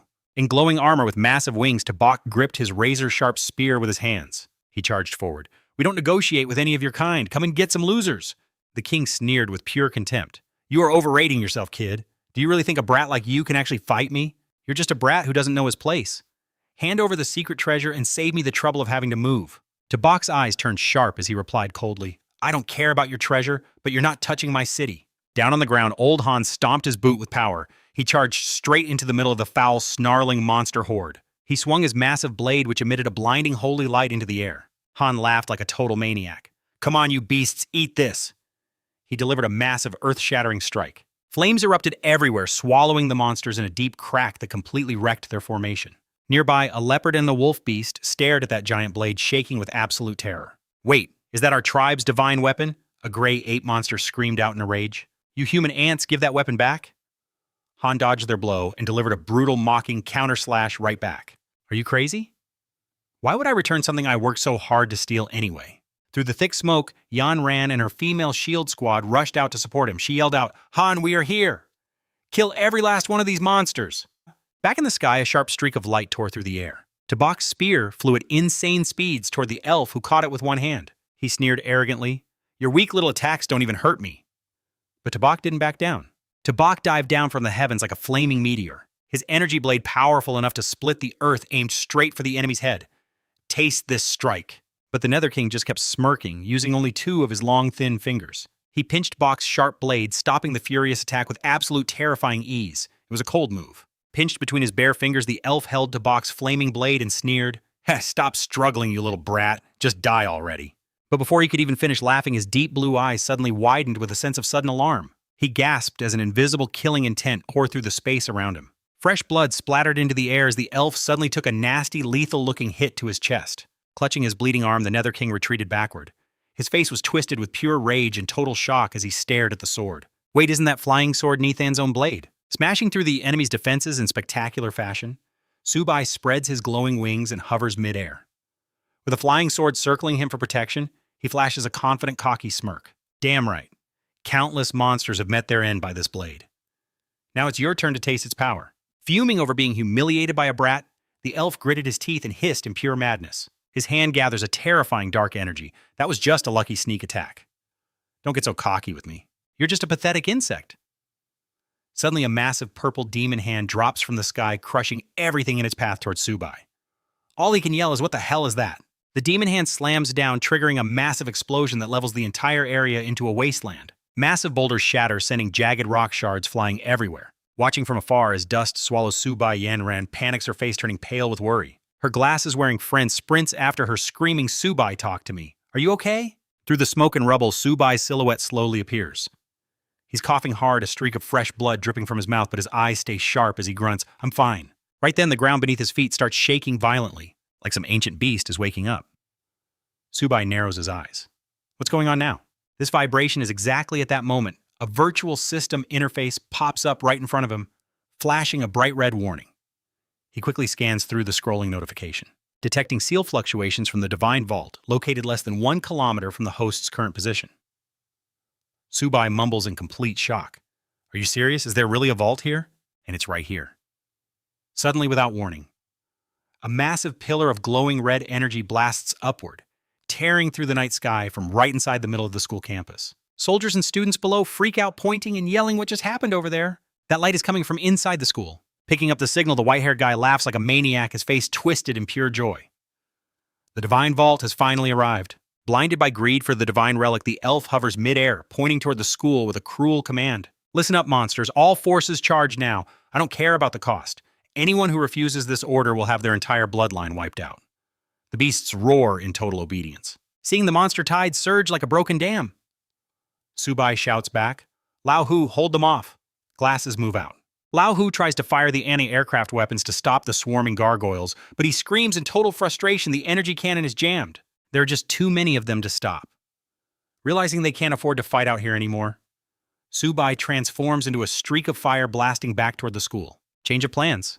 Everyone fall back to the school grounds. Let's go see what the hell is happening in there. Back at the school, the chubby old principal is spreading his arms wide to block everyone from getting closer, his face dripping with nervous sweat. "Okay, calm down. Stay back. Don't come any closer." What is this terrifying power? Right behind him, a massive sinkhole glows with an eerie blood-red light. The white-haired guy ignores everyone and dives straight into that light, focused on only one thing, the secret treasure. Standing in that massive surge of power, the elf clenches his fists, eyes wide with madness, laughing at the sky. The Divine Vault. Ha!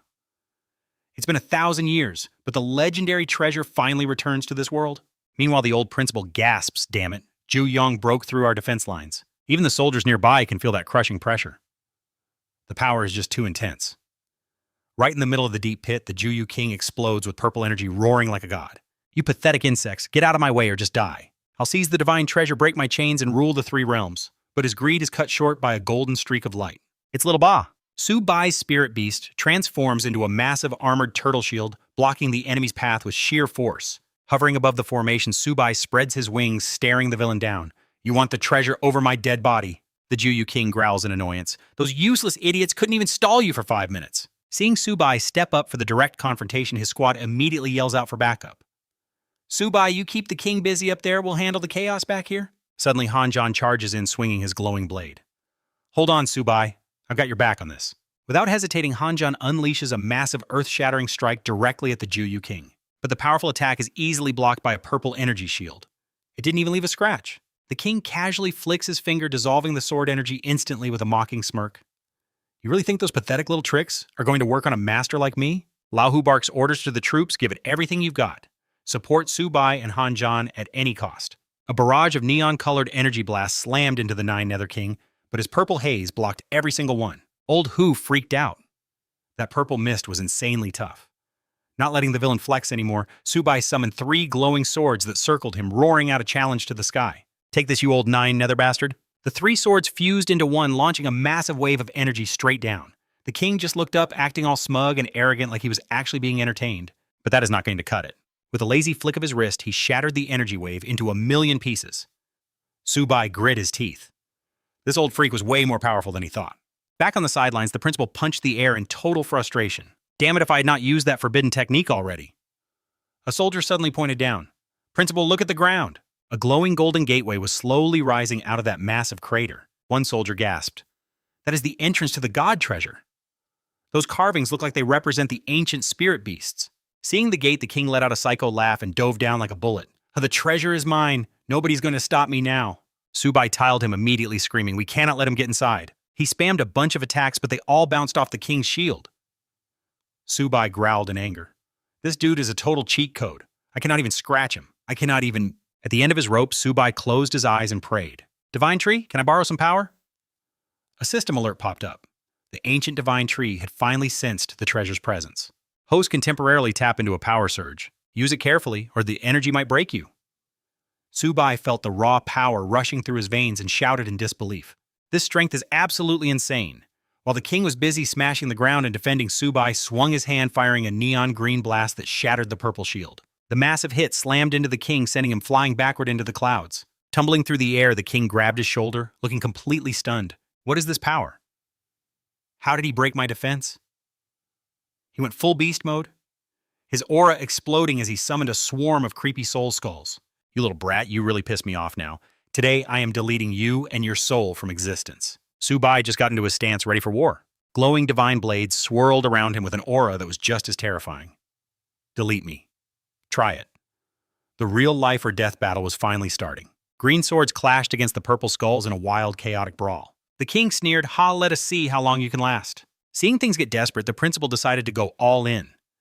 He ignited every drop of golden energy left in his body, roaring with pure grit. Even if this kills me, I am not letting you have your way. He summoned a massive golden dragon made of pure lightning that ripped through the air, heading straight for the king floating above. Taking the chance while his enemy was distracted by the thunder, Su Bai dove down like a ghost. His spear glowed neon blue as he yelled, "Got an opening." With a savage roar of die, the spear hit with world-ending force. A blinding flash of light exploded right as it slammed into the enemy's weak spot. Everyone thought it was over, but the king caught the spear with his bare hands. Damn it! The demon king glared with blood-red eyes, growling in fury. I cannot believe a pathetic little ant like you actually pushed me this far. Before Su Bai could back off, the king lashed out with a thick blast of purple demonic energy. All the kid could say was what the king kept barking threats. You keep ruining everything. Now it is time for you to die. That dark energy slammed into Su Bai's chest, throwing him back across the sky. The force of the blast sent him crashing straight into the arena floor. From down below, his friend started screaming his name in a panic. Watching his buddy get wrecked, Han Zhan saw red. I am going to kill you, you monster. But just as Han Zhan was about to charge, a pillar of golden light dropped from the heavens, stopping the king in his tracks and making him jump. What the king turned pale, sweating bullets as he felt the sheer terror coming from that light. He mumbled while shaking. Is this the crushing weight of the god treasure? Is there something even stronger hiding inside?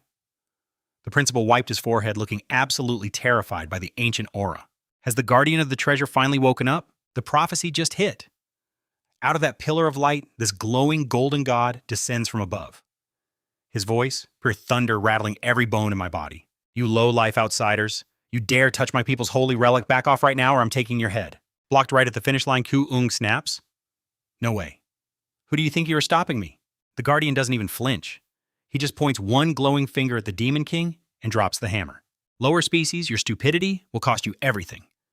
As he speaks, a divine laser tears through the sky fast as hell. King Q barely dodges, sweat dripping. He tries to act tough. Too fast, but I'm still quicker than you. But that smug grin vanishes. He screams as his hand brushes the light and starts turning into literal ash. My power, it's burning away. The principal's jaw hits the floor. Is this for real? An actual deity? Is this treasure actually being protected by a god? One hit. That's all it took to crush Kuyu's strength. Cornered and desperate, the Demon King finally loses his mind. His face twists as he roars. I don't care who you are, nobody is stopping me from taking that treasure. Then a massive storm of purple energy explodes, shredding the ground and turning the whole place into a mess. In the center, he transforms into a massive, disgusting dragon demon. Today, I'm sending every single one of you straight to hell. Spewing toxic gas, the beast lunges at the golden god. That treasure belongs to me. I'll slaughter every last one of you. Seeing the beast go wild, the principal turns pale and starts frantically shoving the students back. Oh no, he's in his true form. Watch out for that black mist, everyone. Stay back. Don't let that bad energy mess with your heads. While everyone's panicking, the god just stands there looking cool as ice. He slowly raises a hand, mocking him. You're just a bottom feeder. How dare you act big before a god? Suddenly, a blinding light blasts outward, slamming into the demonic fog and pushing it all the way back. Filth like you doesn't even deserve to look at this treasure, let alone touch it. Tucked behind the shield, Tobak breathes again. Can this gold barrier really hold off the evil energy of the 9 underworlds? He waves his crew over. Yen Yin Han Ho. Get over here right now. Not giving up the dragon serpent coils, charging a sphere of pure darkness. He's absolutely fuming at this point. I'm getting that treasure. I don't care if I have to kill a god to do it. He fires a lethal black laser straight at the deity, warping space around it. Nothing is going to get in my way. But reality check? The god calmly raises 2 fingers, sparks a tiny light, and says one word, stubborn. Instantly, he fires back a holy beam that deletes the darkness and drills right into the monster's thick skull. Nobody touches the treasure. King Kuyu's eyes go wide. Wait, what?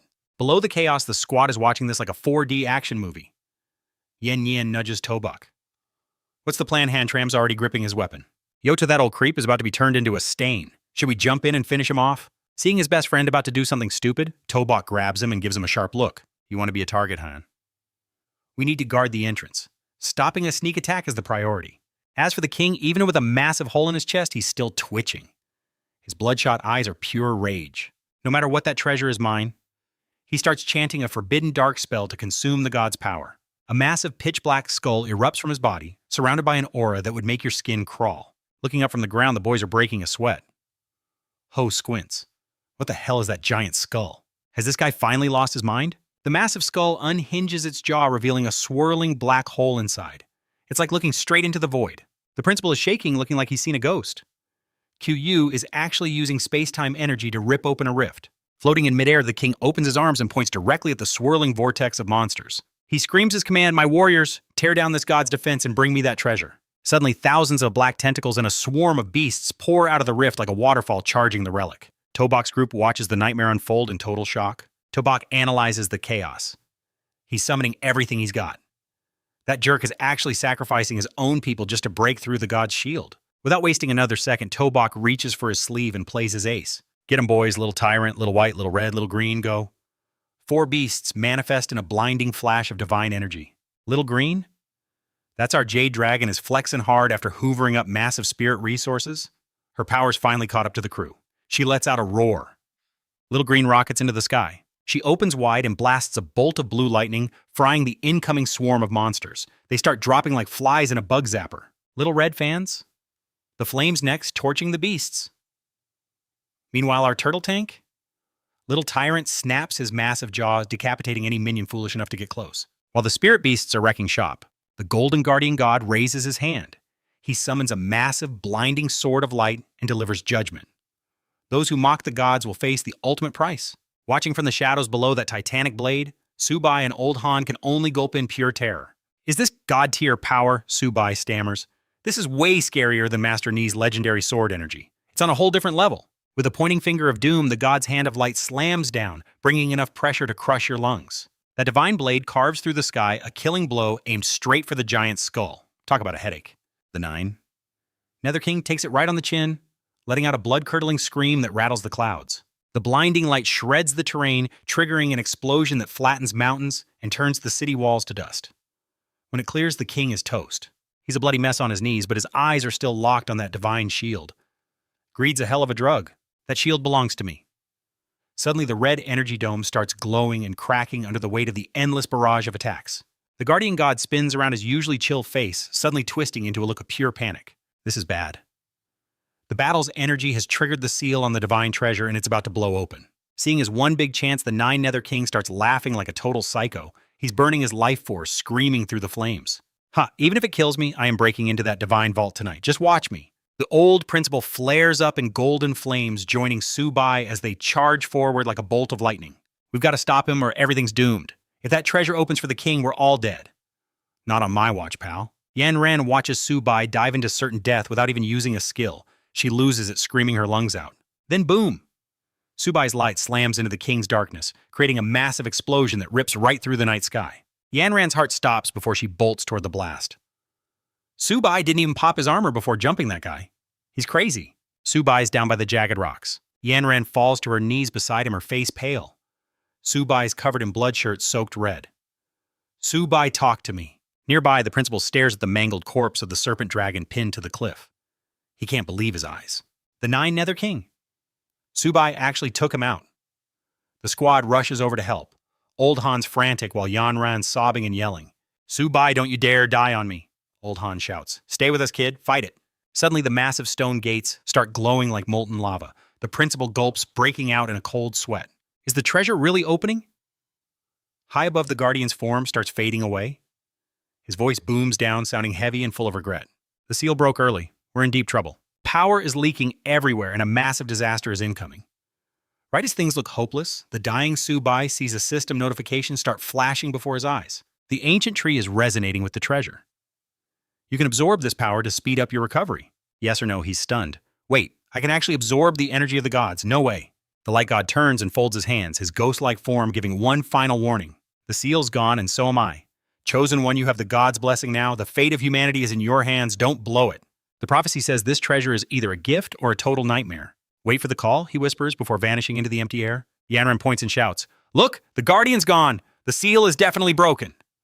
Subai stumbles up, pointing at himself. The chosen one, is he talking about me? Yanran's eyes go wide as she sees something amazing happening. Yanran Subai is actually healing. I can feel the massive power surging through his veins right now. The principal's jaw nearly hits the floor. Before they can celebrate, streaks of creepy purple light scream through the air, slamming into the vault like a meteor shower. A bunch of ugly monster elders land on the scene looking for a fight and shouting orders. Where's our king? There's no way he's down. Forget him, grab that treasure before someone else does. Hell yeah, the divine treasure has to belong to the myriad tribes. Seeing those annoying flies coming back for more. Old Ho adjusted his glasses, pulled out a massive sword, and let out a legendary roar. Hey, Han Su-Baek is recovering. Now it is our turn to show these myriad bastards what is up. I'm going to fight you punks until my very last breath. While Old Ho was busy acting cool, Su-Baek suddenly sat up, his six-pack muscles looking perfect without a single scratch on his skin. Yen Yin stared at his ripped body, blushing as she stuttered, Su-Baek, are you really back to 100% already? Su-Baek wiped his mouth and stood up like it was nothing. Yeah, I am totally fine. She blushed, still disbelieving. Wait, for real? The old principal turned around and saw the kid who was just at death's door, now bouncing around with insane energy. His jaw literally hit the floor. How did you finish that fast? Su-Baek smirked, looking toward the fiery portal with total confidence. Yeah, it is true. I have fully absorbed the power of the divine treasure. And even better, I can feel the divine treasure in there calling out my name. Su-Baek jerked his chin toward that glowing fiery gate. I am going inside the divine treasure. Old Ho slapped his chest and waved him off. Do not worry me, and Old Han will handle everything out here. Su-Baek nodded to his team and gave orders. All right, lead everyone against the myriad tribes. You have to hold the line until I get back out. Standing right there, Yen Yin touched Su-Baek's rock-solid chest, her eyes shimmering with worry as she looked up and begged him. You just got better, and I am seriously worried about you. I am going in there with you without any hesitation at all. Su-Baek gave a quick nod. Seeing the two lovebirds heading off to grab the loot, Old Han swung his massive sword and screamed out. Old Sue, you just go and do your thing. I'm going to chop off more heads than the total number of myriad monsters here. Behind them, Old Ho was blasting away with his cannons to cover them. That is right. Just leave this whole place to us. Feeling fired up, Sue Beck confidently turned back toward the gate. All right, guys, I'm going to be back before you know it. He grabbed Nghien Nhien's hand and dove straight into the roaring flames. She whispered, "Wait, why?" Sue Beck looked around totally dazed, in a heartbeat. They both lost their balance and went into a free fall, through a swirling void of molten lava tumbling around like they were on an insane roller coaster. Back on the battlefield outside, Old Han sliced a monster clean in half while screaming over his shoulder to his buddy Old Ho. "You stay here, I am going to help the principal out." Old Ho was busy spraying bullets and just yelled back, "Got it." Elsewhere, the old principal was drenched in sweat, gasping for air as he raised his hand for one last desperate push. He forced a bitter smile. "Do not worry, these old bones of mine can still hold out for a bit longer." But right above their heads, that massive myriad skull was still puking out waves of dark energy along with swarms of nasty crawling monsters. A creepy voice echoed down from the rift. "The secret of the speed god is right down there. The myriad tribes will never be destroyed." Totally different from the chaos outside, Sue Beck and Nghien Nhien were now strolling down a hallway that was completely plated in gold. Nghien Nhien stroked her chin and started analyzing. "These runes look exactly like those ancient beast symbols the principal told us about." Sue Beck frowned as he felt it. "The further we go, the more I can feel some power calling out my name. No joke." The hallway opened into a massive space, and right there was a majestic tower reaching all the way to the clouds. Sue Beck pointed. "Check that out." Nghien Nhien gave a sharp nod. "All right, then let's head inside." Stepping through the door, they both froze for 5 seconds in front of 4 massive, beautifully carved statues. Nghien Nhien gasped, "Wait, are these the 4 sacred beasts?" Sue Beck rubbed his chin with a smug look. "Man, they look exactly like those pets I tamed." Suddenly, the azure dragon and white tiger statues glowed bright emerald, their deep, booming voices vibrating through the air and shaking the whole room. "Those not chosen by the gods shall not touch the primordial treasure. You must back away right now, or face death without mercy." As the warning ended, Sue Beck's armor suddenly snapped on, radiating a brilliant and blinding aura of light.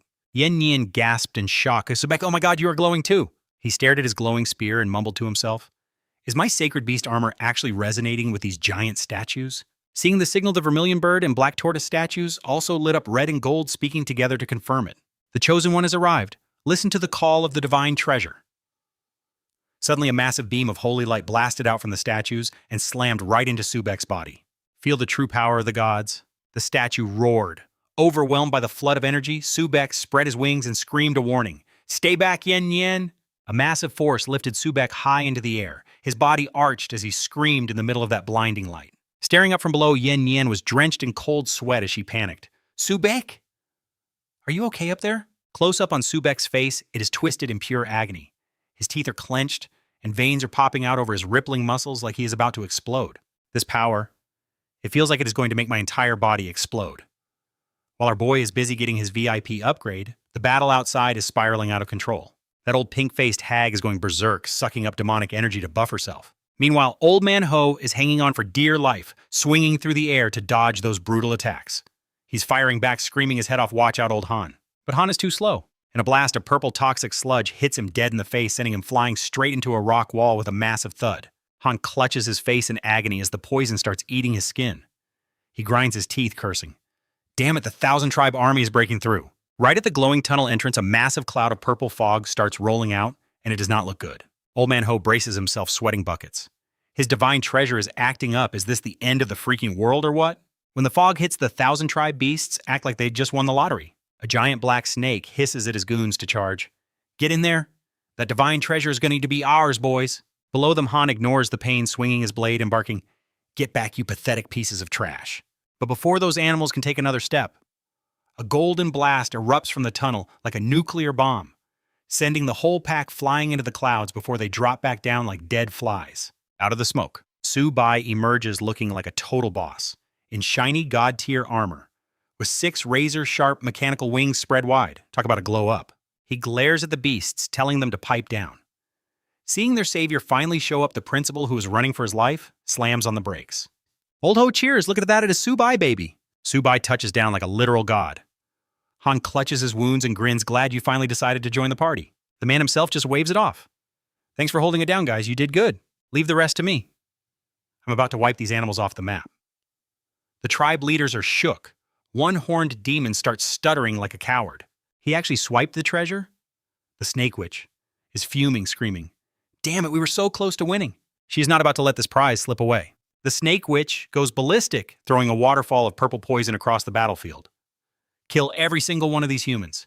Bring me back that divine treasure right now. Han sees the toxic cloud and yells, Subai, look out. Her poison is no joke, man. But the warning is pointless. Subai just flicks his wings and triggers the black tortoise shield in a heartbeat. A massive wall of golden light slams into place, tearing through the toxic mist and keeping the homies safe.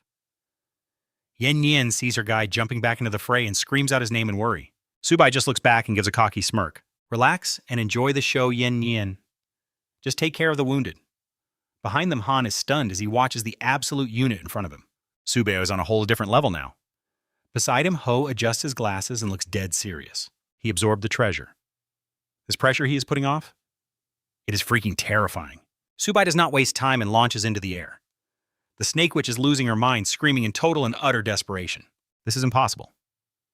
How can a measly human like you have the power of a literal god? Knowing she's about to get wrecked, she curls up, pouring every ounce of energy into her defense. She builds a massive purple energy shield, but that dollar store armor is not going to stop what is coming for her next. The golden sword energy taps at once and shatters her purple shield into a million pieces. The witch takes the full hit, coughing up blood as her mask explodes. The big shot elder who was talking trash a second ago is now basically toast. The 1,000 tribe minions are floating there, souls leaving their bodies absolutely terrified by what they just saw. The elder got deleted in one hit. There's no miracle coming to save us today. The witch's body crumbles, turning into thousands of purple crystal shards before vanishing into thin air forever. Seeing that the monsters start running for their lives. Get out of here. This guy is too scary. One demon cries. This man, he is not even human anymore. As they try to ditch, Subai extends a hand glowing with golden flames, sounding like a reaper delivering a final judgment. You came all this way, so do not think anyone is escaping. He triggers his god-tier move, Phoenix Fire, and the entire sky lights up. Fire claws rain down on the retreating army like a deadly meteor shower. Once that holy fire touches their skin, it sticks like glue. Fire claws rain down on the retreating army like a deadly meteor shower.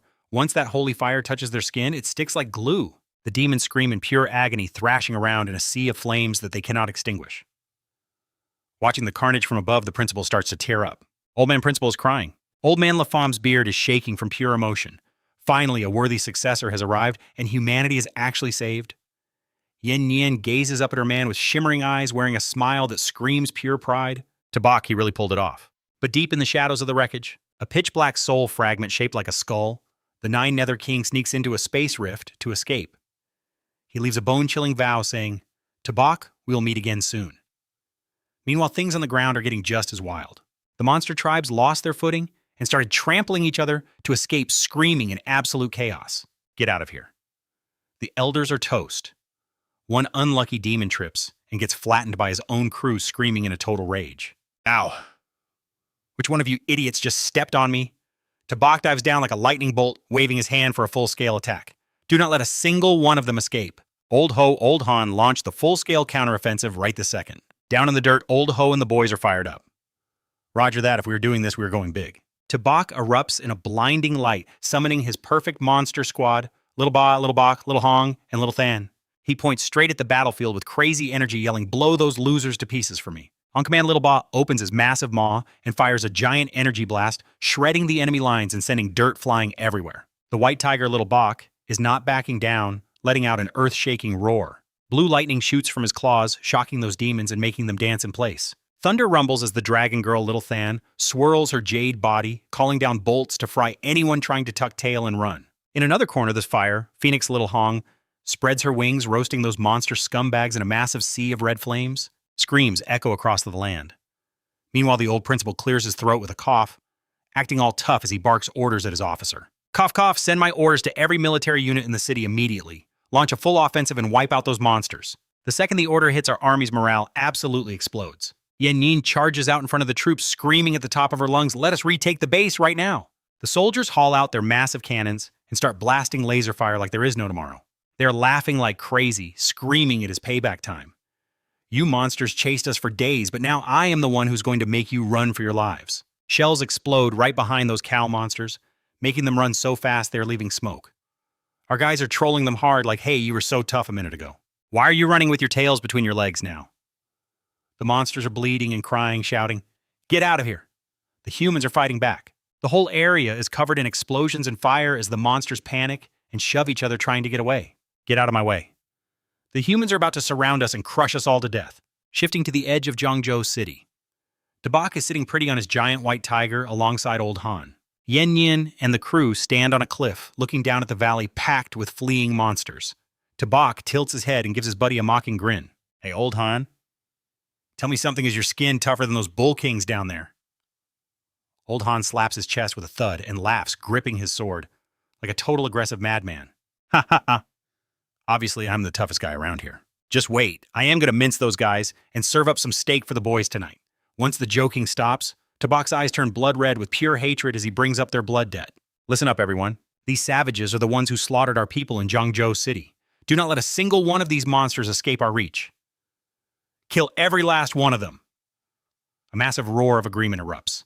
The human army dives from above like a divine force, raining artillery fire straight into the bull monster formation. The bull kings let out a pathetic scream of terror. Damn it, it is a total ambush. Taking heavy fire, the monster scum panics and huddles together, pulling out stone shields to form a pathetic turtle shell defense. One of the demon kings holds his head and screams, "Get into your defensive positions right now!" Seeing those idiots trying to play defense, a human soldier leaps off the cliff, swinging a flaming sword to smash their shields to bits. He laughs like a maniac, yelling, "Watch me crack all your skulls open right now!" Behind the shields, the bull king's face is turning beet red as he orders his minions to fill the gaps and hold the line. Watching from a distance, Tabak rubs his chin and nudges the white tiger, saying that defense is actually pretty solid. Little Bak, go out there and teach them a real lesson. On command. Little Bak lets out a world-shaking roar and charges into the center, crushing those stone shields. Tabak sits on his back, clapping and laughing with pure joy. Haha. Let's see how you handle the heat, right in the middle of your formation. Tabak strikes with a lethal bolt of blue lightning, completely wiping out the confused monsters. Dirt and rocks fly everywhere as their strongest defense is blown into a million pieces. The shield just shattered, and the demon kings are tasting pure despair. Every one of them is pale and sobbing. Damn it, why are all the heavy hitters dropping dead like flies right now? Realizing it is game over, the lead beast panics and screams for everyone to scatter, every man for himself. As those monsters scrambled to escape, human heroes came crashing down from the cliffs to block the path. One warrior swung his blade, shouting, "Listen up. Do not let a single one of these things get away." Inside the war room at the Great World Defense Base, top commanders gathered around a glowing 3D map.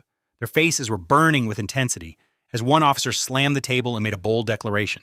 "Gentlemen, the enemy tribes are falling apart. It is finally time for our revenge." At the head of the table, General Hu processed constant reports. "The Hythan forces are begging to counterattack, sir." Seeing this, another officer jumped in to push the agenda. "General, the Harbin government is also demanding an immediate counteroffensive right now. We need your orders, sir."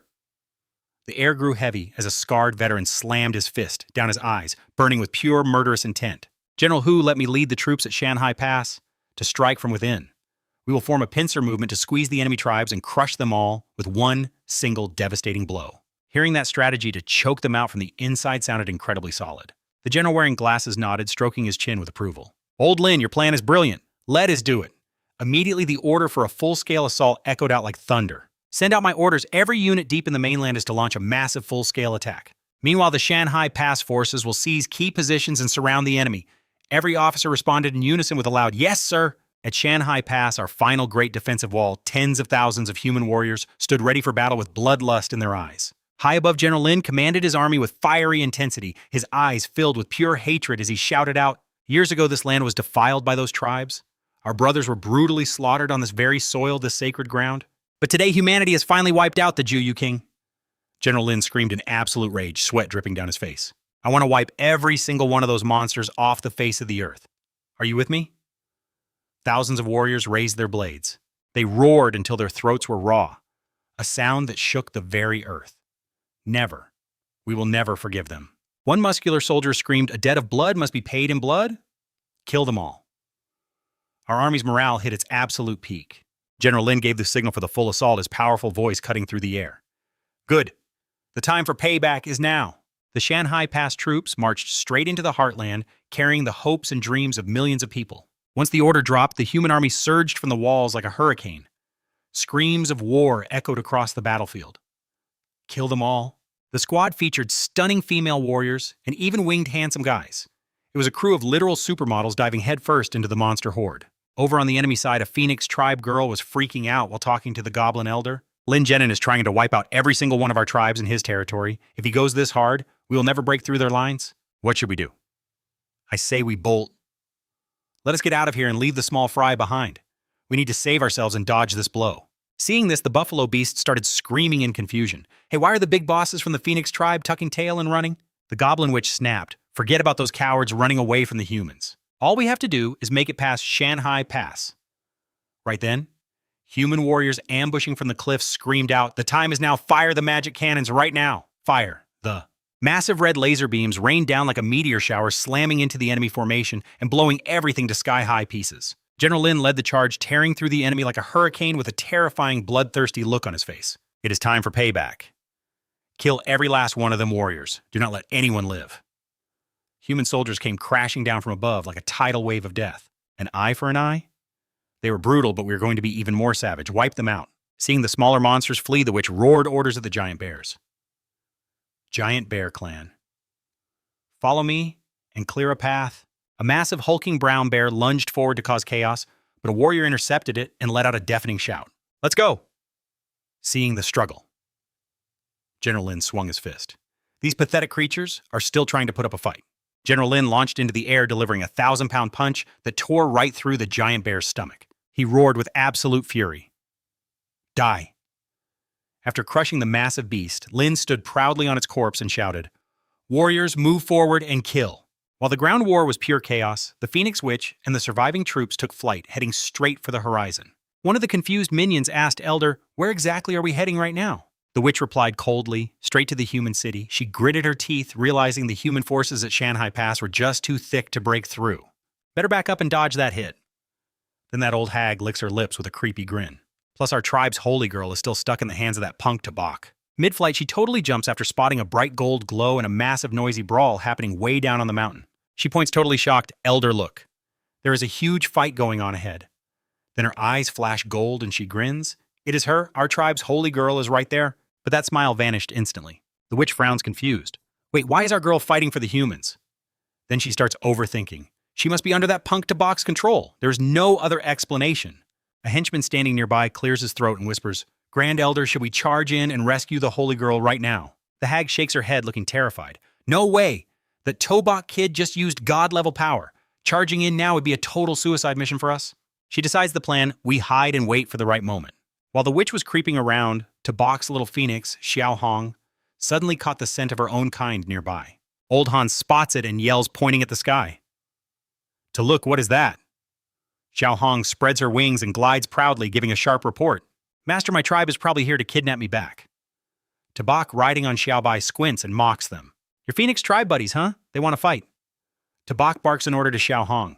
"Xiao Hong, you keep smashing those guys below. I will handle those red pests in the sky myself." He swings his golden flaming spear and rockets into the sky, charging straight at those hidden phoenixes. Seeing him coming like a vengeful god, the cowardly birds freak out and start screaming at the top of their lungs. "He spotted us, he is coming right for us!" Without hesitating for even a second, they all turn into streaks of light and bolt out of there screaming as they run. Fall back and hide for now. We will wait to get our revenge later. Seeing things go south, the Bull Demon King explodes with purple energy and roars to hype up his crew. "Savage Bull Tribe, go berserk! Let us fight these punks to the death right now." He lunges forward, swinging a massive stone axe to split Old Han in two, cursing bitterly, "You dirty humans actually dared to ambush us!" Meanwhile, Tubak looks back at the battlefield, only to see those phoenixes have already vanished into thin air. He mutters a curse, "Damn, these savage bulls are annoying, and those phoenix demons sure can run fast." Turning back, he sees his best friend is totally surrounded. Tubak, riding the white tiger, swings his glowing blue sword and charges like lightning, shouting at the top of his lungs. "Old Han, I got your back." The holy sword carves a beautiful blue arc through the air, clashing with the Bull King's axe and triggering a massive earth-shaking explosion. The Bull Demon King is hit so hard his axe cracks. He stands there, jaw dropped in total disbelief. No way. What kind of crazy weapon is this? How can it possibly be this powerful? Before the bull could even blink, Tabak and his tiger leap high into the air. Delivering a fatal blow from above, he cold-heartedly declares, "Say your prayers because you are done." The Bull King lets out one final scream as the sharp blue blade slices his neck, taking his head off in an instant while blood sprays everywhere. Old Han waves his weapon and screams like a madman, "Die!" The white tiger lands majestically, letting out a terrifying roar to show off its power. The bull henchmen stare at their leader's headless body on the ground. Every single one of them turns pale and freezes up for several seconds. One henchman stammers, Our leader was killed." Suddenly, the whole crowd drops their weapons and hits the ground, bowing down and begging for their lives. They cry and beg, "Spare us, we surrender." A bit later, Old Hu walks over to Tobak and winks toward the group of prisoners. Tobak, the rest of these savage bulls have been cleared out. Should we escort these prisoners back to Jiangzhou City? Tobak orders Xiao Hong to keep watch from the sky, and then firmly says, clean up the mess and let's head back to Jiangzhou City immediately. Those Phoenix tribe creeps might come back any second. We cannot afford to hang around here much longer. While riding on Xiaobai, the little Phoenix girl, Xiao Hong explains in a tiny voice, Master, those people were the elders from my tribe. They're definitely going back to tell my mom everything. They want to take me back. Tobak pats her head to calm her down. Do not worry, Xiao Hong. He grins with total confidence, his eyes glowing with warmth. No matter how many enemies show up, I will protect you. You are my spirit beast now, and I look out for my own. Xiao Hong is moved to tears and whispers, yes, Master. Over at the Jiangzhou City Command Center, the old principal sighs with relief while checking the map. Finally, humanity has caught a lucky break. Suddenly, an officer rushes in with terrible news. Principal, we have an emergency from Shanghai Pass. While General Lin Nhien was surrounding the enemy remnants, he was ambushed by a hidden diamond-level powerhouse. Our casualties are absolutely devastating right now. The principal jumps, slamming his desk as he stands up, his face turning pale as a ghost. What a diamond-level powerhouse. He did not hesitate to give the order. Tell Tobak to grab his team and reinforce Sun High Gate immediately. Roger that. Word hit the front lines. Yen Yen caught the signal and swung her Firebird around, racing toward Tobak. She screamed his name. Tobak looked back from his white tiger. What is it? Yen Yen landed, her face pale as a ghost from sheer panic. Sun High Gate is in trouble. My dad was ambushed by a diamond-tier powerhouse. The principal wants you to move out right now. Tobak froze for a second. Wait, what? No time to waste. He immediately barked out orders to the entire army. Han Ho, you guys get back to Jiangzhou City. Me and Yen Yen are hitting the gate solo. They both yelled to follow. I am coming with you. More boots on the ground means more power to win this thing. Tobak shut them down. Negative, Jiang Chao needs protection. Stay here and back up the principal. That is an order. He grabbed Yen Yen's waist and pulled her onto the tiger. The gate only needs the two of us, he announced with total confidence. He slapped the white tiger's flank. Go Snowball full throttle. He leaned into her ear. We have to arrive before General Lam falls. Meanwhile, back at the Sun High Gate battlefield, General Lam was down on one knee, covered in blood and gasping for air. Damn you, 9 nether scum! He could not believe they hit a force this massive. Standing over him was a giant lion-headed monster, the Black Land King, wearing a smug grin.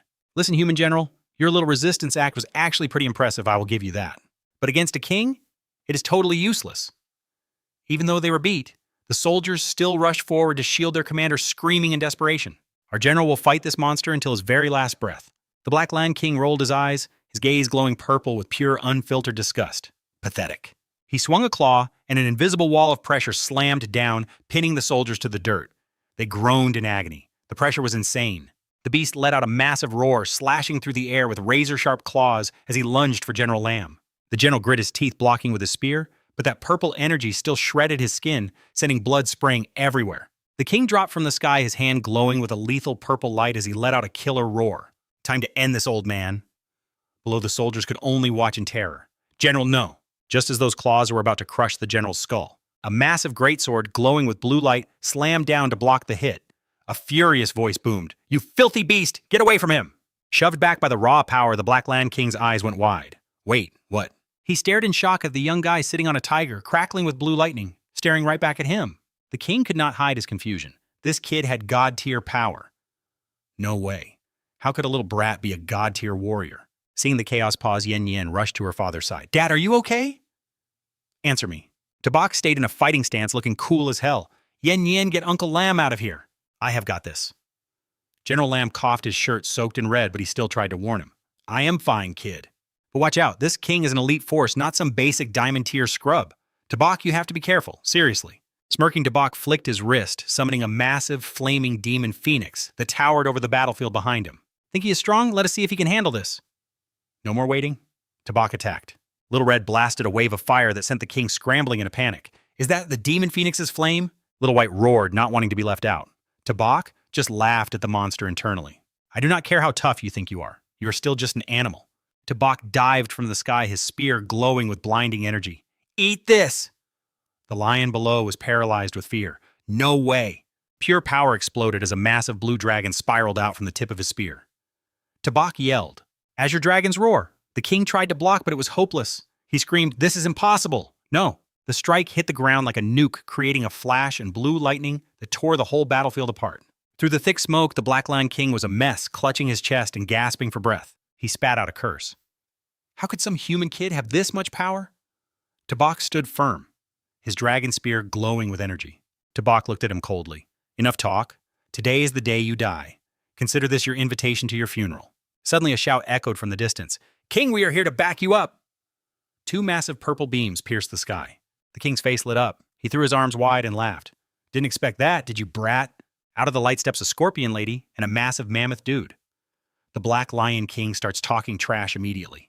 Out of all the world's elites, I'm not alone. Today is officially your funeral. Staring down three giant freaks. Subai just rubs his chin like he's window shopping. These guys aren't half bad. Who knew the monster tribes were hiding this much talent? That mammoth guy, the Mountain Elephant King, swings his trunk and growls in a deep, scary voice. Human brat. You really think you can stop our master plan? The Scorpion Queen wiggles her creepy body and tells her buddies to hurry the heck up.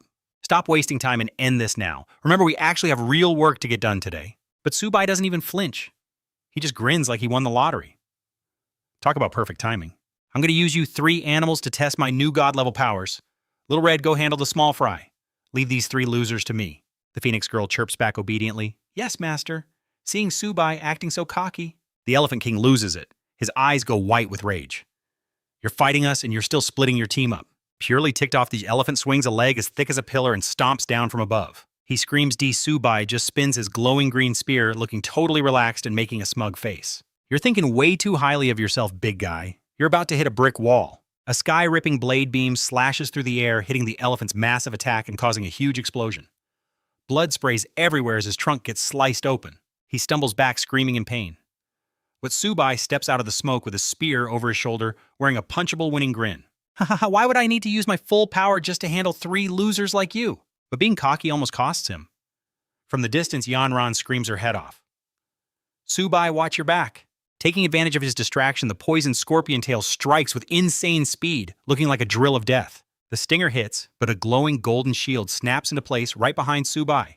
It stops the deadly needle cold, making the scorpion lady turn pale and mumble. Is that the sacred beast armor? Subai glares back and mocks her. A sneak attack, and you call yourself an elite warrior, ignoring the sarcasm. The Scorpion Queen snarls back her own logic. History is written by the winner's kid. The strong are the only ones who get to win. Right then, Yanran powers up her fire and charges in, yelling, Subai, I am here to help. Subai has to swing his spear to push her back, telling her it's too dangerous here. The Scorpion Queen smirks, eyeing Yanran with a nasty look, and starts teasing him. You seem to care a lot about this little girl, don't you? Before he can move, she fires a purple beam of energy straight at Yanran. Subai panics and screams out her name, Yanran. Look out! But luckily, a glowing golden shield appears just in time to block the shot. The pressure still makes Yanran struggle and wince. Seeing his girl under attack, Subai goes absolutely berserk. His eyes turn bloodshot as he swings his spear with insane force, growling every word with killing intent. How dare you try to hurt my woman? I'm gonna kill you! His rage explodes as a massive blue dragon made of pure destruction roars out from the tip of his spear. Subai roars, activating his ultimate move, 9 Heavens Dragon Roar. Sensing a lethal threat, the 3 monsters quickly bunch up, dumping all their dark purple energy into a shield to try and survive. The lion grits his teeth and yells, let's crush this human ant together. The Scorpion Lady shouts her agreement. Their combined dark energy slams into the blue dragon, causing an earth-shattering explosion that shakes the whole world. Massive lightning bolts rip through the gloomy gray sky in every direction. The blowback from the blast is so intense it knocks Subai back. A thin line of blood leaks from his mouth. His eyes show total stress as he realizes his massive attack is actually being pushed back. Suddenly, a blinding light explodes, swallowing the entire area in its path with massive destructive force. When the dust finally settles, Subai's golden armored boots are still standing totally firm on the ruins. From inside the smoke, you can hear the monsters terrified whispering. I can't believe this human kid is this strong. All 3 diamond-level elites look totally wrecked, kneeling on the ground and gasping for air. The Elephant King admits it through heavy breaths. No wonder even Master Ju Yu lost to this guy. The Scorpion Queen clutches her chest and makes the call. The main mission is more important. We need to fall back now. Making a run for it, 3 purple streaks zoom into the sky as they scream for a retreat. Seeing the enemy leaders flee, human morale hits the roof. Everyone grabs their weapons and charges, screaming, push forward and wipe out the rest of them. Get them!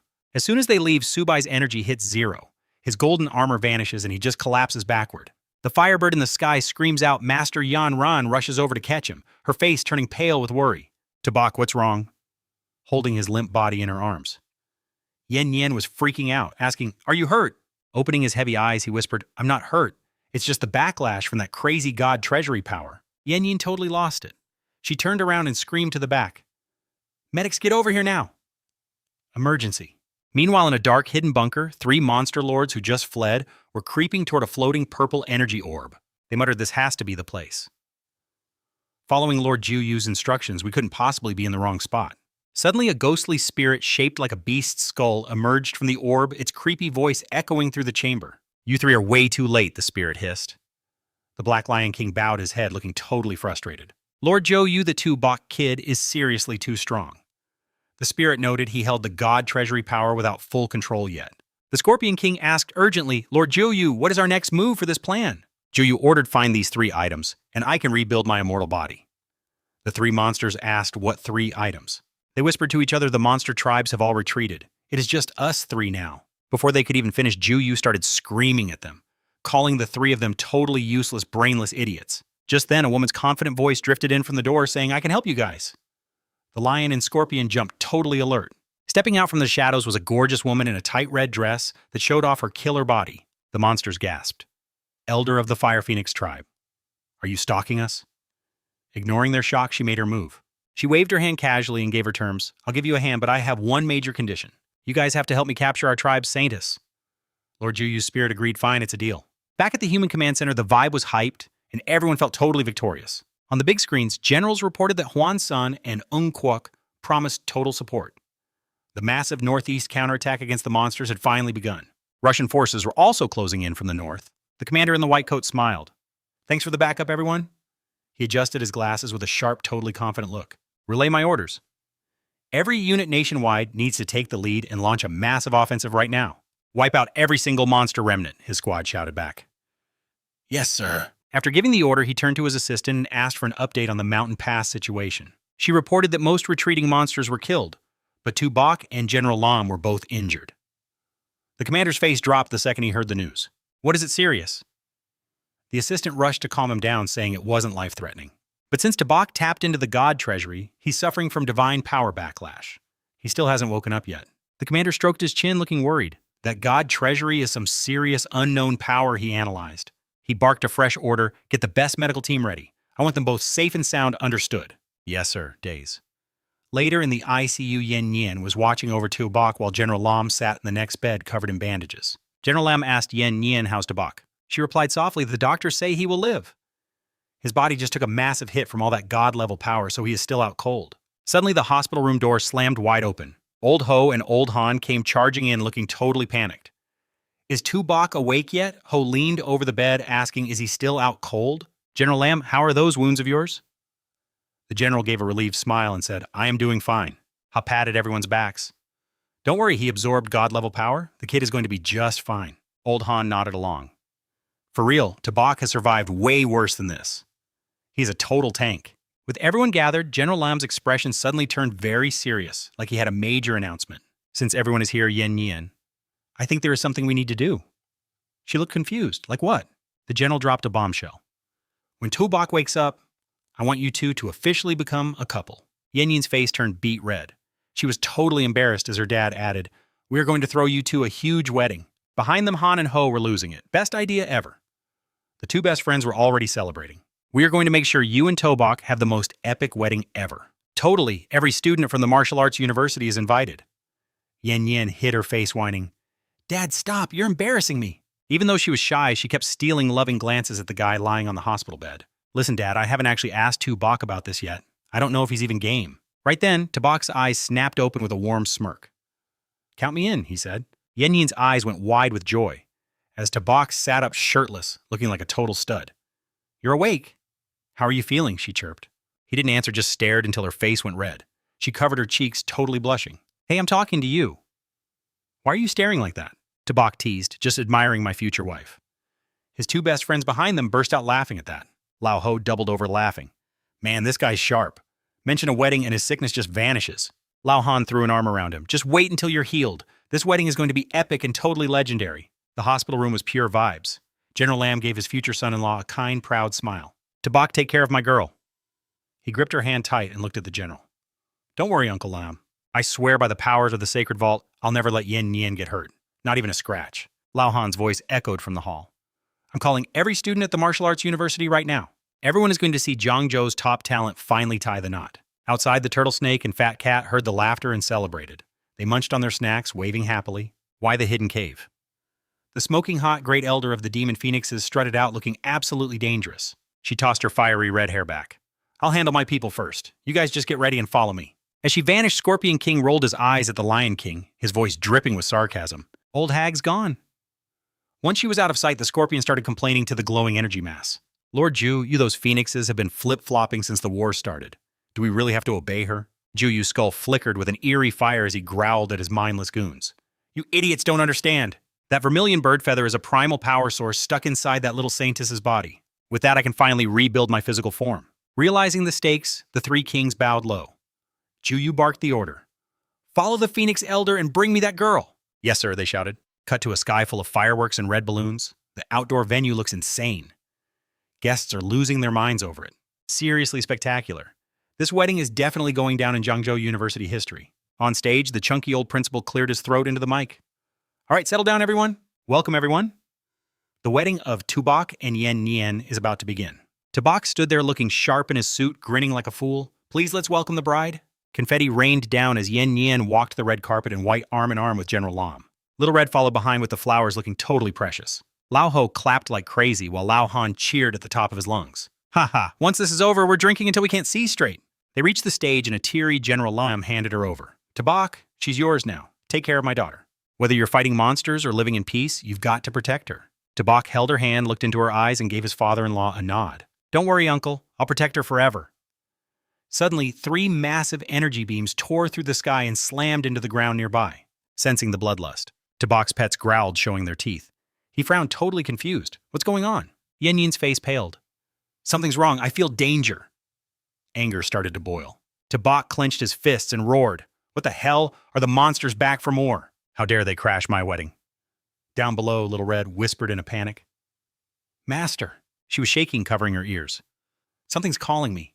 It feels like that Phoenix Elder, and it's close. From a massive cloud of smoke, they looked down at the party. 4 monster powerhouses watched with arrogance. The Elder just smirked. Looks like we are just in time.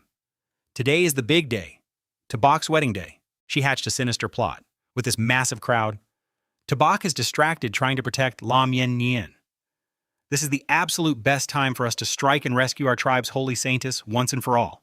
The Lion King lets out a savage laugh. Ha ha ha, exactly. His hidden god powers haven't even fully recovered yet. We will ambush him, steal the treasure, and end his life. Talk about killing 2 birds with 1 stone. The Scorpion King wiggles his venomous tail with a totally twisted grin. I'm going to set up a soul-eating poison formation to cover this entire wedding hall. We will mess with everyone's minds shut down. Tubok's powers grab the treasure and kidnap the saintess. Success is guaranteed this time around. The Elephant King cracks his knuckles, dripping with murderous intent. Perfect. I will smash their outer defenses and turn this wedding upside down before they can even call for backup. Let's move. He closes his eyes to feel the energy waves. Tubok calmly announces, I can feel the enemy approaching right now. It is the Demon Phoenix clan and other monster tribes. Their target is definitely Little Hong. Activate the emergency protocols immediately. He firmly takes command of the entire room, locking down every single exit of the Zhangzhou Martial Arts University wedding hall right now. Get ready to fight and keep the guests safe. We won't let these monster scumbags cause any more chaos. Seeing her father about to charge Yen Nhien grabs his arm. Dad, your wounds haven't even healed yet. General Lam brushes her off with a determined look. No way, Yen Nhien. Even injured, I'm still a high-level warrior. I won't hide like a coward behind my soldiers and students. On the other side, Old Ho grabs his giant sword and rushes out. Old Han is right on his heels. Old Ho shouts, I'm taking a squad to guard the east gate. If any beast tries to enter, slice them down. No mercy. Vuong Duong, follow me. We need to set up a defensive line. Back on stage. Tubok rips off his groom's vest and hands it to Yen Nhien. Little Hong, stay right by her side. You two better not get hurt. Little Hong obediently replies, I understand, master. Yen Nhien watches him with worried eyes. Tubok, be careful. They really did their homework this time around. Tubok shouts to summon his pet squad. Little 8. Little White, Little Green, follow me to the front gate. The spirit beasts reply through their mental link and transform into bright streaks of light, zooming after their master. As everyone panics, the Scorpion Queen drops from the sky right into the middle of the wedding decorations, laughing like a maniac. This atmosphere is so lively, isn't it? Her entire body glows with a deep purple light as she gathers poison gas. Time to give you all a little present. This is a special poison I have spent many years refining just for today. She opens her mouth and a thick cloud of purple poison fog pours out like a waterfall onto the hall below. Enjoy this, you pathetic little ants. The toxic mist spreads instantly, choking the guests until they collapse onto the ground, desperately clutching their chests. Someone covers their nose and panics. Everyone watch out. It's a poison mist. A guy in a black suit chokes on the gas and curses under his breath in pure despair. Damn it, these dirty monster tribes are using cheap poison tricks again? Tabak rushes toward the source of the toxic mist, but the enemy is nowhere to be found. He crouches down to check the body of a security guard on the floor. Is there really no one here? I definitely felt an aura coming from this direction. This guard has been dead for quite a while now, actually. The trap has officially been sprung. In the middle of the thick mist, Tabak suddenly realizes the enemy's wicked plan. Breaking out in a cold sweat, he screams, "This is bad news. It is just a massive distraction." In another corner of the room, the massive Elephant King delivers an earth-shattering blow to the floor, smashing everything to bits.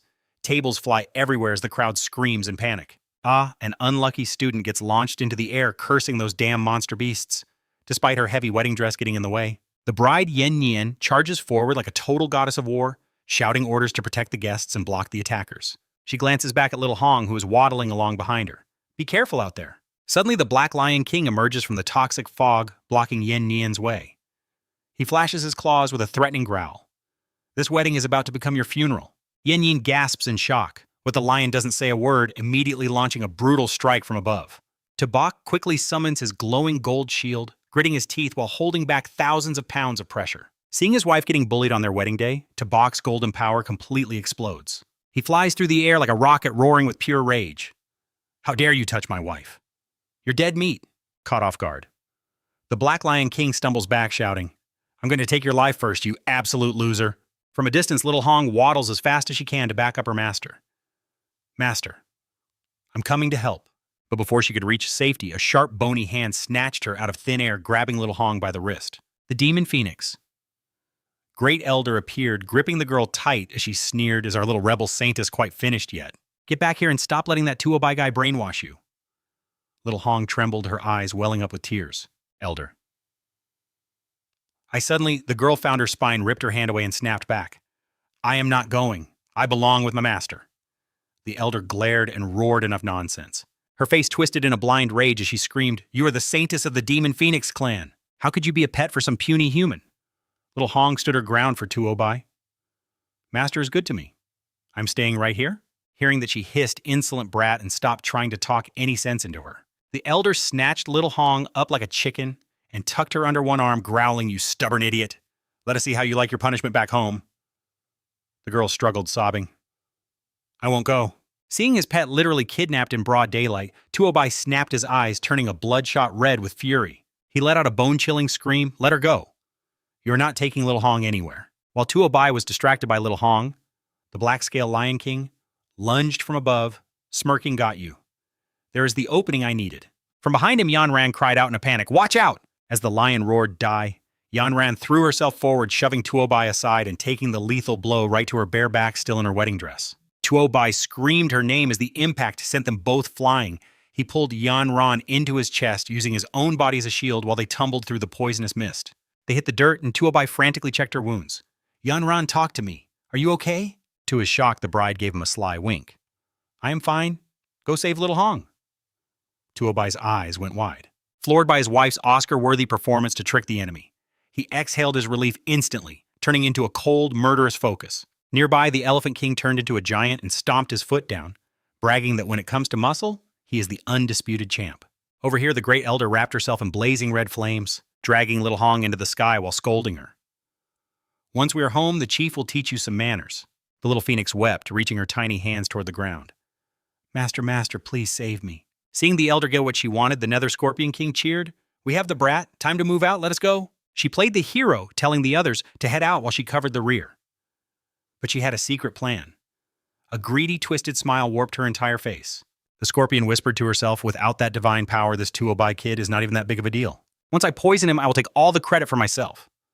But she clearly did not check the forecast. Down on the ground, Tuobai's golden energy suddenly exploded like a massive volcano blowing its top.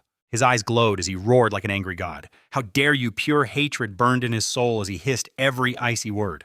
You absolute trash crashed my wedding, attacked my guests, kidnapped my pet, and you actually had the nerve to hurt my sweet, innocent Yan Ran, feeling that insane killing intent and a power that was totally on another level. The scorpion started sweating bullets, her pupils shrinking in pure terror. No way, this is not right at all. Ignoring her completely, Tuo Bai swung his spear, launching a massive pillar of golden energy that shredded the poison mist and shot into the sky. The devastating strike hit the Nether Scorpion King square in the chest, piercing right through her. Tuo Bai screamed in a blind rage, "I will make you pay 100 times over." Seeing his partner get skewered in midair, the Lion King panicked and yelled, "Scorpion." But the Elephant King stopped him being the voice of reason. "Forget her, the mission comes first. You cannot save her, even with a pierced heart." The Scorpion used her last bit of strength to cough up blood and scream, "Damn it if I'm going down. I am dragging you to hell with me." She swung her venomous tail at Tuo Bai in a final desperate suicide attack. But Tuo Bai just reached out and caught the sharp poison tip with his bare hand. He gritted his teeth, flashing a lethal, menacing smile. "You want to kill me? With what exactly?" Gripping that wicked tail. Tuo Bai did not say a single word as he unleashed a golden wave of energy so powerful it literally ripped through space itself. With one lethal strike, the Nether Scorpion King was sliced in half and sent falling. In midair, she coughed up blood, screaming in denial. "Master Jiu Yu, this is not fair." Tuo Bai landed like a god with his spear, coldly declaring, "This is what happens when you touch my people." 1 down, 2 to go. Tuo Bai looked back at his crew and yelled, "Principal Old Han, I am leaving this mess to you. I have to go get little Hong back right now." The round brave principal pointed forward and cheered him on. "Just go. We have got this covered. Just stay safe out there." Then he turned back to the crowd lost in the purple haze. "Everyone pick up the pace and get to the indoor defense points right now. Do not stop." Nghien Nhien clutched her chest, eyes glued to her husband's back as he took off shouting out one last worried warning. "Tabak, you stay safe out there. We are going to hold the line right here until you get back to us." Right then, Tabak transformed into a streak of golden lightning and blasted off, tearing the gray sky apart. He yelled, "Little Bak, floor it! We are going full throttle right now!" Determination was written all over Tabak's face as his eyes burned with fire. He whispered a silent vow to himself. "Little Hong, do not be scared, Daddy's coming for you." Way up in the distance, that nasty elder was dragging poor little Hong through the air. The girl struggled and sobbed, screaming, "Let me go! I want to go back to my master! Please just let me go already!" The elder just glared, grabbing little Hong by the collar and barking, "Drop the attitude, Saintus, you are coming with me. The Tobak loser is just using you for the vermilion bird essence inside your body." While the old hag was busy trash-talking, those human ants, the black-scale Lion King flying beneath her, looked back in a total panic, sweating bullets. "Elder, that Tubak guy is catching up. After the way he smoked that scorpion earlier, we are seriously outmatched. We're totally cooked." The Elephant King flying alongside them was shaking in his boots, too. He suggested, "Maybe we should just turn back and fight. We cannot outrun him forever." Hearing that, the elder narrowed her eyes and a wicked, nasty grin spread across her face. "Fine. Let's see where the limit of his holy power actually is." She clicked her tongue, analyzing the situation with a cold heart. Tabak's spirit? Beasts were world-class trackers, and they were moving way too fast. "If we do not take him out now, we will never lose this guy." Before she could even finish, Tabak dropped in from the clouds. A blast of golden energy ripped through the air, aimed straight at the Elephant King. "Little Hong!" Tabak screamed. Startled, the Mountain Elephant King threw up a massive purple shield to block the hit roaring back. The two powers collided, triggering a massive mid-air explosion. The shockwave was so intense it pulverized a giant floating boulder into tiny pieces instantly. Riding the momentum of the blast, Tabak dove down like a god of war, surrounded by 1,000 flaming spears. He pointed at the beasts and growled, "Listen up, you animals. It is time to pay for hurting Nghien Nhien." Seeing Tabak's bold challenge, the black scale Lion King stepped forward, puffing out his chest. "Bring it on. Let's see if your holy power is actually worth anything human." Meanwhile, the elder held on to little Hong with one hand while casually waving the other to create a wall of fire blocking the shockwaves from Tabak's heavy assault. The Lion King fired a blast of energy, forcing Tobak to retreat. "Killing you is going to be a walk in the park," he barked. But before the smirk could fade, his eyes bugged out. "No way. How is your holy energy this freaking infinite?" While he stood there looking like an idiot, Little Bak the white tiger pounced on him from behind. The lion jumped, letting out a sharp grunt, getting shredded by the white tiger, the black scale. Lion King struggled to defend himself, screaming for his buddies to help. "Hey, old elephant, hurry up. I cannot hold this guy off much longer." Seeing his best bud getting wrecked, the Elephant King lost it. He raised a massive foot to crush Tabak, roaring as he grabbed onto the kid's spear. "Watch me turn him into a pancake, right now." Tabak did not back down an inch. He threw up a glowing wall of holy power solid as a mountain and deflected that 10-ton stomp in a heartbeat. The Mountain Elephant King backed away, eyes wide. He hissed in pure rage, "You little human brat. There is no way you are this strong. Realizing they were in trouble, he screamed over to the old elder. Or to the old elder? Even if we go down, you cannot let him take the Saintess back. But out of nowhere, the elder turned cold. She aimed her hand right at little Hong's head, ready to drain her power. The little girl shrieked in terror. Elder, what are you doing? The woman replied, with a heart like ice. Sorry, kid. Do not take this personally. She heartlessly squeezed little Hong's neck, starting to rip the glowing aura right out of her tiny body. Little Hong let out a blood-curdling scream. Ah, the elder smirked with pure evil. The only way we are ever going to suppress that holy power of Two-Box is by using your vermilion bird energy against him. Watching his own spirit beast get abused right in front of him, Tabak lost it, cursing, "You absolute scum! How dare you touch little Hong's soul?" Having drained the power, the elder's eyes turned to fire as she screamed a challenge. Tabak, you have not even come close to mastering that holy power yet. Forcing that power is just going to result in a nasty backlash. Instantly, she transformed into a massive fire phoenix, scorching the sky as she dove straight at Tabak. Today is the day you finally go down. Seeing Tabak standing all alone against a fire phoenix and two giant beasts on both sides, the elder let out a smug, nasty laugh. I refuse to believe the three of us together cannot handle one little human like you, trapped in a three-way pincer attack.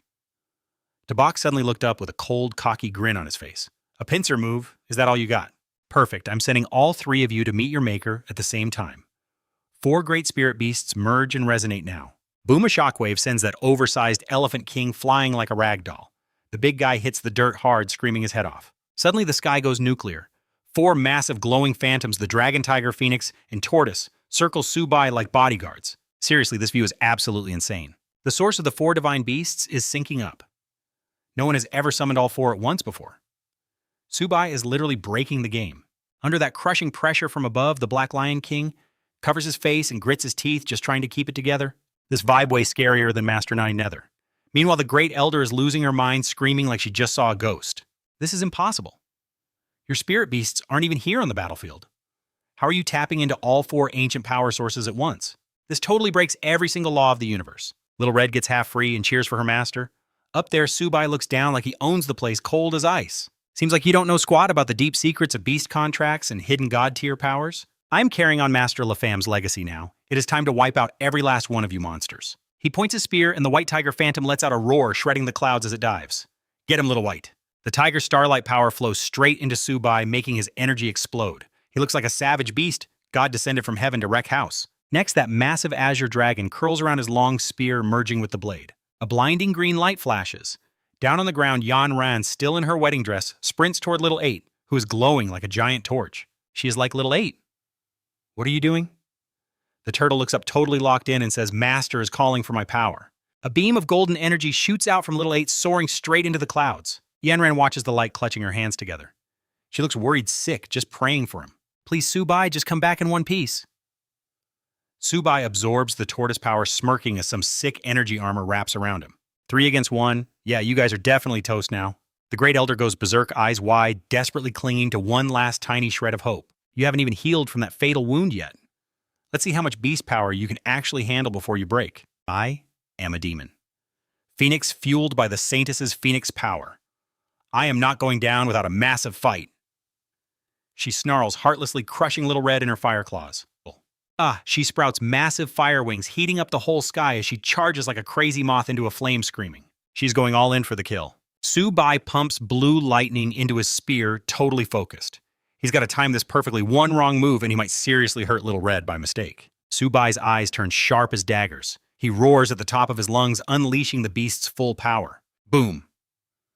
The collision rips the sky apart. Blue and red lights flash everywhere, and the sound is loud enough to split the whole world in half. Down below, the lion and elephant kings are diving for cover, trying not to get crushed by falling boulders. This power is way too intense. There's no way we can even get close to that fight. Trapped in that creepy ghost fire, Little Red starts sobbing, calling out for help with everything she has got. Subai and the Phoenix Phantom dive in for the rescue. The Elder yells, Saintess, don't resist. Just a bit longer and he is dead. But Subai's voice drowns them both out. Little Red, hold on to your power source. I am coming to get you right now. Just hang in there. Feeling her master's vibe, Little Red lets out a huge scream, finding her second wind. She explodes with red energy, shattering those dark claws holding her down. Right then, Subai's attack slams directly into the Great Elder's wing, blowing it apart. The bird lady is stunned. The Saintess actually got away. Little Red waves and yells, Master I am over here! He catches Little Red safely in his arms, while the 4 divine beasts loom behind him like legends. Subai whispers, "You okay, kid?" She nods and says, "I am fine. Just a little drained. I will be back to normal after a quick nap, I promise." Hostage gone. The Great Elder clutches her bloody arms, staring them down with nothing but pure, salty hatred. Don't get cocky. Subai Master 9. Nether already has the 3 dark sources. He is coming for this world soon. When he gets here, you are all going to be dust. Subai is not sweating it, though. He just glares back, absolutely furious. 9 Nether. I don't care who he is. Anyone who touches my family is going to pay the ultimate price. His spear crackles with blinding lightning again, and the air gets heavy with his massive killing intent. Subai dives down like a blue comet, aiming a total wipeout move right at the Elder. It's time to settle the score for kidnapping Little Red. She grits her teeth and hisses, "You really think you can kill me? It won't be that easy." The moment Tabak's spear hit her, she pulled a vanishing act, leaving one final curse echoing in the sky. Tabak, next time we meet, you are dead. Seeing that slippery snake escaped, Tabak floated among the clouds, retracted his spear, and clicked his tongue in total frustration. Crap, she actually ghosted me. Meanwhile, on the ground, the Lion King and Elephant King were shaking in their boots, terrified of the god of death. Hunched over, they tried to sneak through the ruins, whispering to each other, "Let us get out of here, move fast." Just as they were about to bail, both beasts froze. Tabak's ice-cold voice boomed down at them from the sky above. He glared down at them, his words dripping with pure murderous intent. "You really thought you could hurt my people and just walk away like nothing happened?" Then he turned into a bolt of blue lightning, slamming into the ground right in front of them. The shockwave sent both kings tumbling into the dirt. Floating over them, he loomed like a shadow over the losers. "Tell me everything you know about QU right now." The Elephant King was terrified, begging for his life. "Do not kill me. I will tell you everything." But the Lion King snapped, telling him to shut up. Even with his face covered in blood, he tried to act tough. "Did you forget QU's warning? If you say a single word, you will wish you were dead. There's no escape for you." Tabak smirked, his hand glowing with crackling blue electricity. He mocked them. "Oh, you are giving out warnings now." "For what? If you do not start talking, I will bury you right here, right now. No more talking." Tabak blasted the Lion King with a massive bolt, making him scream in agony. He kept the pressure on. "Start talking. Is not QU supposed to be dead?" Seeing his buddy get fried like bacon, the Elephant King started sweating bullets and spilled all the secrets. "I do not know much. Lord QU is not dead, his soul is still out there somewhere. He ordered us to kidnap the Saintess so he could rebuild his physical body." Tabak's eyes went wide. He was completely floored by this news. Wait, QU is actually still alive, getting his head back in the game. Tabak leveled his spear. Where's he hiding? The Elephant King replied he is currently hiding inside a dimensional rift. He is barely hanging on. The Lion King tried to curse him again, "You traitor." "The tribes will never forgive you." Tabak was sick of it and zapped him again, making the Lion King scream like a baby. The Elephant King was trembling black stone cliff, an abandoned altar on the edge of human territory. "I told you everything. Please do not kill me." Tabak's eyes went dark. A glowing red demon aura rose behind him, mirroring the absolute fury burning in his soul. So freaking low. "I cannot believe you kidnapped Little Hong just to revive that monster." He realized that the Phoenix Elder must have run straight back to QU. "I will grind his bones to dust and scatter them." Suddenly, the Lion King started laughing like a complete psycho. "Oh, you are too late." The Lion King laughed maniacally, his eyes bloodshot and full of spite. "Lord QU has gathered his forces. Once he is back, you are all dead meat."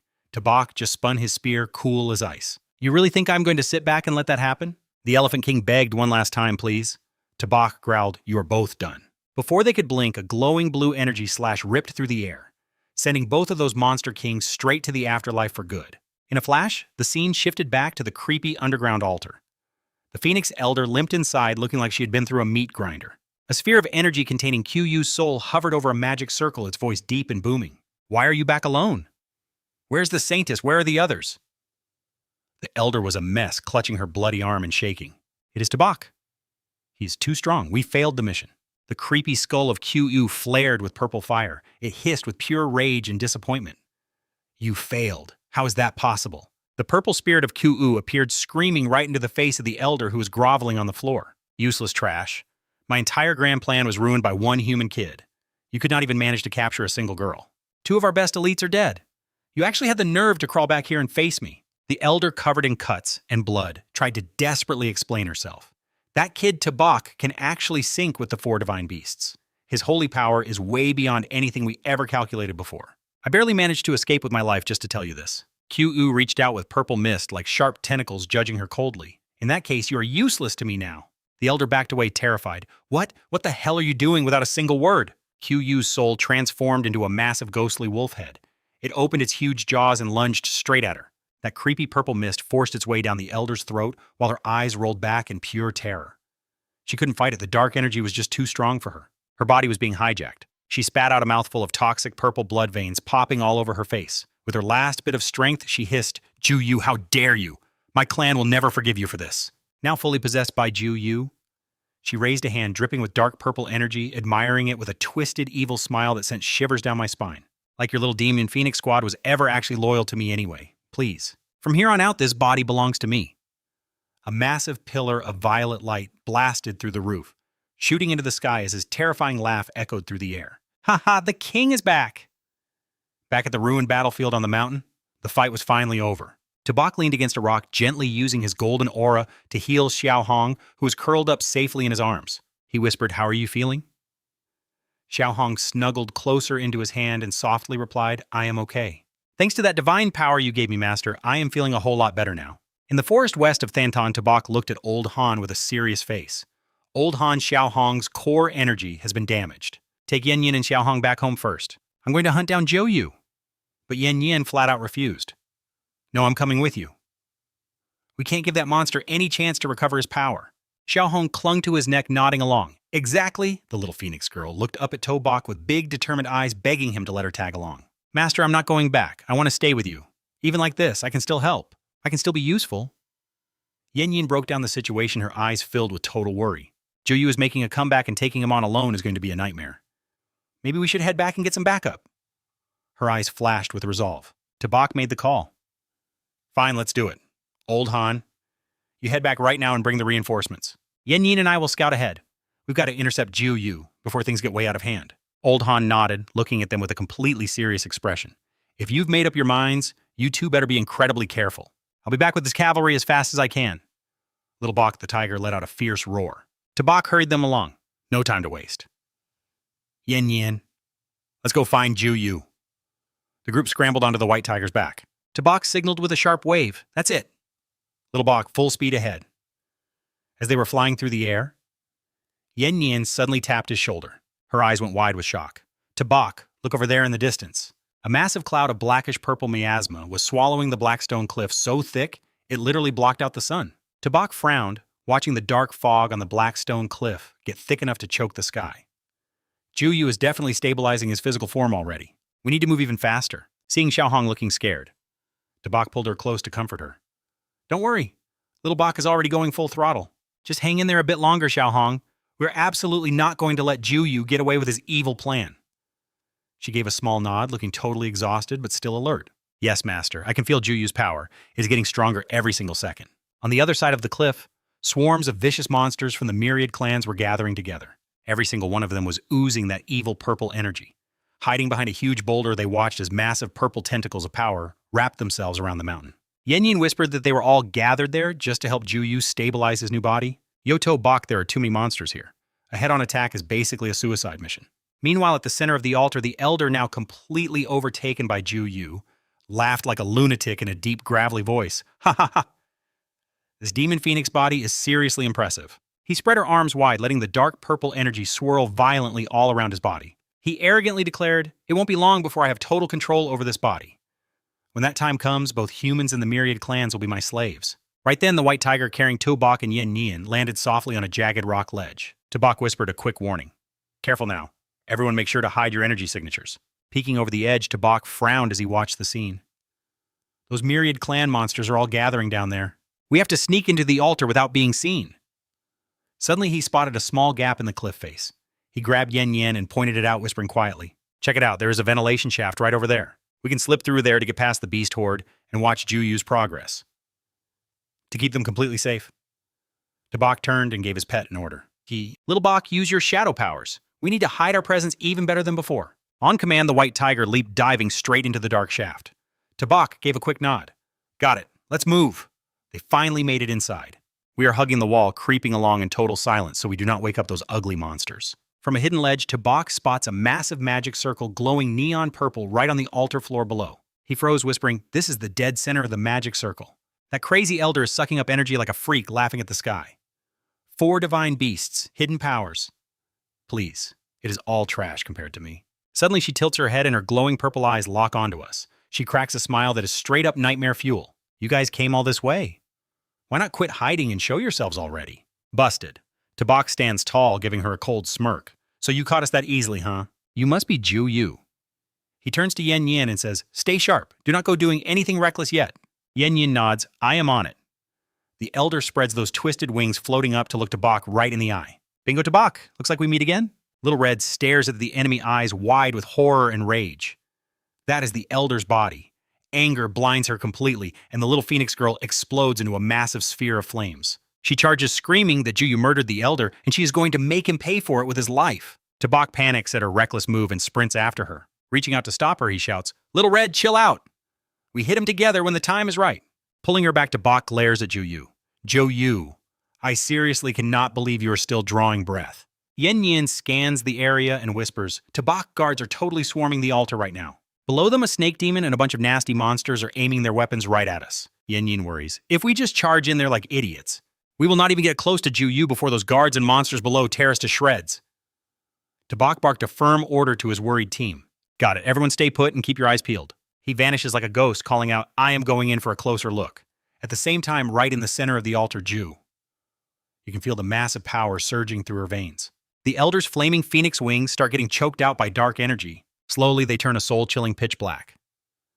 Ju Yu spreads those massive dark wings, laughing like a complete maniac as her voice booms through the entire chamber. Tabak, this new body is way more powerful than I ever imagined. But it looks like this insane power is too much for the body to handle. Suddenly, Ju Yu roars in pure agony. Gross purple veins start popping out all over the elder's beautiful face. The pain vanishes instantly, replaced by that haunting smile. One of her eyes flashes with a wicked purple light. Gritting her teeth, she hisses that absolutely nobody can stop her now. Watching from the shadows, Tabak narrows his eyes and mumbles to himself. Looks like he is still trying to fuse with that body. This is our big chance. But just like that, Ju Yu senses exactly what he is thinking. She points a finger right at Tabak and roars one simple, deadly order. Kill him! Out of the shadows come 2 massive samurai guards in glowing purple armor reeking of death. They charge at Tabak, swinging their huge blades with total killer intent. From the back, Yen Yin screams, her voice cracking from pure fear. Tabak, look out. 2 razor-sharp blades come crashing down on him from both sides. He looks trapped, but Tabak is staying scary calm. He spins his spear, and a burst of glowing blue dragon energy explodes outward. He gives a quick smile. Don't sweat it, I am good. Then he yells, Xiao Qing, get ready to move. The giant guards rush in swinging like crazy. Tabak blocks one guy's strike with his spear, and at the same time, the blue dragon spirit on his spear bites down on the other blade. A nasty metallic crunch rings out as the dragon soul shreds the guard's weapon.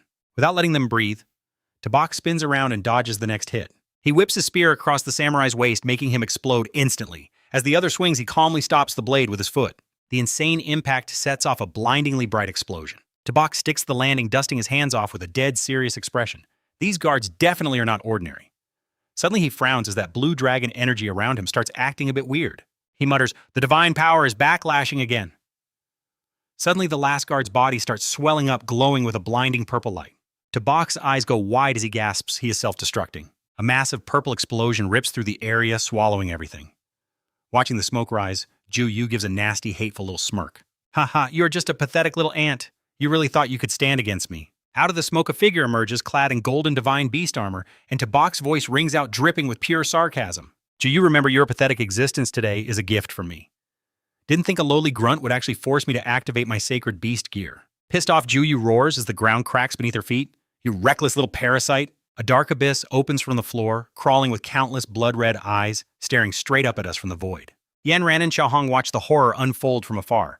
Screaming in unison, Master, look out. A beast pops its head out only to get sliced clean in half by a flash of light. Old Han finally arrived with the reinforcements. He swings his blade and bellows hit them even harder now. Our boys?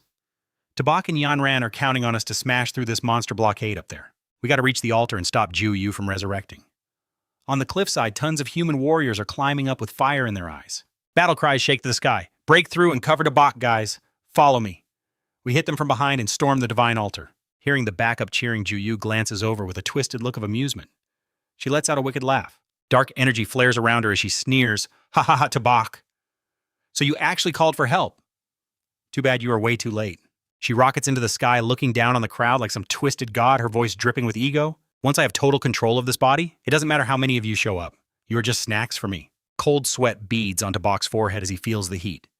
He mutters nervously, we cannot wait any longer. Juyu is almost fully in charge now. Without skipping a beat, he turns and yells over to Yanran. Yanran, go link up with Old Han and the rest of the crew. We absolutely cannot let Juyu revive. Yanran gives a sharp, determined nod. Got it, stay safe.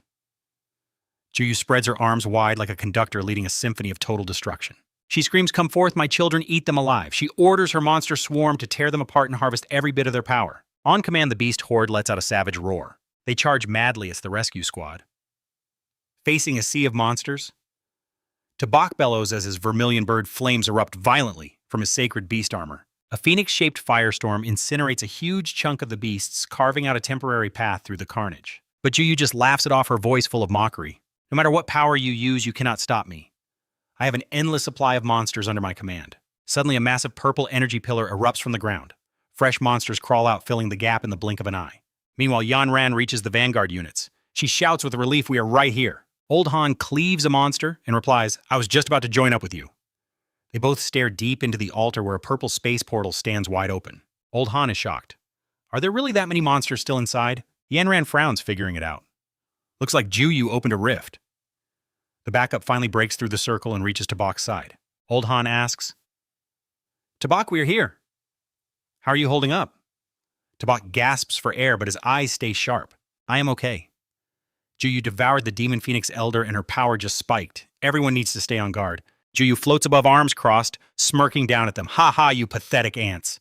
You really overestimate your own strength. You really think teaming up gives you a chance against a queen like me? Without a word, she raises her hand. A massive purple orb of energy condenses, radiating an absolutely terrifying pressure. Since you are all in such a huge hurry to die, I will send every single one of you to hell together. She hurls the energy orb down. Tabak braces himself and triggers his final beast power, the Black Tortoise Shield Divine Force. A massive golden energy turtle shell shield appears. Tabak roars, everyone get behind me and stay down. The purple orb slams into the shield with a bang. Juyu just keeps laughing. Ha ha, you think way too much of yourselves. The explosion clears and the shield shatters. Tabak collapses, coughing up blood. Yanran and Old Han rush to catch him. Tabak Yanran asks worriedly, are you okay? Tabak can only cough and sputter. I am fine. Old Han is boiling mad. He screams, Juyu, you old hag. I'm taking you down with me today. His allies rush to stop him. Hanjan, do not be reckless. Ignoring them, Old Han charges straight at Juyu. She just flicks her hand, shooting out purple lightning. Old Han raises his sword to block, but the force is too much and sends him flying. He lets out a cry of pain. Ah! Tabak screams in horror as he sees a beam blast Old Han away, sliding across the ground for a long distance. Old Han. Juyu looks surprised. I did not expect you to survive that hit. Now Tabak. But then she conjures an even bigger ball of energy, that creepy grin widening on her face. Let us see how you handle this little gift, tough guy. As Subai leans on Yanran for support, his eyes flicker with pure, cold despair. Yanran, look. He scans his exhausted teammates, heart heavy as lead. A wave of total helplessness just crashes over him out of nowhere. He grits his teeth, beating himself up in the dark. What now? Am I really this weak? I am no hero, and humanity is doomed because of me. That massive death orb drops down, reeking of straight-up hell. Juyu snarls one word, die. Right at the final second, a streak of blue light rips through the air, slicing that energy bomb in half like it was absolutely nothing. Yanran looks up, her jaw on the floor and her eyes wide with shock. She starts to stutter. Floating right there is an ancient sword dripping with massive legendary power. Yanran screams out in pure joy that his master Nijing is legendary blade. A ghostly figure emerges from the sword, looking absolutely legendary and untouchable. Nijing, his spirit, gives Subai a warm smile. Kid, you have really grown up. Haven is not you. Juyu stands there completely frozen. What Nijing? All her swagger just evaporates instantly, replaced by a massive wave of pure, unadulterated panic. Nijing, you died in battle. How is this possible? Your remnant soul still exists. Nijing locks his gaze, his voice booming like thunder across the field. Juyu not finishing you off for good back then remains the single biggest regret of my entire life. Today I'm using the last of this soul to end you and keep humanity safe once and for all. He flicks his wrist, sending the blade flying straight into Subai's hand. Subai is stunned, while Yanran beams with joy. Master, you were actually here the whole time. The second Subai wraps his fingers around the hilt. A surge of pure raw energy floods his system. He feels light as a feather, and that chaotic divine backlash finally starts to chill out and settle. Even old Han struggling to stand cannot help but gasp as he feels that insane level of power. Is this really Lord Ni Jing's strength? It is terrifying. His sudden return just breathed new life into everyone's fading hope. Every single warrior lets out a massive roar. With Master Ni Jing here, Juyu is toast, let is tear her to pieces together. Someone else screams for the charge to end Juyu and save the world. Juyu shakes off the shock and gets her nasty ego back, letting out a hateful scoff. Ridiculous. You are just a fading ghost, yet you dare stand before me. Today I'm going to swallow your soul and take total absolute control over this entire world. She snaps her fingers, ordering her remaining goons with a voice as cold as ice. Kill them all. The remaining monsters roar, charging toward the heroes like maniacs. But Ni Jing's spirit stays totally cool, just calmly raising 2 fingers into the air. A massive sword of pure light appears. He focuses his power, getting ready to unleash a world-shaking ultimate move. A brilliant arc of blue energy slashes out, sweeping across the battlefield like a freaking hurricane. The lead monsters do not even know what hit them before they are turned into dust. Ni Jing stands tall in the middle of the cleared field. He looks back at Subai, his voice full of trust. The rest of this is up to you, kid. At the same time, he throws up an energy barrier, slamming the door on the monsters pouring out of the portal. Subai lets out a roar, his blade igniting with brilliant golden fire. The power of the 4 spirit beasts starts surging through every vein in his body. Without hesitating for even a second, he charges straight at Juyu. He swings a massive beast slash, combining all 4 spirits into one glowing rainbow of absolute death. Inside that light, shadows of countless monsters just shatter and vanish instantly. The dragon strikes keep coming, catching her off guard with their insane speed. Juyu screams in pain as she is blasted backward. She hits the dirt clothes torn to shreds, eyes wide with total disbelief.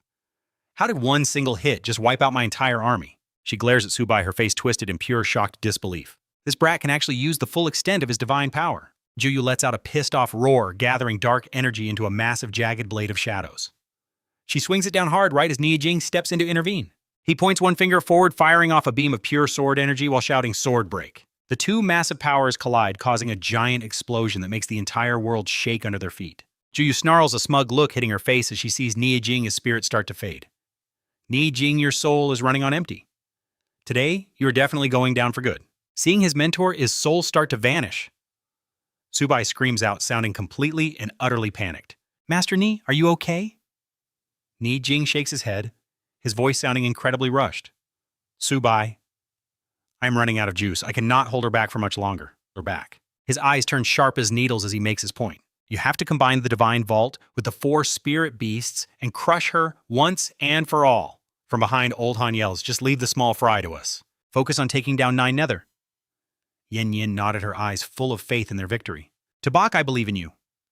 Fired up by his crew, he roared, his eyes blazing with fury. Count on me. 9 Nether is history.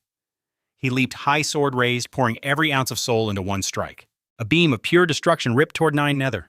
Time to pay that blood debt in full today. 9. Nether watched the light closing in. No way, she screamed in total despair, refusing to accept the end. She crossed her arms, conjuring a dark barrier. The light slammed into the shield, causing a deafening blast. The dark shield cracked and healed on repeat. Tabak hissed through gritted teeth, frustrated by her defense. Damn it, she blocked it? Seeing him struggle, Yen Nhien yelled as Old Han charged in to help. Old Han and another warrior unleashed their ultimate moves, slamming into the shield to back up Tabak. Count me in too. Suddenly, the spirit of Nikin manifested right behind Tobak to join the fight. He pressed both hands onto the boy's back, dumping every last drop of his remaining energy into him. Move, he thundered. Let your heart guide the blade. Tabak roared as his power finally hit critical mass. The dark shield started splintering for real this time, finally shattering into a million tiny pieces. 9. Nether watched her final defense crumble. No, she shrieked in total despair. I won't lose like this.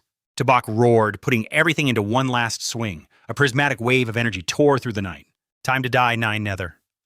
An earth-shaking explosion rocked the altar, burying everything in thick smoke. The ground trembled as rocks flew everywhere. As the smoke cleared, a broken 9 Nether emerged, her darkness fading. She staggered, her voice shaking but still full of hate. I'm going to slaughter every last one of you. Tabak just stared her down. Your time is up. This time I am ending you for good. With that, he lunged forward, his flaming blade raised high to finish the job once and for all. Just as the blade was about to hit, a purple energy sphere deflected the blow. A low voice spoke out. Come to me. A massive hand reached out from the darkness, snatching up the dying 9 Nether. Tabak froze. What the hell? A tall figure in a black cloak appeared under a swirling blue portal.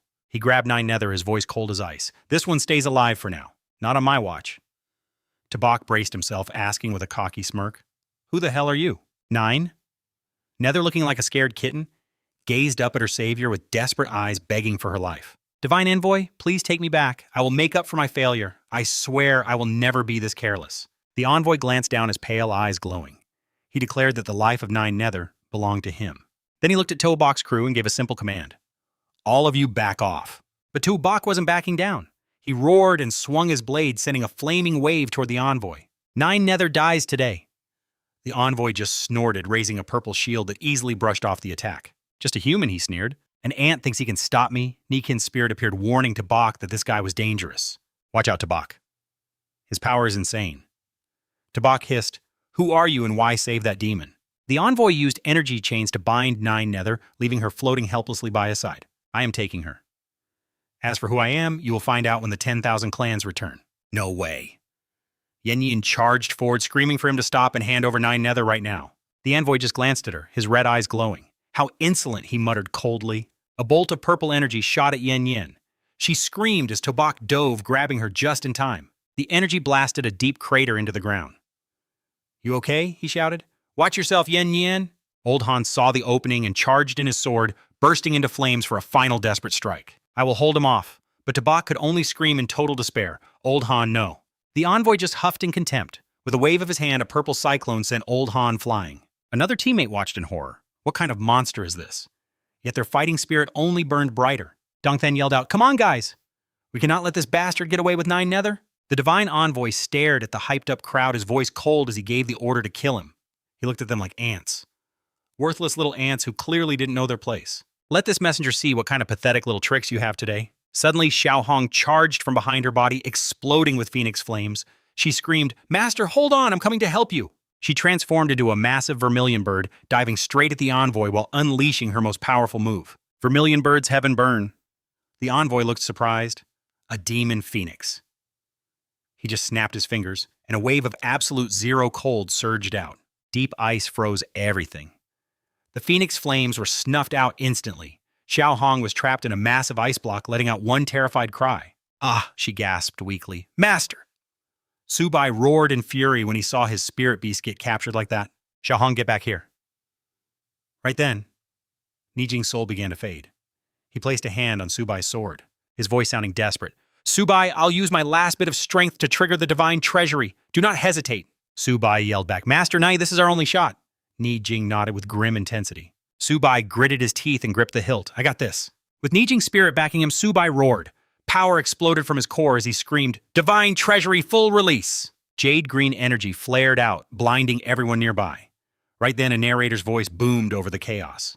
"The divine treasury has awakened, and Subai's power just broke the scale." The smug envoy froze, shock written all over his face. "Whoa. I didn't think his divine power could actually reach a level this insane." Not giving him a second to breathe, Subai vaulted into the air, his blade glowing as he screamed his move. "Divine treasury, sacred beast, slash..." The envoy just smirked, looking actually amused. "Interesting. Let's see how strong a real divine power really is." A massive wave of sword energy carrying the spirits of the four beasts slammed toward the envoy. But the guy just held out one hand. A giant purple energy palm easily caught the world-ending attack. He scoffed, "I am not even close to done yet." The shockwave from the hit blasted everywhere. Old Han slammed his greatsword down to brace himself, shouting, "If you can't take the pressure, get behind me!" Yanran didn't flinch either. She turned and yelled, "Subai, don't worry about us, just handle the front."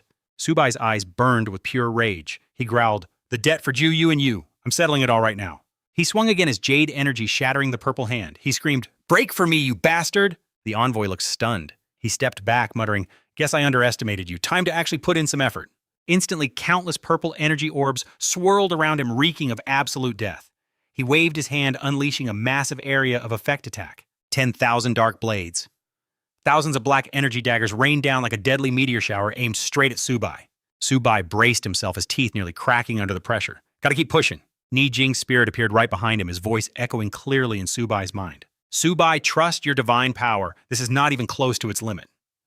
Like a light bulb went off, Subai's eyes flared.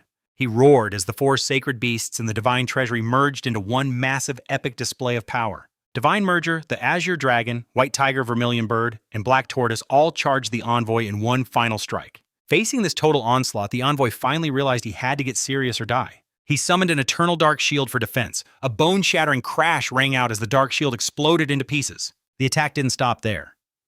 It shot straight into the sky, punching a hole through a distant mountain peak. The envoy was blown back his robes in tatters. He gasped in horror. No way! How is this even possible? Juyu, still bound, shrieked in terror. Lord Envoy, we need to get out of here right now. Subai was panting hard, but his will was steel. He roared, Juyu, and you two, neither of you is escaping. He lunged like a guided missile, his sword radiating a blinding light as he aimed for both of them. Juyu screamed in pure desperation, Save me, my lord! A wave of destruction swallowed him whole as the envoy yelled, No! When the light finally faded, nothing was left on the ground but a floating purple soul orb.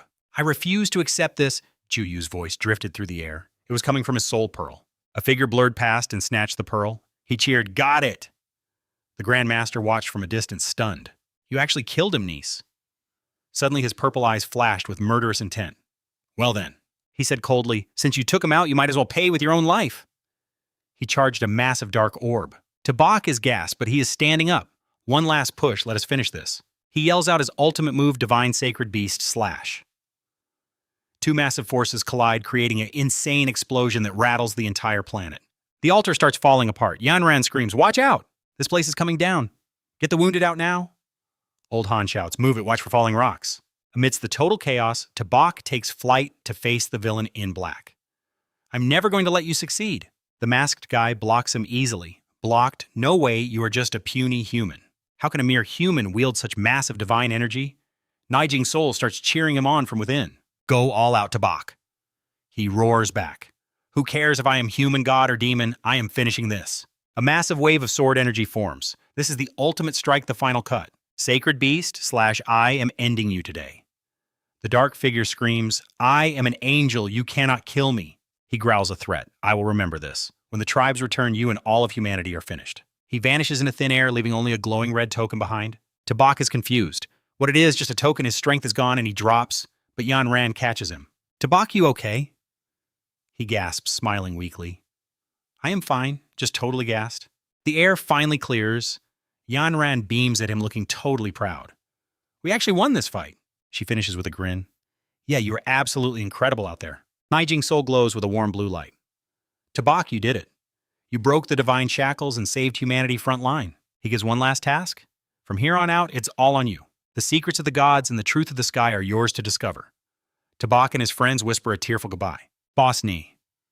Nijing Soul starts fading into tiny sparks of light drifting into the air. He leaves one last message. Protect this land, save humanity. Tabak clenches his fist. Do not worry, boss. I will do whatever it takes to protect our people. Back to reality, he talks to Yan Ran as she brings the medicine. Everyone take these recovery pills first. Nearby, a captain is busy barking out orders to start the rescue mission after the battle. Check every spot for people trapped under rubble. Bring all the injured over here right now. Old Han is sweating bullets. His teammates help him over, but he is still hyped up. That move you pulled was fire, Tabak. He smiles back. You doing okay? Do not sweat it. Take these meds and you will feel better soon. Suddenly, the guy with glasses pulls out a strange red object. Tabak, look at this token. It started getting warm the second I touched it. Tabak reaches for it, looking suspicious. Let me see that. The moment his fingers touch the red token, everything around him glitches out. His mind is hit with blurry images of a creepy temple and weird dark shadows. He jumps back. What is this? Seeing his face change, Yanran asks what is wrong. Tabak frowns, totally confused. There's some kind of link between this token and the Divine Vault. I just saw images flash through my head. It looked like some kind of scene from an entirely different dimension.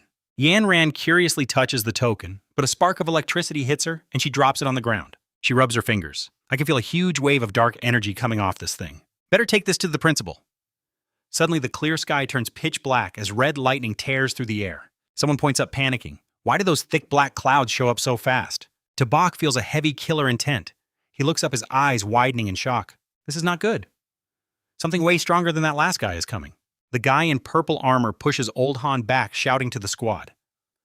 Medics move the wounded, so get ready to fight. A massive black hole opens up. Dark tentacles start wrapping around the red token. A deep voice booms. You humans are going to pay for what you have done. Tabak looks at his hand. The token is bleeding black smoke reacting to the sky. He grinds his teeth. The token is definitely reacting. A giant fog face with purple eyes appears. It glared down at Tabak, snarling a warning. That thing in your hand. Yeah, you really shouldn't have touched that. Even with his body totally trashed, Tabak stood his ground and leaned right into the fight. He wound up a fist glowing with dark energy, pointing it right at the enemy's face. You sky trash, think you can flex on human turf? Get over here and catch these hands. The massive ghost let out a twisted, bone-chilling laugh. Opening its massive mouth wide enough to swallow a whole mountain, it lunged at the group. A hail of dark spikes rained down like a deadly meteor shower from hell. Nghien Nhien and the squad instantly threw up their hand seals, screaming, "Tabak, look out.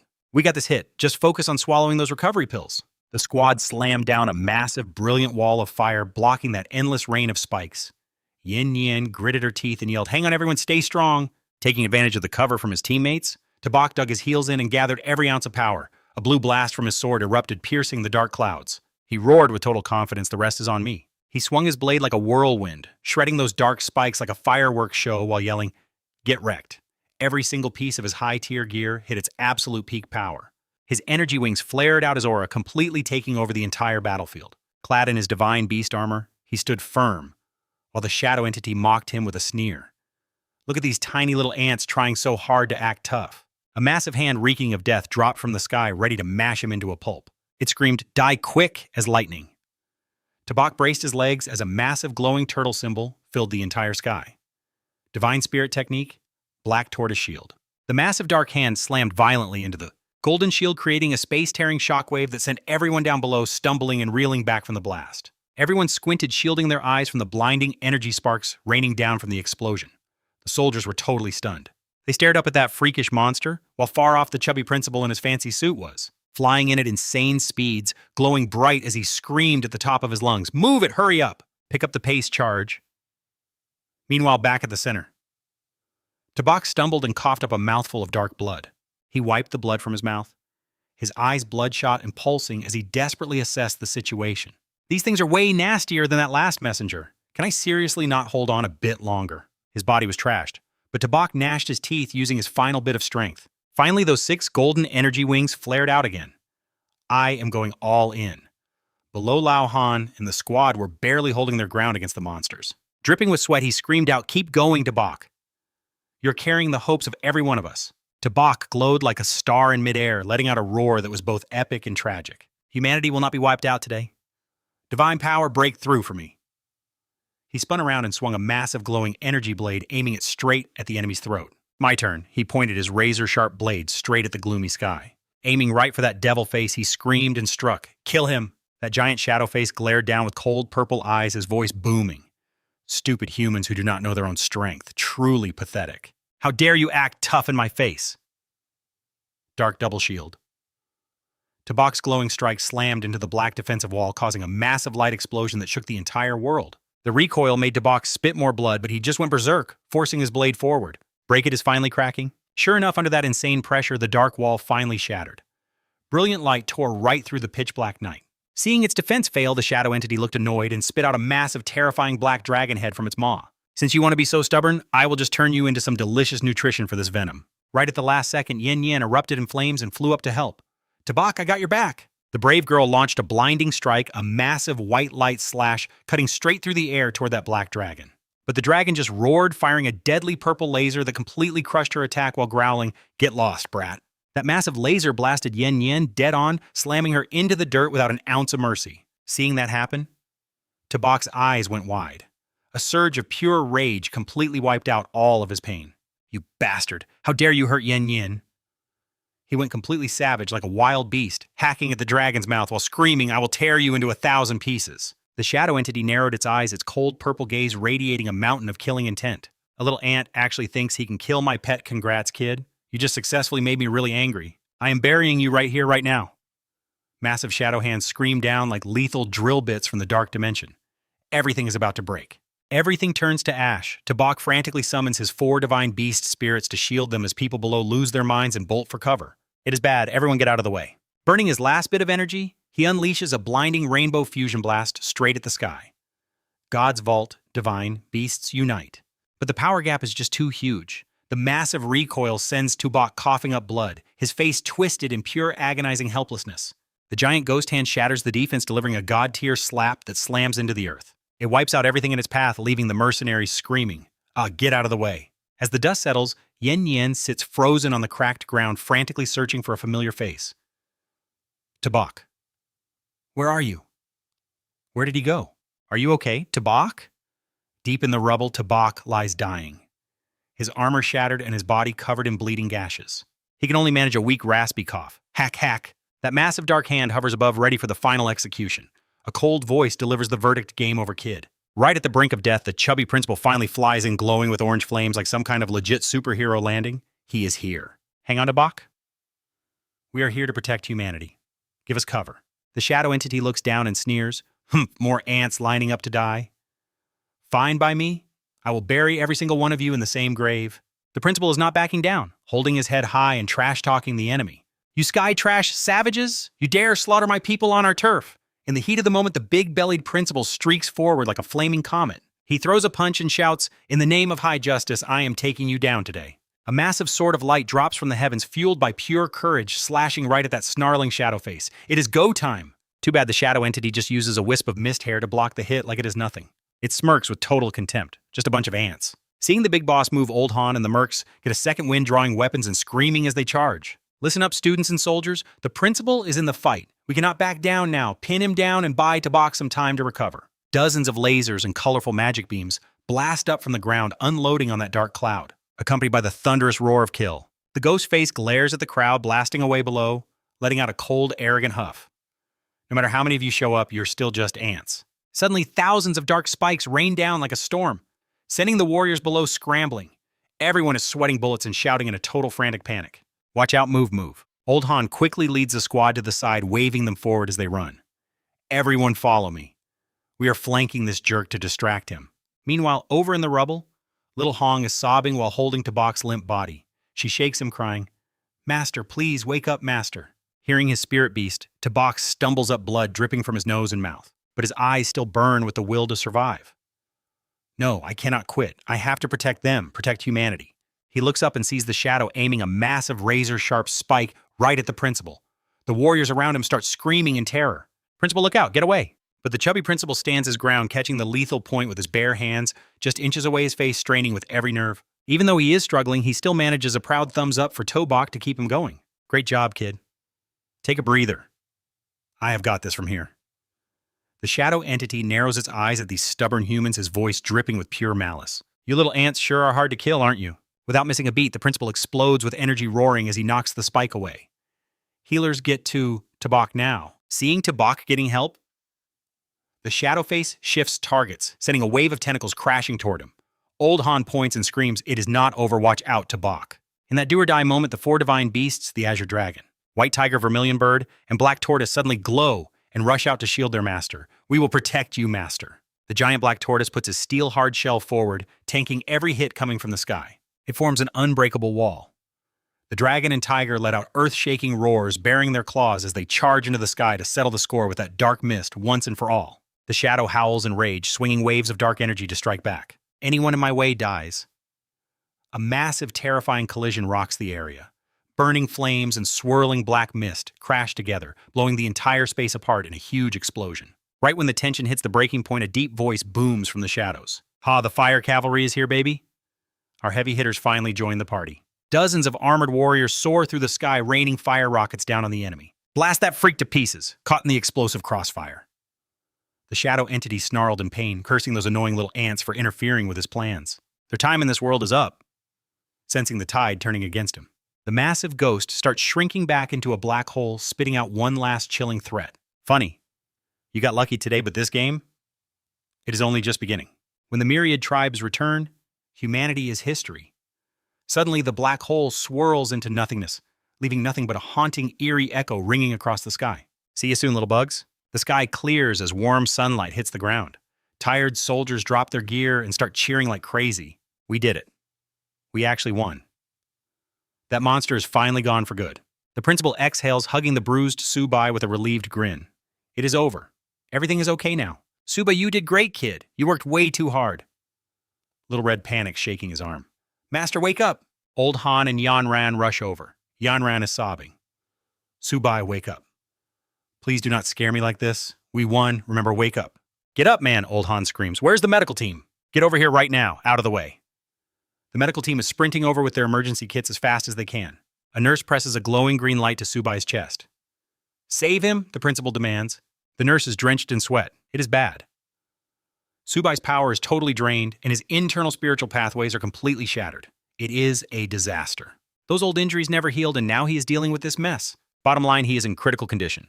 We can keep him stable, but that is about it. He needs top-tier elixirs to fully recover. Hearing the news, the principal stands up, his face hardening with resolve. "We save Subai no matter what, those are my orders. Find those elixirs immediately. Meanwhile, get everyone else to start cleaning up this battlefield. Help the wounded and gather our fallen heroes." "Do you copy?" Old Han salutes sharply. "Crystal clear, sir." The principal looks down at Subai's pale face, his beard twitching with pure grief. "Subai, you gotta pull through. Humanity needs you. This land needs you to protect it." He looks at the horizon, eyes burning with pure, unyielding grit. "If those savages from beyond the clouds ever dare to show their faces here again, we will make sure they never return home alive." Cut to the Zhangzhou Martial Arts Clinic, inside a sterile white recovery room. Subai is still out cold, hooked up to machines. Old Han walks in, frowning. "Boss, how is his condition looking?" The principal sighs, hands behind his back, explaining the impossible situation they are in. Subai's body is locked down. It is definitely a backlash from his hidden powers, like an automatic safety seal. Only the ancient spirit essence from deep inside the Forbidden Zone can break that seal and fix his broken body. He strokes his beard, his face a mask of total helplessness. But that spirit stuff, it is nearly impossible to move. Even if we brought it back, it would lose all its medicinal magic.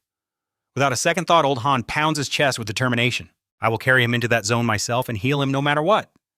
Yan Ran stands up from the bed, looking totally determined. "I'm coming too." The principal waves his hands to stop her. "Yan Ran, that place is crawling with the most vicious beasts in the world. It is a death trap. Your chance of survival is like 1 in 1,000. But Yan Ran just bites her lip. "I cannot just sit here while he is stuck like this." Seeing their fire, the principal sighs and finally nods. "Fine. We will infiltrate the zone and save Subai together as a team. I will call the military and get the heavy backup ready right now." Old Han crosses his arms, looking worried. "Seriously, Yan Ran, going in there alone is suicide." Yan Ran nods with a soft smile. "Thank you, everyone. I appreciate it." Under the silent night, Yan Ran carries Subai on her back, quietly walking through the charred, hollow ruins of the broken city after the war. That clinic scan keeps looping in my head. The nurse looked worried, and Tubok's vibe totally not good. "If we don't fix this kid fast, he's never waking up. Seriously, lights out forever." Nghien Nhien looks down at him, biting her lip with total heartbreak. "Tubok, I can't let you stay like this. I must save you." Out of the safe zone, she's lugging him up these insane cliffs in the middle of nowhere. Pure grind. Night hits, and they're chilling by a fire. The forest is giving off major creepy, gloomy vibes tonight. She's exhausted, leaning on his back for a quick nap. Suddenly, boom, a nasty mutant monster jumps out for an ambush. She leaps into the air, swinging a flaming sword like a boss to protect the two guys still catching Z's. Back on track, feet dragging through the freezing dirt. They pass a massive beast skull that smells like straight-up death and decay. She's hugging him from behind, chin on his shoulder, sweating buckets, but still smiling. "Tubok, just hang on. We're almost there." Finally, this massive dark cave pops up. Devil horns on the sides like a giant keep out sign for everyone. Staring into the abyss, her voice is actually full of hope. "You've got to wake up, Tubok." Suddenly, Little Red the Phoenix pops out of thin air, looking absolutely freaked the heck out. Nghien Nhien's like Little Red. "What's the deal? Why are you jumping out of your poke space right now?" The bird points and screams, "Danger ahead!" Before she even finishes, two giant green eyeballs light up in the pitch black. A massive wave of pressure hits like a falling mountain. It's so heavy, Nghien Nhien just drops. She's gritting her teeth. This is terrifying. A house-sized claw steps out of the shadows and a deep growl shakes the rocks. Who has the guts to trespass in this forbidden zone? The black Kirin Guardian rolls out covered in red flames with a glowing horn. This thing looks absolutely beastly. It roars as a threat, and without hesitation, Nghien Nhien jumps in front of Old Han and Tubok. She draws her sword and yells, "Get back!" The Kirin isn't having it. It opens its nasty maw and spits a blast of blue energy that looks like straight-up destruction. She puts everything she's got into a sword swing, making a blue light shield. She's screaming her lungs out, "Don't you dare touch him!" The pressure is brutal. She's grinding her teeth, face twisted as she lets out a painful groan. Little Red transforms into a flaming phoenix and takes the hit. "You aren't hurting my master today, you oversized lizard." But then a crescent-shaped blade of light rips through the air, sharp as a razor. It slams down, shattering the ground. Everything goes flying. She's frantically blocking and backing up, yelling at her little firebird. "Get out of there, Little Red." The bird's sweating and running for her life. But she's still shouting like a hero. This beast is on another level. "Everyone run." "I'll try to distract this thing as long as I can." She wraps herself in fire and shoots a blast back. It's a total come-at-me-bro move. The Kirin just swats the flames away like a fly. It starts trash-talking her for being so weak. You think you can stop me with that? Forget it. None of you are getting out of here alive. Next second, it lunges at Nghien Nhien. She's gripping her sword with both hands trying to block the hit. That claw is heavy as a boulder. She's dripping sweat, her sword shaking under the sheer weight. She's gasping, losing hope. Coming here was a total suicide mission? I don't know how much longer I can hold on. Facing the end, she looks at Tabak's sleeping face and gives a sad, loving smile. Tabak, if we're going down. At least we're going down together. Then a miracle. These gold glowing seals on his face start shining like high beams. It's like a total power-up. His eyes snap open, glowing gold piercing the dark. His whole body is wrapped in this crazy light, like he's going Super Saiyan. He starts floating, leaving Little Red and Nghien Nhien completely stunned. They're both staring up at him like, what the heck? Master's awake Tabak. He's just hovering their hospital gown blowing in the wind. He lets out a primal roar, pure rage and bloodlust. Kill Little Red's eyes are huge. Wait a second. Something is definitely wrong with the boss right now. Suddenly, Tabak explodes like a grenade covered in flames and rocking some legendary golden beast armor. Someone's jaw drops. That's the real power of the divine treasury. Seeing his twisted face, Nghien Nhien broke into a cold sweat, screaming, Tabak, what's wrong? Ignoring her, he hovered in midair, summoning a massive phantom blue dragon that roared and circled him. Channeling divine power, he slammed his sword down like a lightning strike, aiming right for the beast's skull with a blue dragon blast. The attacks collided, triggering a blinding green light and a massive shockwave. Suddenly, Little Hong's body glowed with intense light as she roared, shattering the unicorn monster's magical chains. Reeling from the hit, the black Kirin recoiled, lashing its flaming tail against the cliff in a total rage. No breathing room allowed? Tabak spread his 6 energy wings wide, flaring brilliantly as he unleashed his ultimate. Sacred Beast Fusion. A massive pillar of destructive light slammed down from the sky, targeting the black Kirin's head. The monster strained against the pressure, howling like a maniac under the weight of the massive beam. Amidst the chaos, Nghien Nhien drew her sword to deflect flying debris, desperately calling out Tabak's name. The black Kirin opened its fang-filled mouth and let out a deafening roar that shattered the attack. Immediately, it launched a barrage of razor-sharp stone pillars straight at Tabak's face, but he was already busy charging up a glowing orb. Drenched in sweat, Nghien Nhien screamed out a frantic warning. Look out! She lunged forward, slicing the pillars to bits. She screamed, Tabak, what's happening to you? Wake up, Tabak. She looked down, her face pale with terror, whispering in despair. It's already deep inside him. The black Kirin stepped through the smoke covered in scratches. It growled, that kid actually managed to draw blood. It raised sharp claws, crackling with black lightning, its eyes full of pure, murderous intent. Standing tall at the cave entrance, the beast arrogantly declared, as long as I guard this door, I am truly invincible. Nearby, a mumbled voice mixed with heavy breathing was heard. Tabak. Tabak. Suddenly, Tabak threw his head back, screaming as the golden energy chains binding him started to crack. Don't you dare trap me! Nghien Nhien desperately grabbed his arm, watching in horror as weird runes began floating all over the place. What are these sealing charms? Tabak, are you okay? She held him tight, her eyes filled with heartbreak. Tabak, stay with me. I know you're fighting that seal. Just keep holding on for me. Suddenly, a blast of light shot out. Nghien Nhien yanked him down, narrowly dodging it. She looked into his wild, blood-red eyes and screamed his name in a total panic. Tabak instantly took off, flying straight into the Kirin's cave, slashing his sword like a madman. Seeing this, Nghien Nhien yelled to warn him. Tabak, stop, this could be a trap. The black Kirin pointed its claws at them, delivering a death sentence. Anyone who dares trespass in this forbidden place must die. Ignoring everything, Tabak became a mindless killing machine, charging the beast with a feral face and eyes full of fire. He rained down a series of light blade strikes on the monster's head. The Kirin's voice boomed, the seal is backfiring. His divine core is totally out of control. This kid's mind is being eaten alive. The Kirin raised its claw, but was instantly slashed by Tabak's blade energy, drawing dark blood. The wound on the Kirin's claw began to slowly close, wrapped in a creepy, glowing blue energy. Meanwhile, Tabak was gritting his teeth, his body tense as a wire. Blue energy veins rippled across him like they'd tear him apart. Nghien Nhien stared in shock at the massive blue energy gate. A brutal truth hit her. This gate. Have I just been accidentally charging up that monster's battery this whole time? Honestly, in his madness, Tabak only cared about attacking, totally ignoring his defense. Now his body was just racking up more injuries. Sweat beaded on her forehead as Nghien Nhien muttered with determination. This isn't working. I've got to find a way to break this seal on him right here and now. Seeing his enemy flagging, the black Kirin laughed like a villain charging a deep blue orb on its horn. Haha, just die already. Tabak let out a bloody roar, refusing to dodge, as he threw a punch packed with pure, raw, destructive energy. The two terrifying powers collided, causing an earth-shattering explosion right in front of the gate. Once the smoke cleared, Nghien Nhien squinted and cheered. The door was blown open. Now's her chance. She immediately grabbed Tubak's shaking hand and yelled, Tubak, let's go! I have to break your seal! But the black Kirin reacted fast. Its massive head popped out of the smoke, roaring in pure fury. Don't you go in there? The energy gate slammed shut, but they managed to squeeze through just in time. Inside the weird space, Nghien Nhien caught Tobak as he collapsed.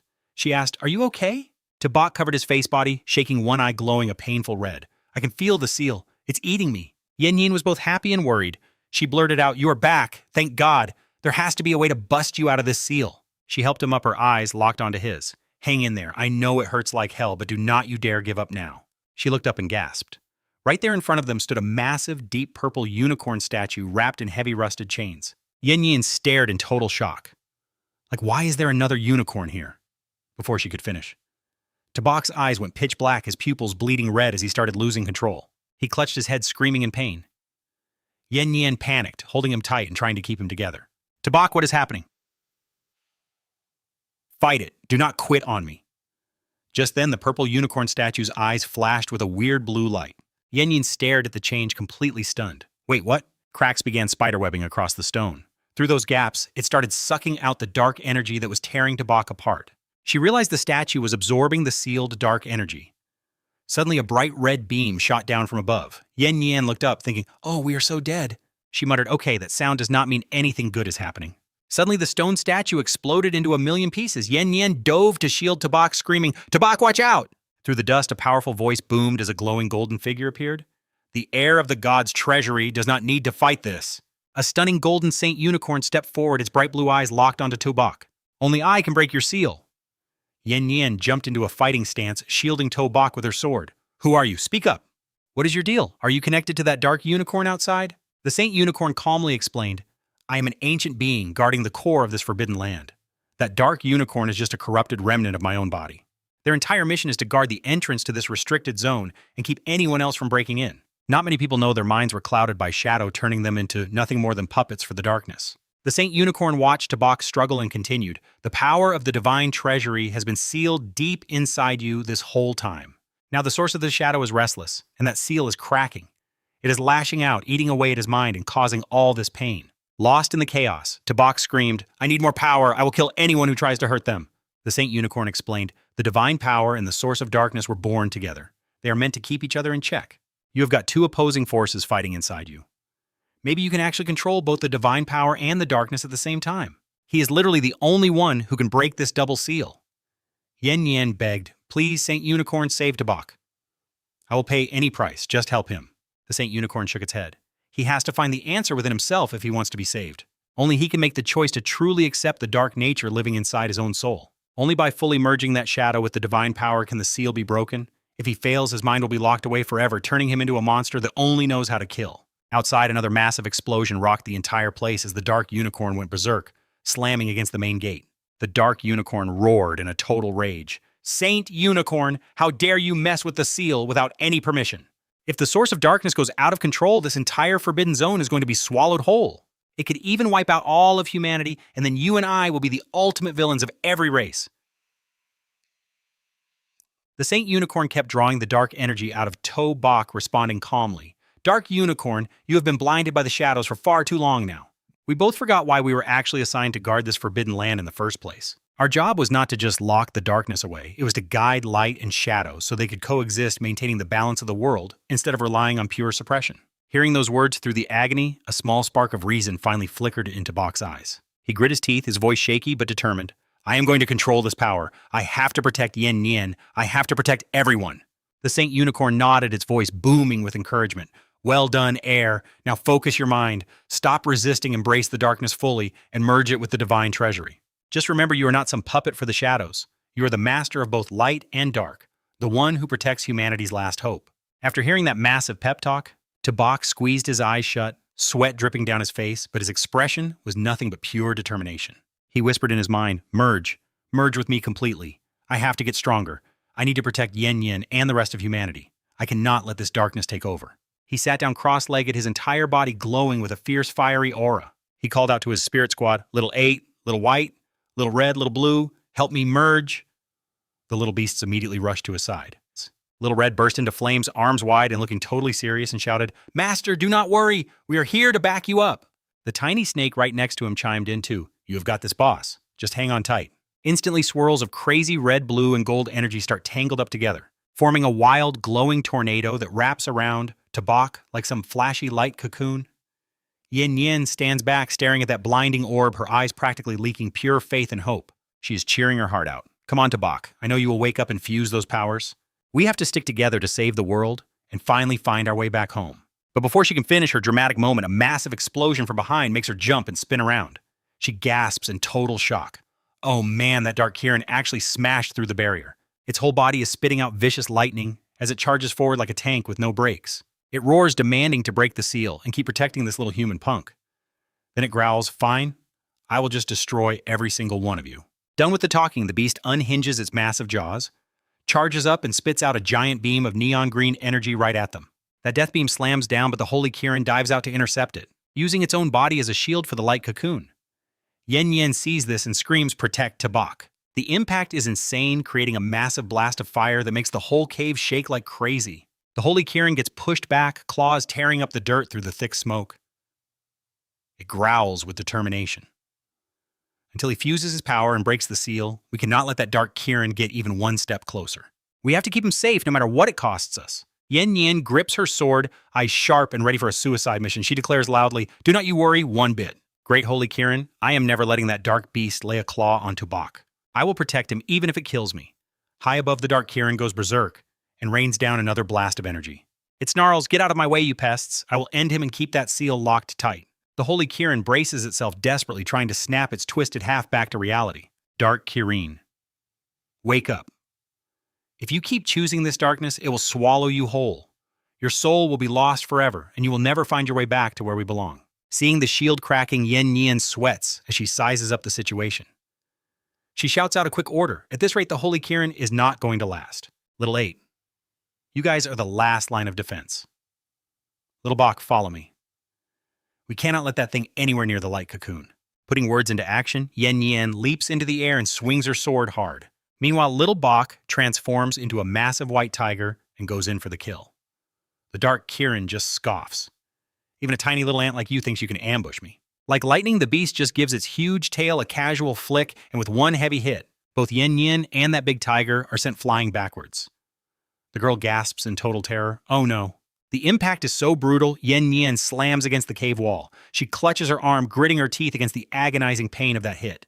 While chaos erupts outside, inside the cocoon, a shirtless Tabak groans unconsciously, his brow furrowed in pain. He mutters, "Ah, fusion." The Holy Kirin urges him on with panicked eyes. Listen, Chosen One, you need to speed up the fusion. They really cannot hold the line much longer. Only your awakening can finally take down the Dark Kirin and save the forbidden land of 10,000 tribes. Stumbling to her feet through the thick smoke, Yen Yen clutches her stomach, face scratched up, but still screaming with pure defiance. We cannot back down, no matter what. We have to keep this thing pinned where it is. Seeing them exhausted, the Dark Kirin hovers and rains down a machine gun spray of green lasers. It laughs like a maniac. Let us see who can stop me now. You guys are literal dead meat. Yen Yin's eyes go wide as she screams at the top of her lungs to rally the team. Come on, everyone block it together. Instantly, Yen Yin, Little Red the White Tiger, and all the other spirit beasts form a single solid line. Massive phantoms of a dragon phoenix and tiger appear behind them. Together they pour every last bit of their remaining strength into stopping that deadly rain. Blood drips from the corner of Yen Yin's mouth. She grits her teeth, forcing herself to push way past her own limits. She whispers, "No, we are absolutely not giving up." But facing these stubborn pests, the Dark Kirin channels every ounce of power into its demonic claws and roars a final death sentence. Now die. The power gap is just too big. That brutal beam of light slams down, shredding their flimsy defenses. A massive shockwave sends Yen Yin flying through the air. The Holy Kirin and the spirit beasts go tumbling helplessly. That beam of pure destruction pierces the ground, sweeping straight toward the exact spot of Tobak's golden cocoon. As the thick clouds of dust rise up, a creepy figure floats right in front of the massive Dark Kirin phantom. It flashes a bone-chilling evil smirk and slowly begins to threaten them. Darkness has arrived? Are you guys ready to taste death? The smoke clears slightly, revealing the golden light cocoon still sitting peacefully in the middle of all the total wreckage.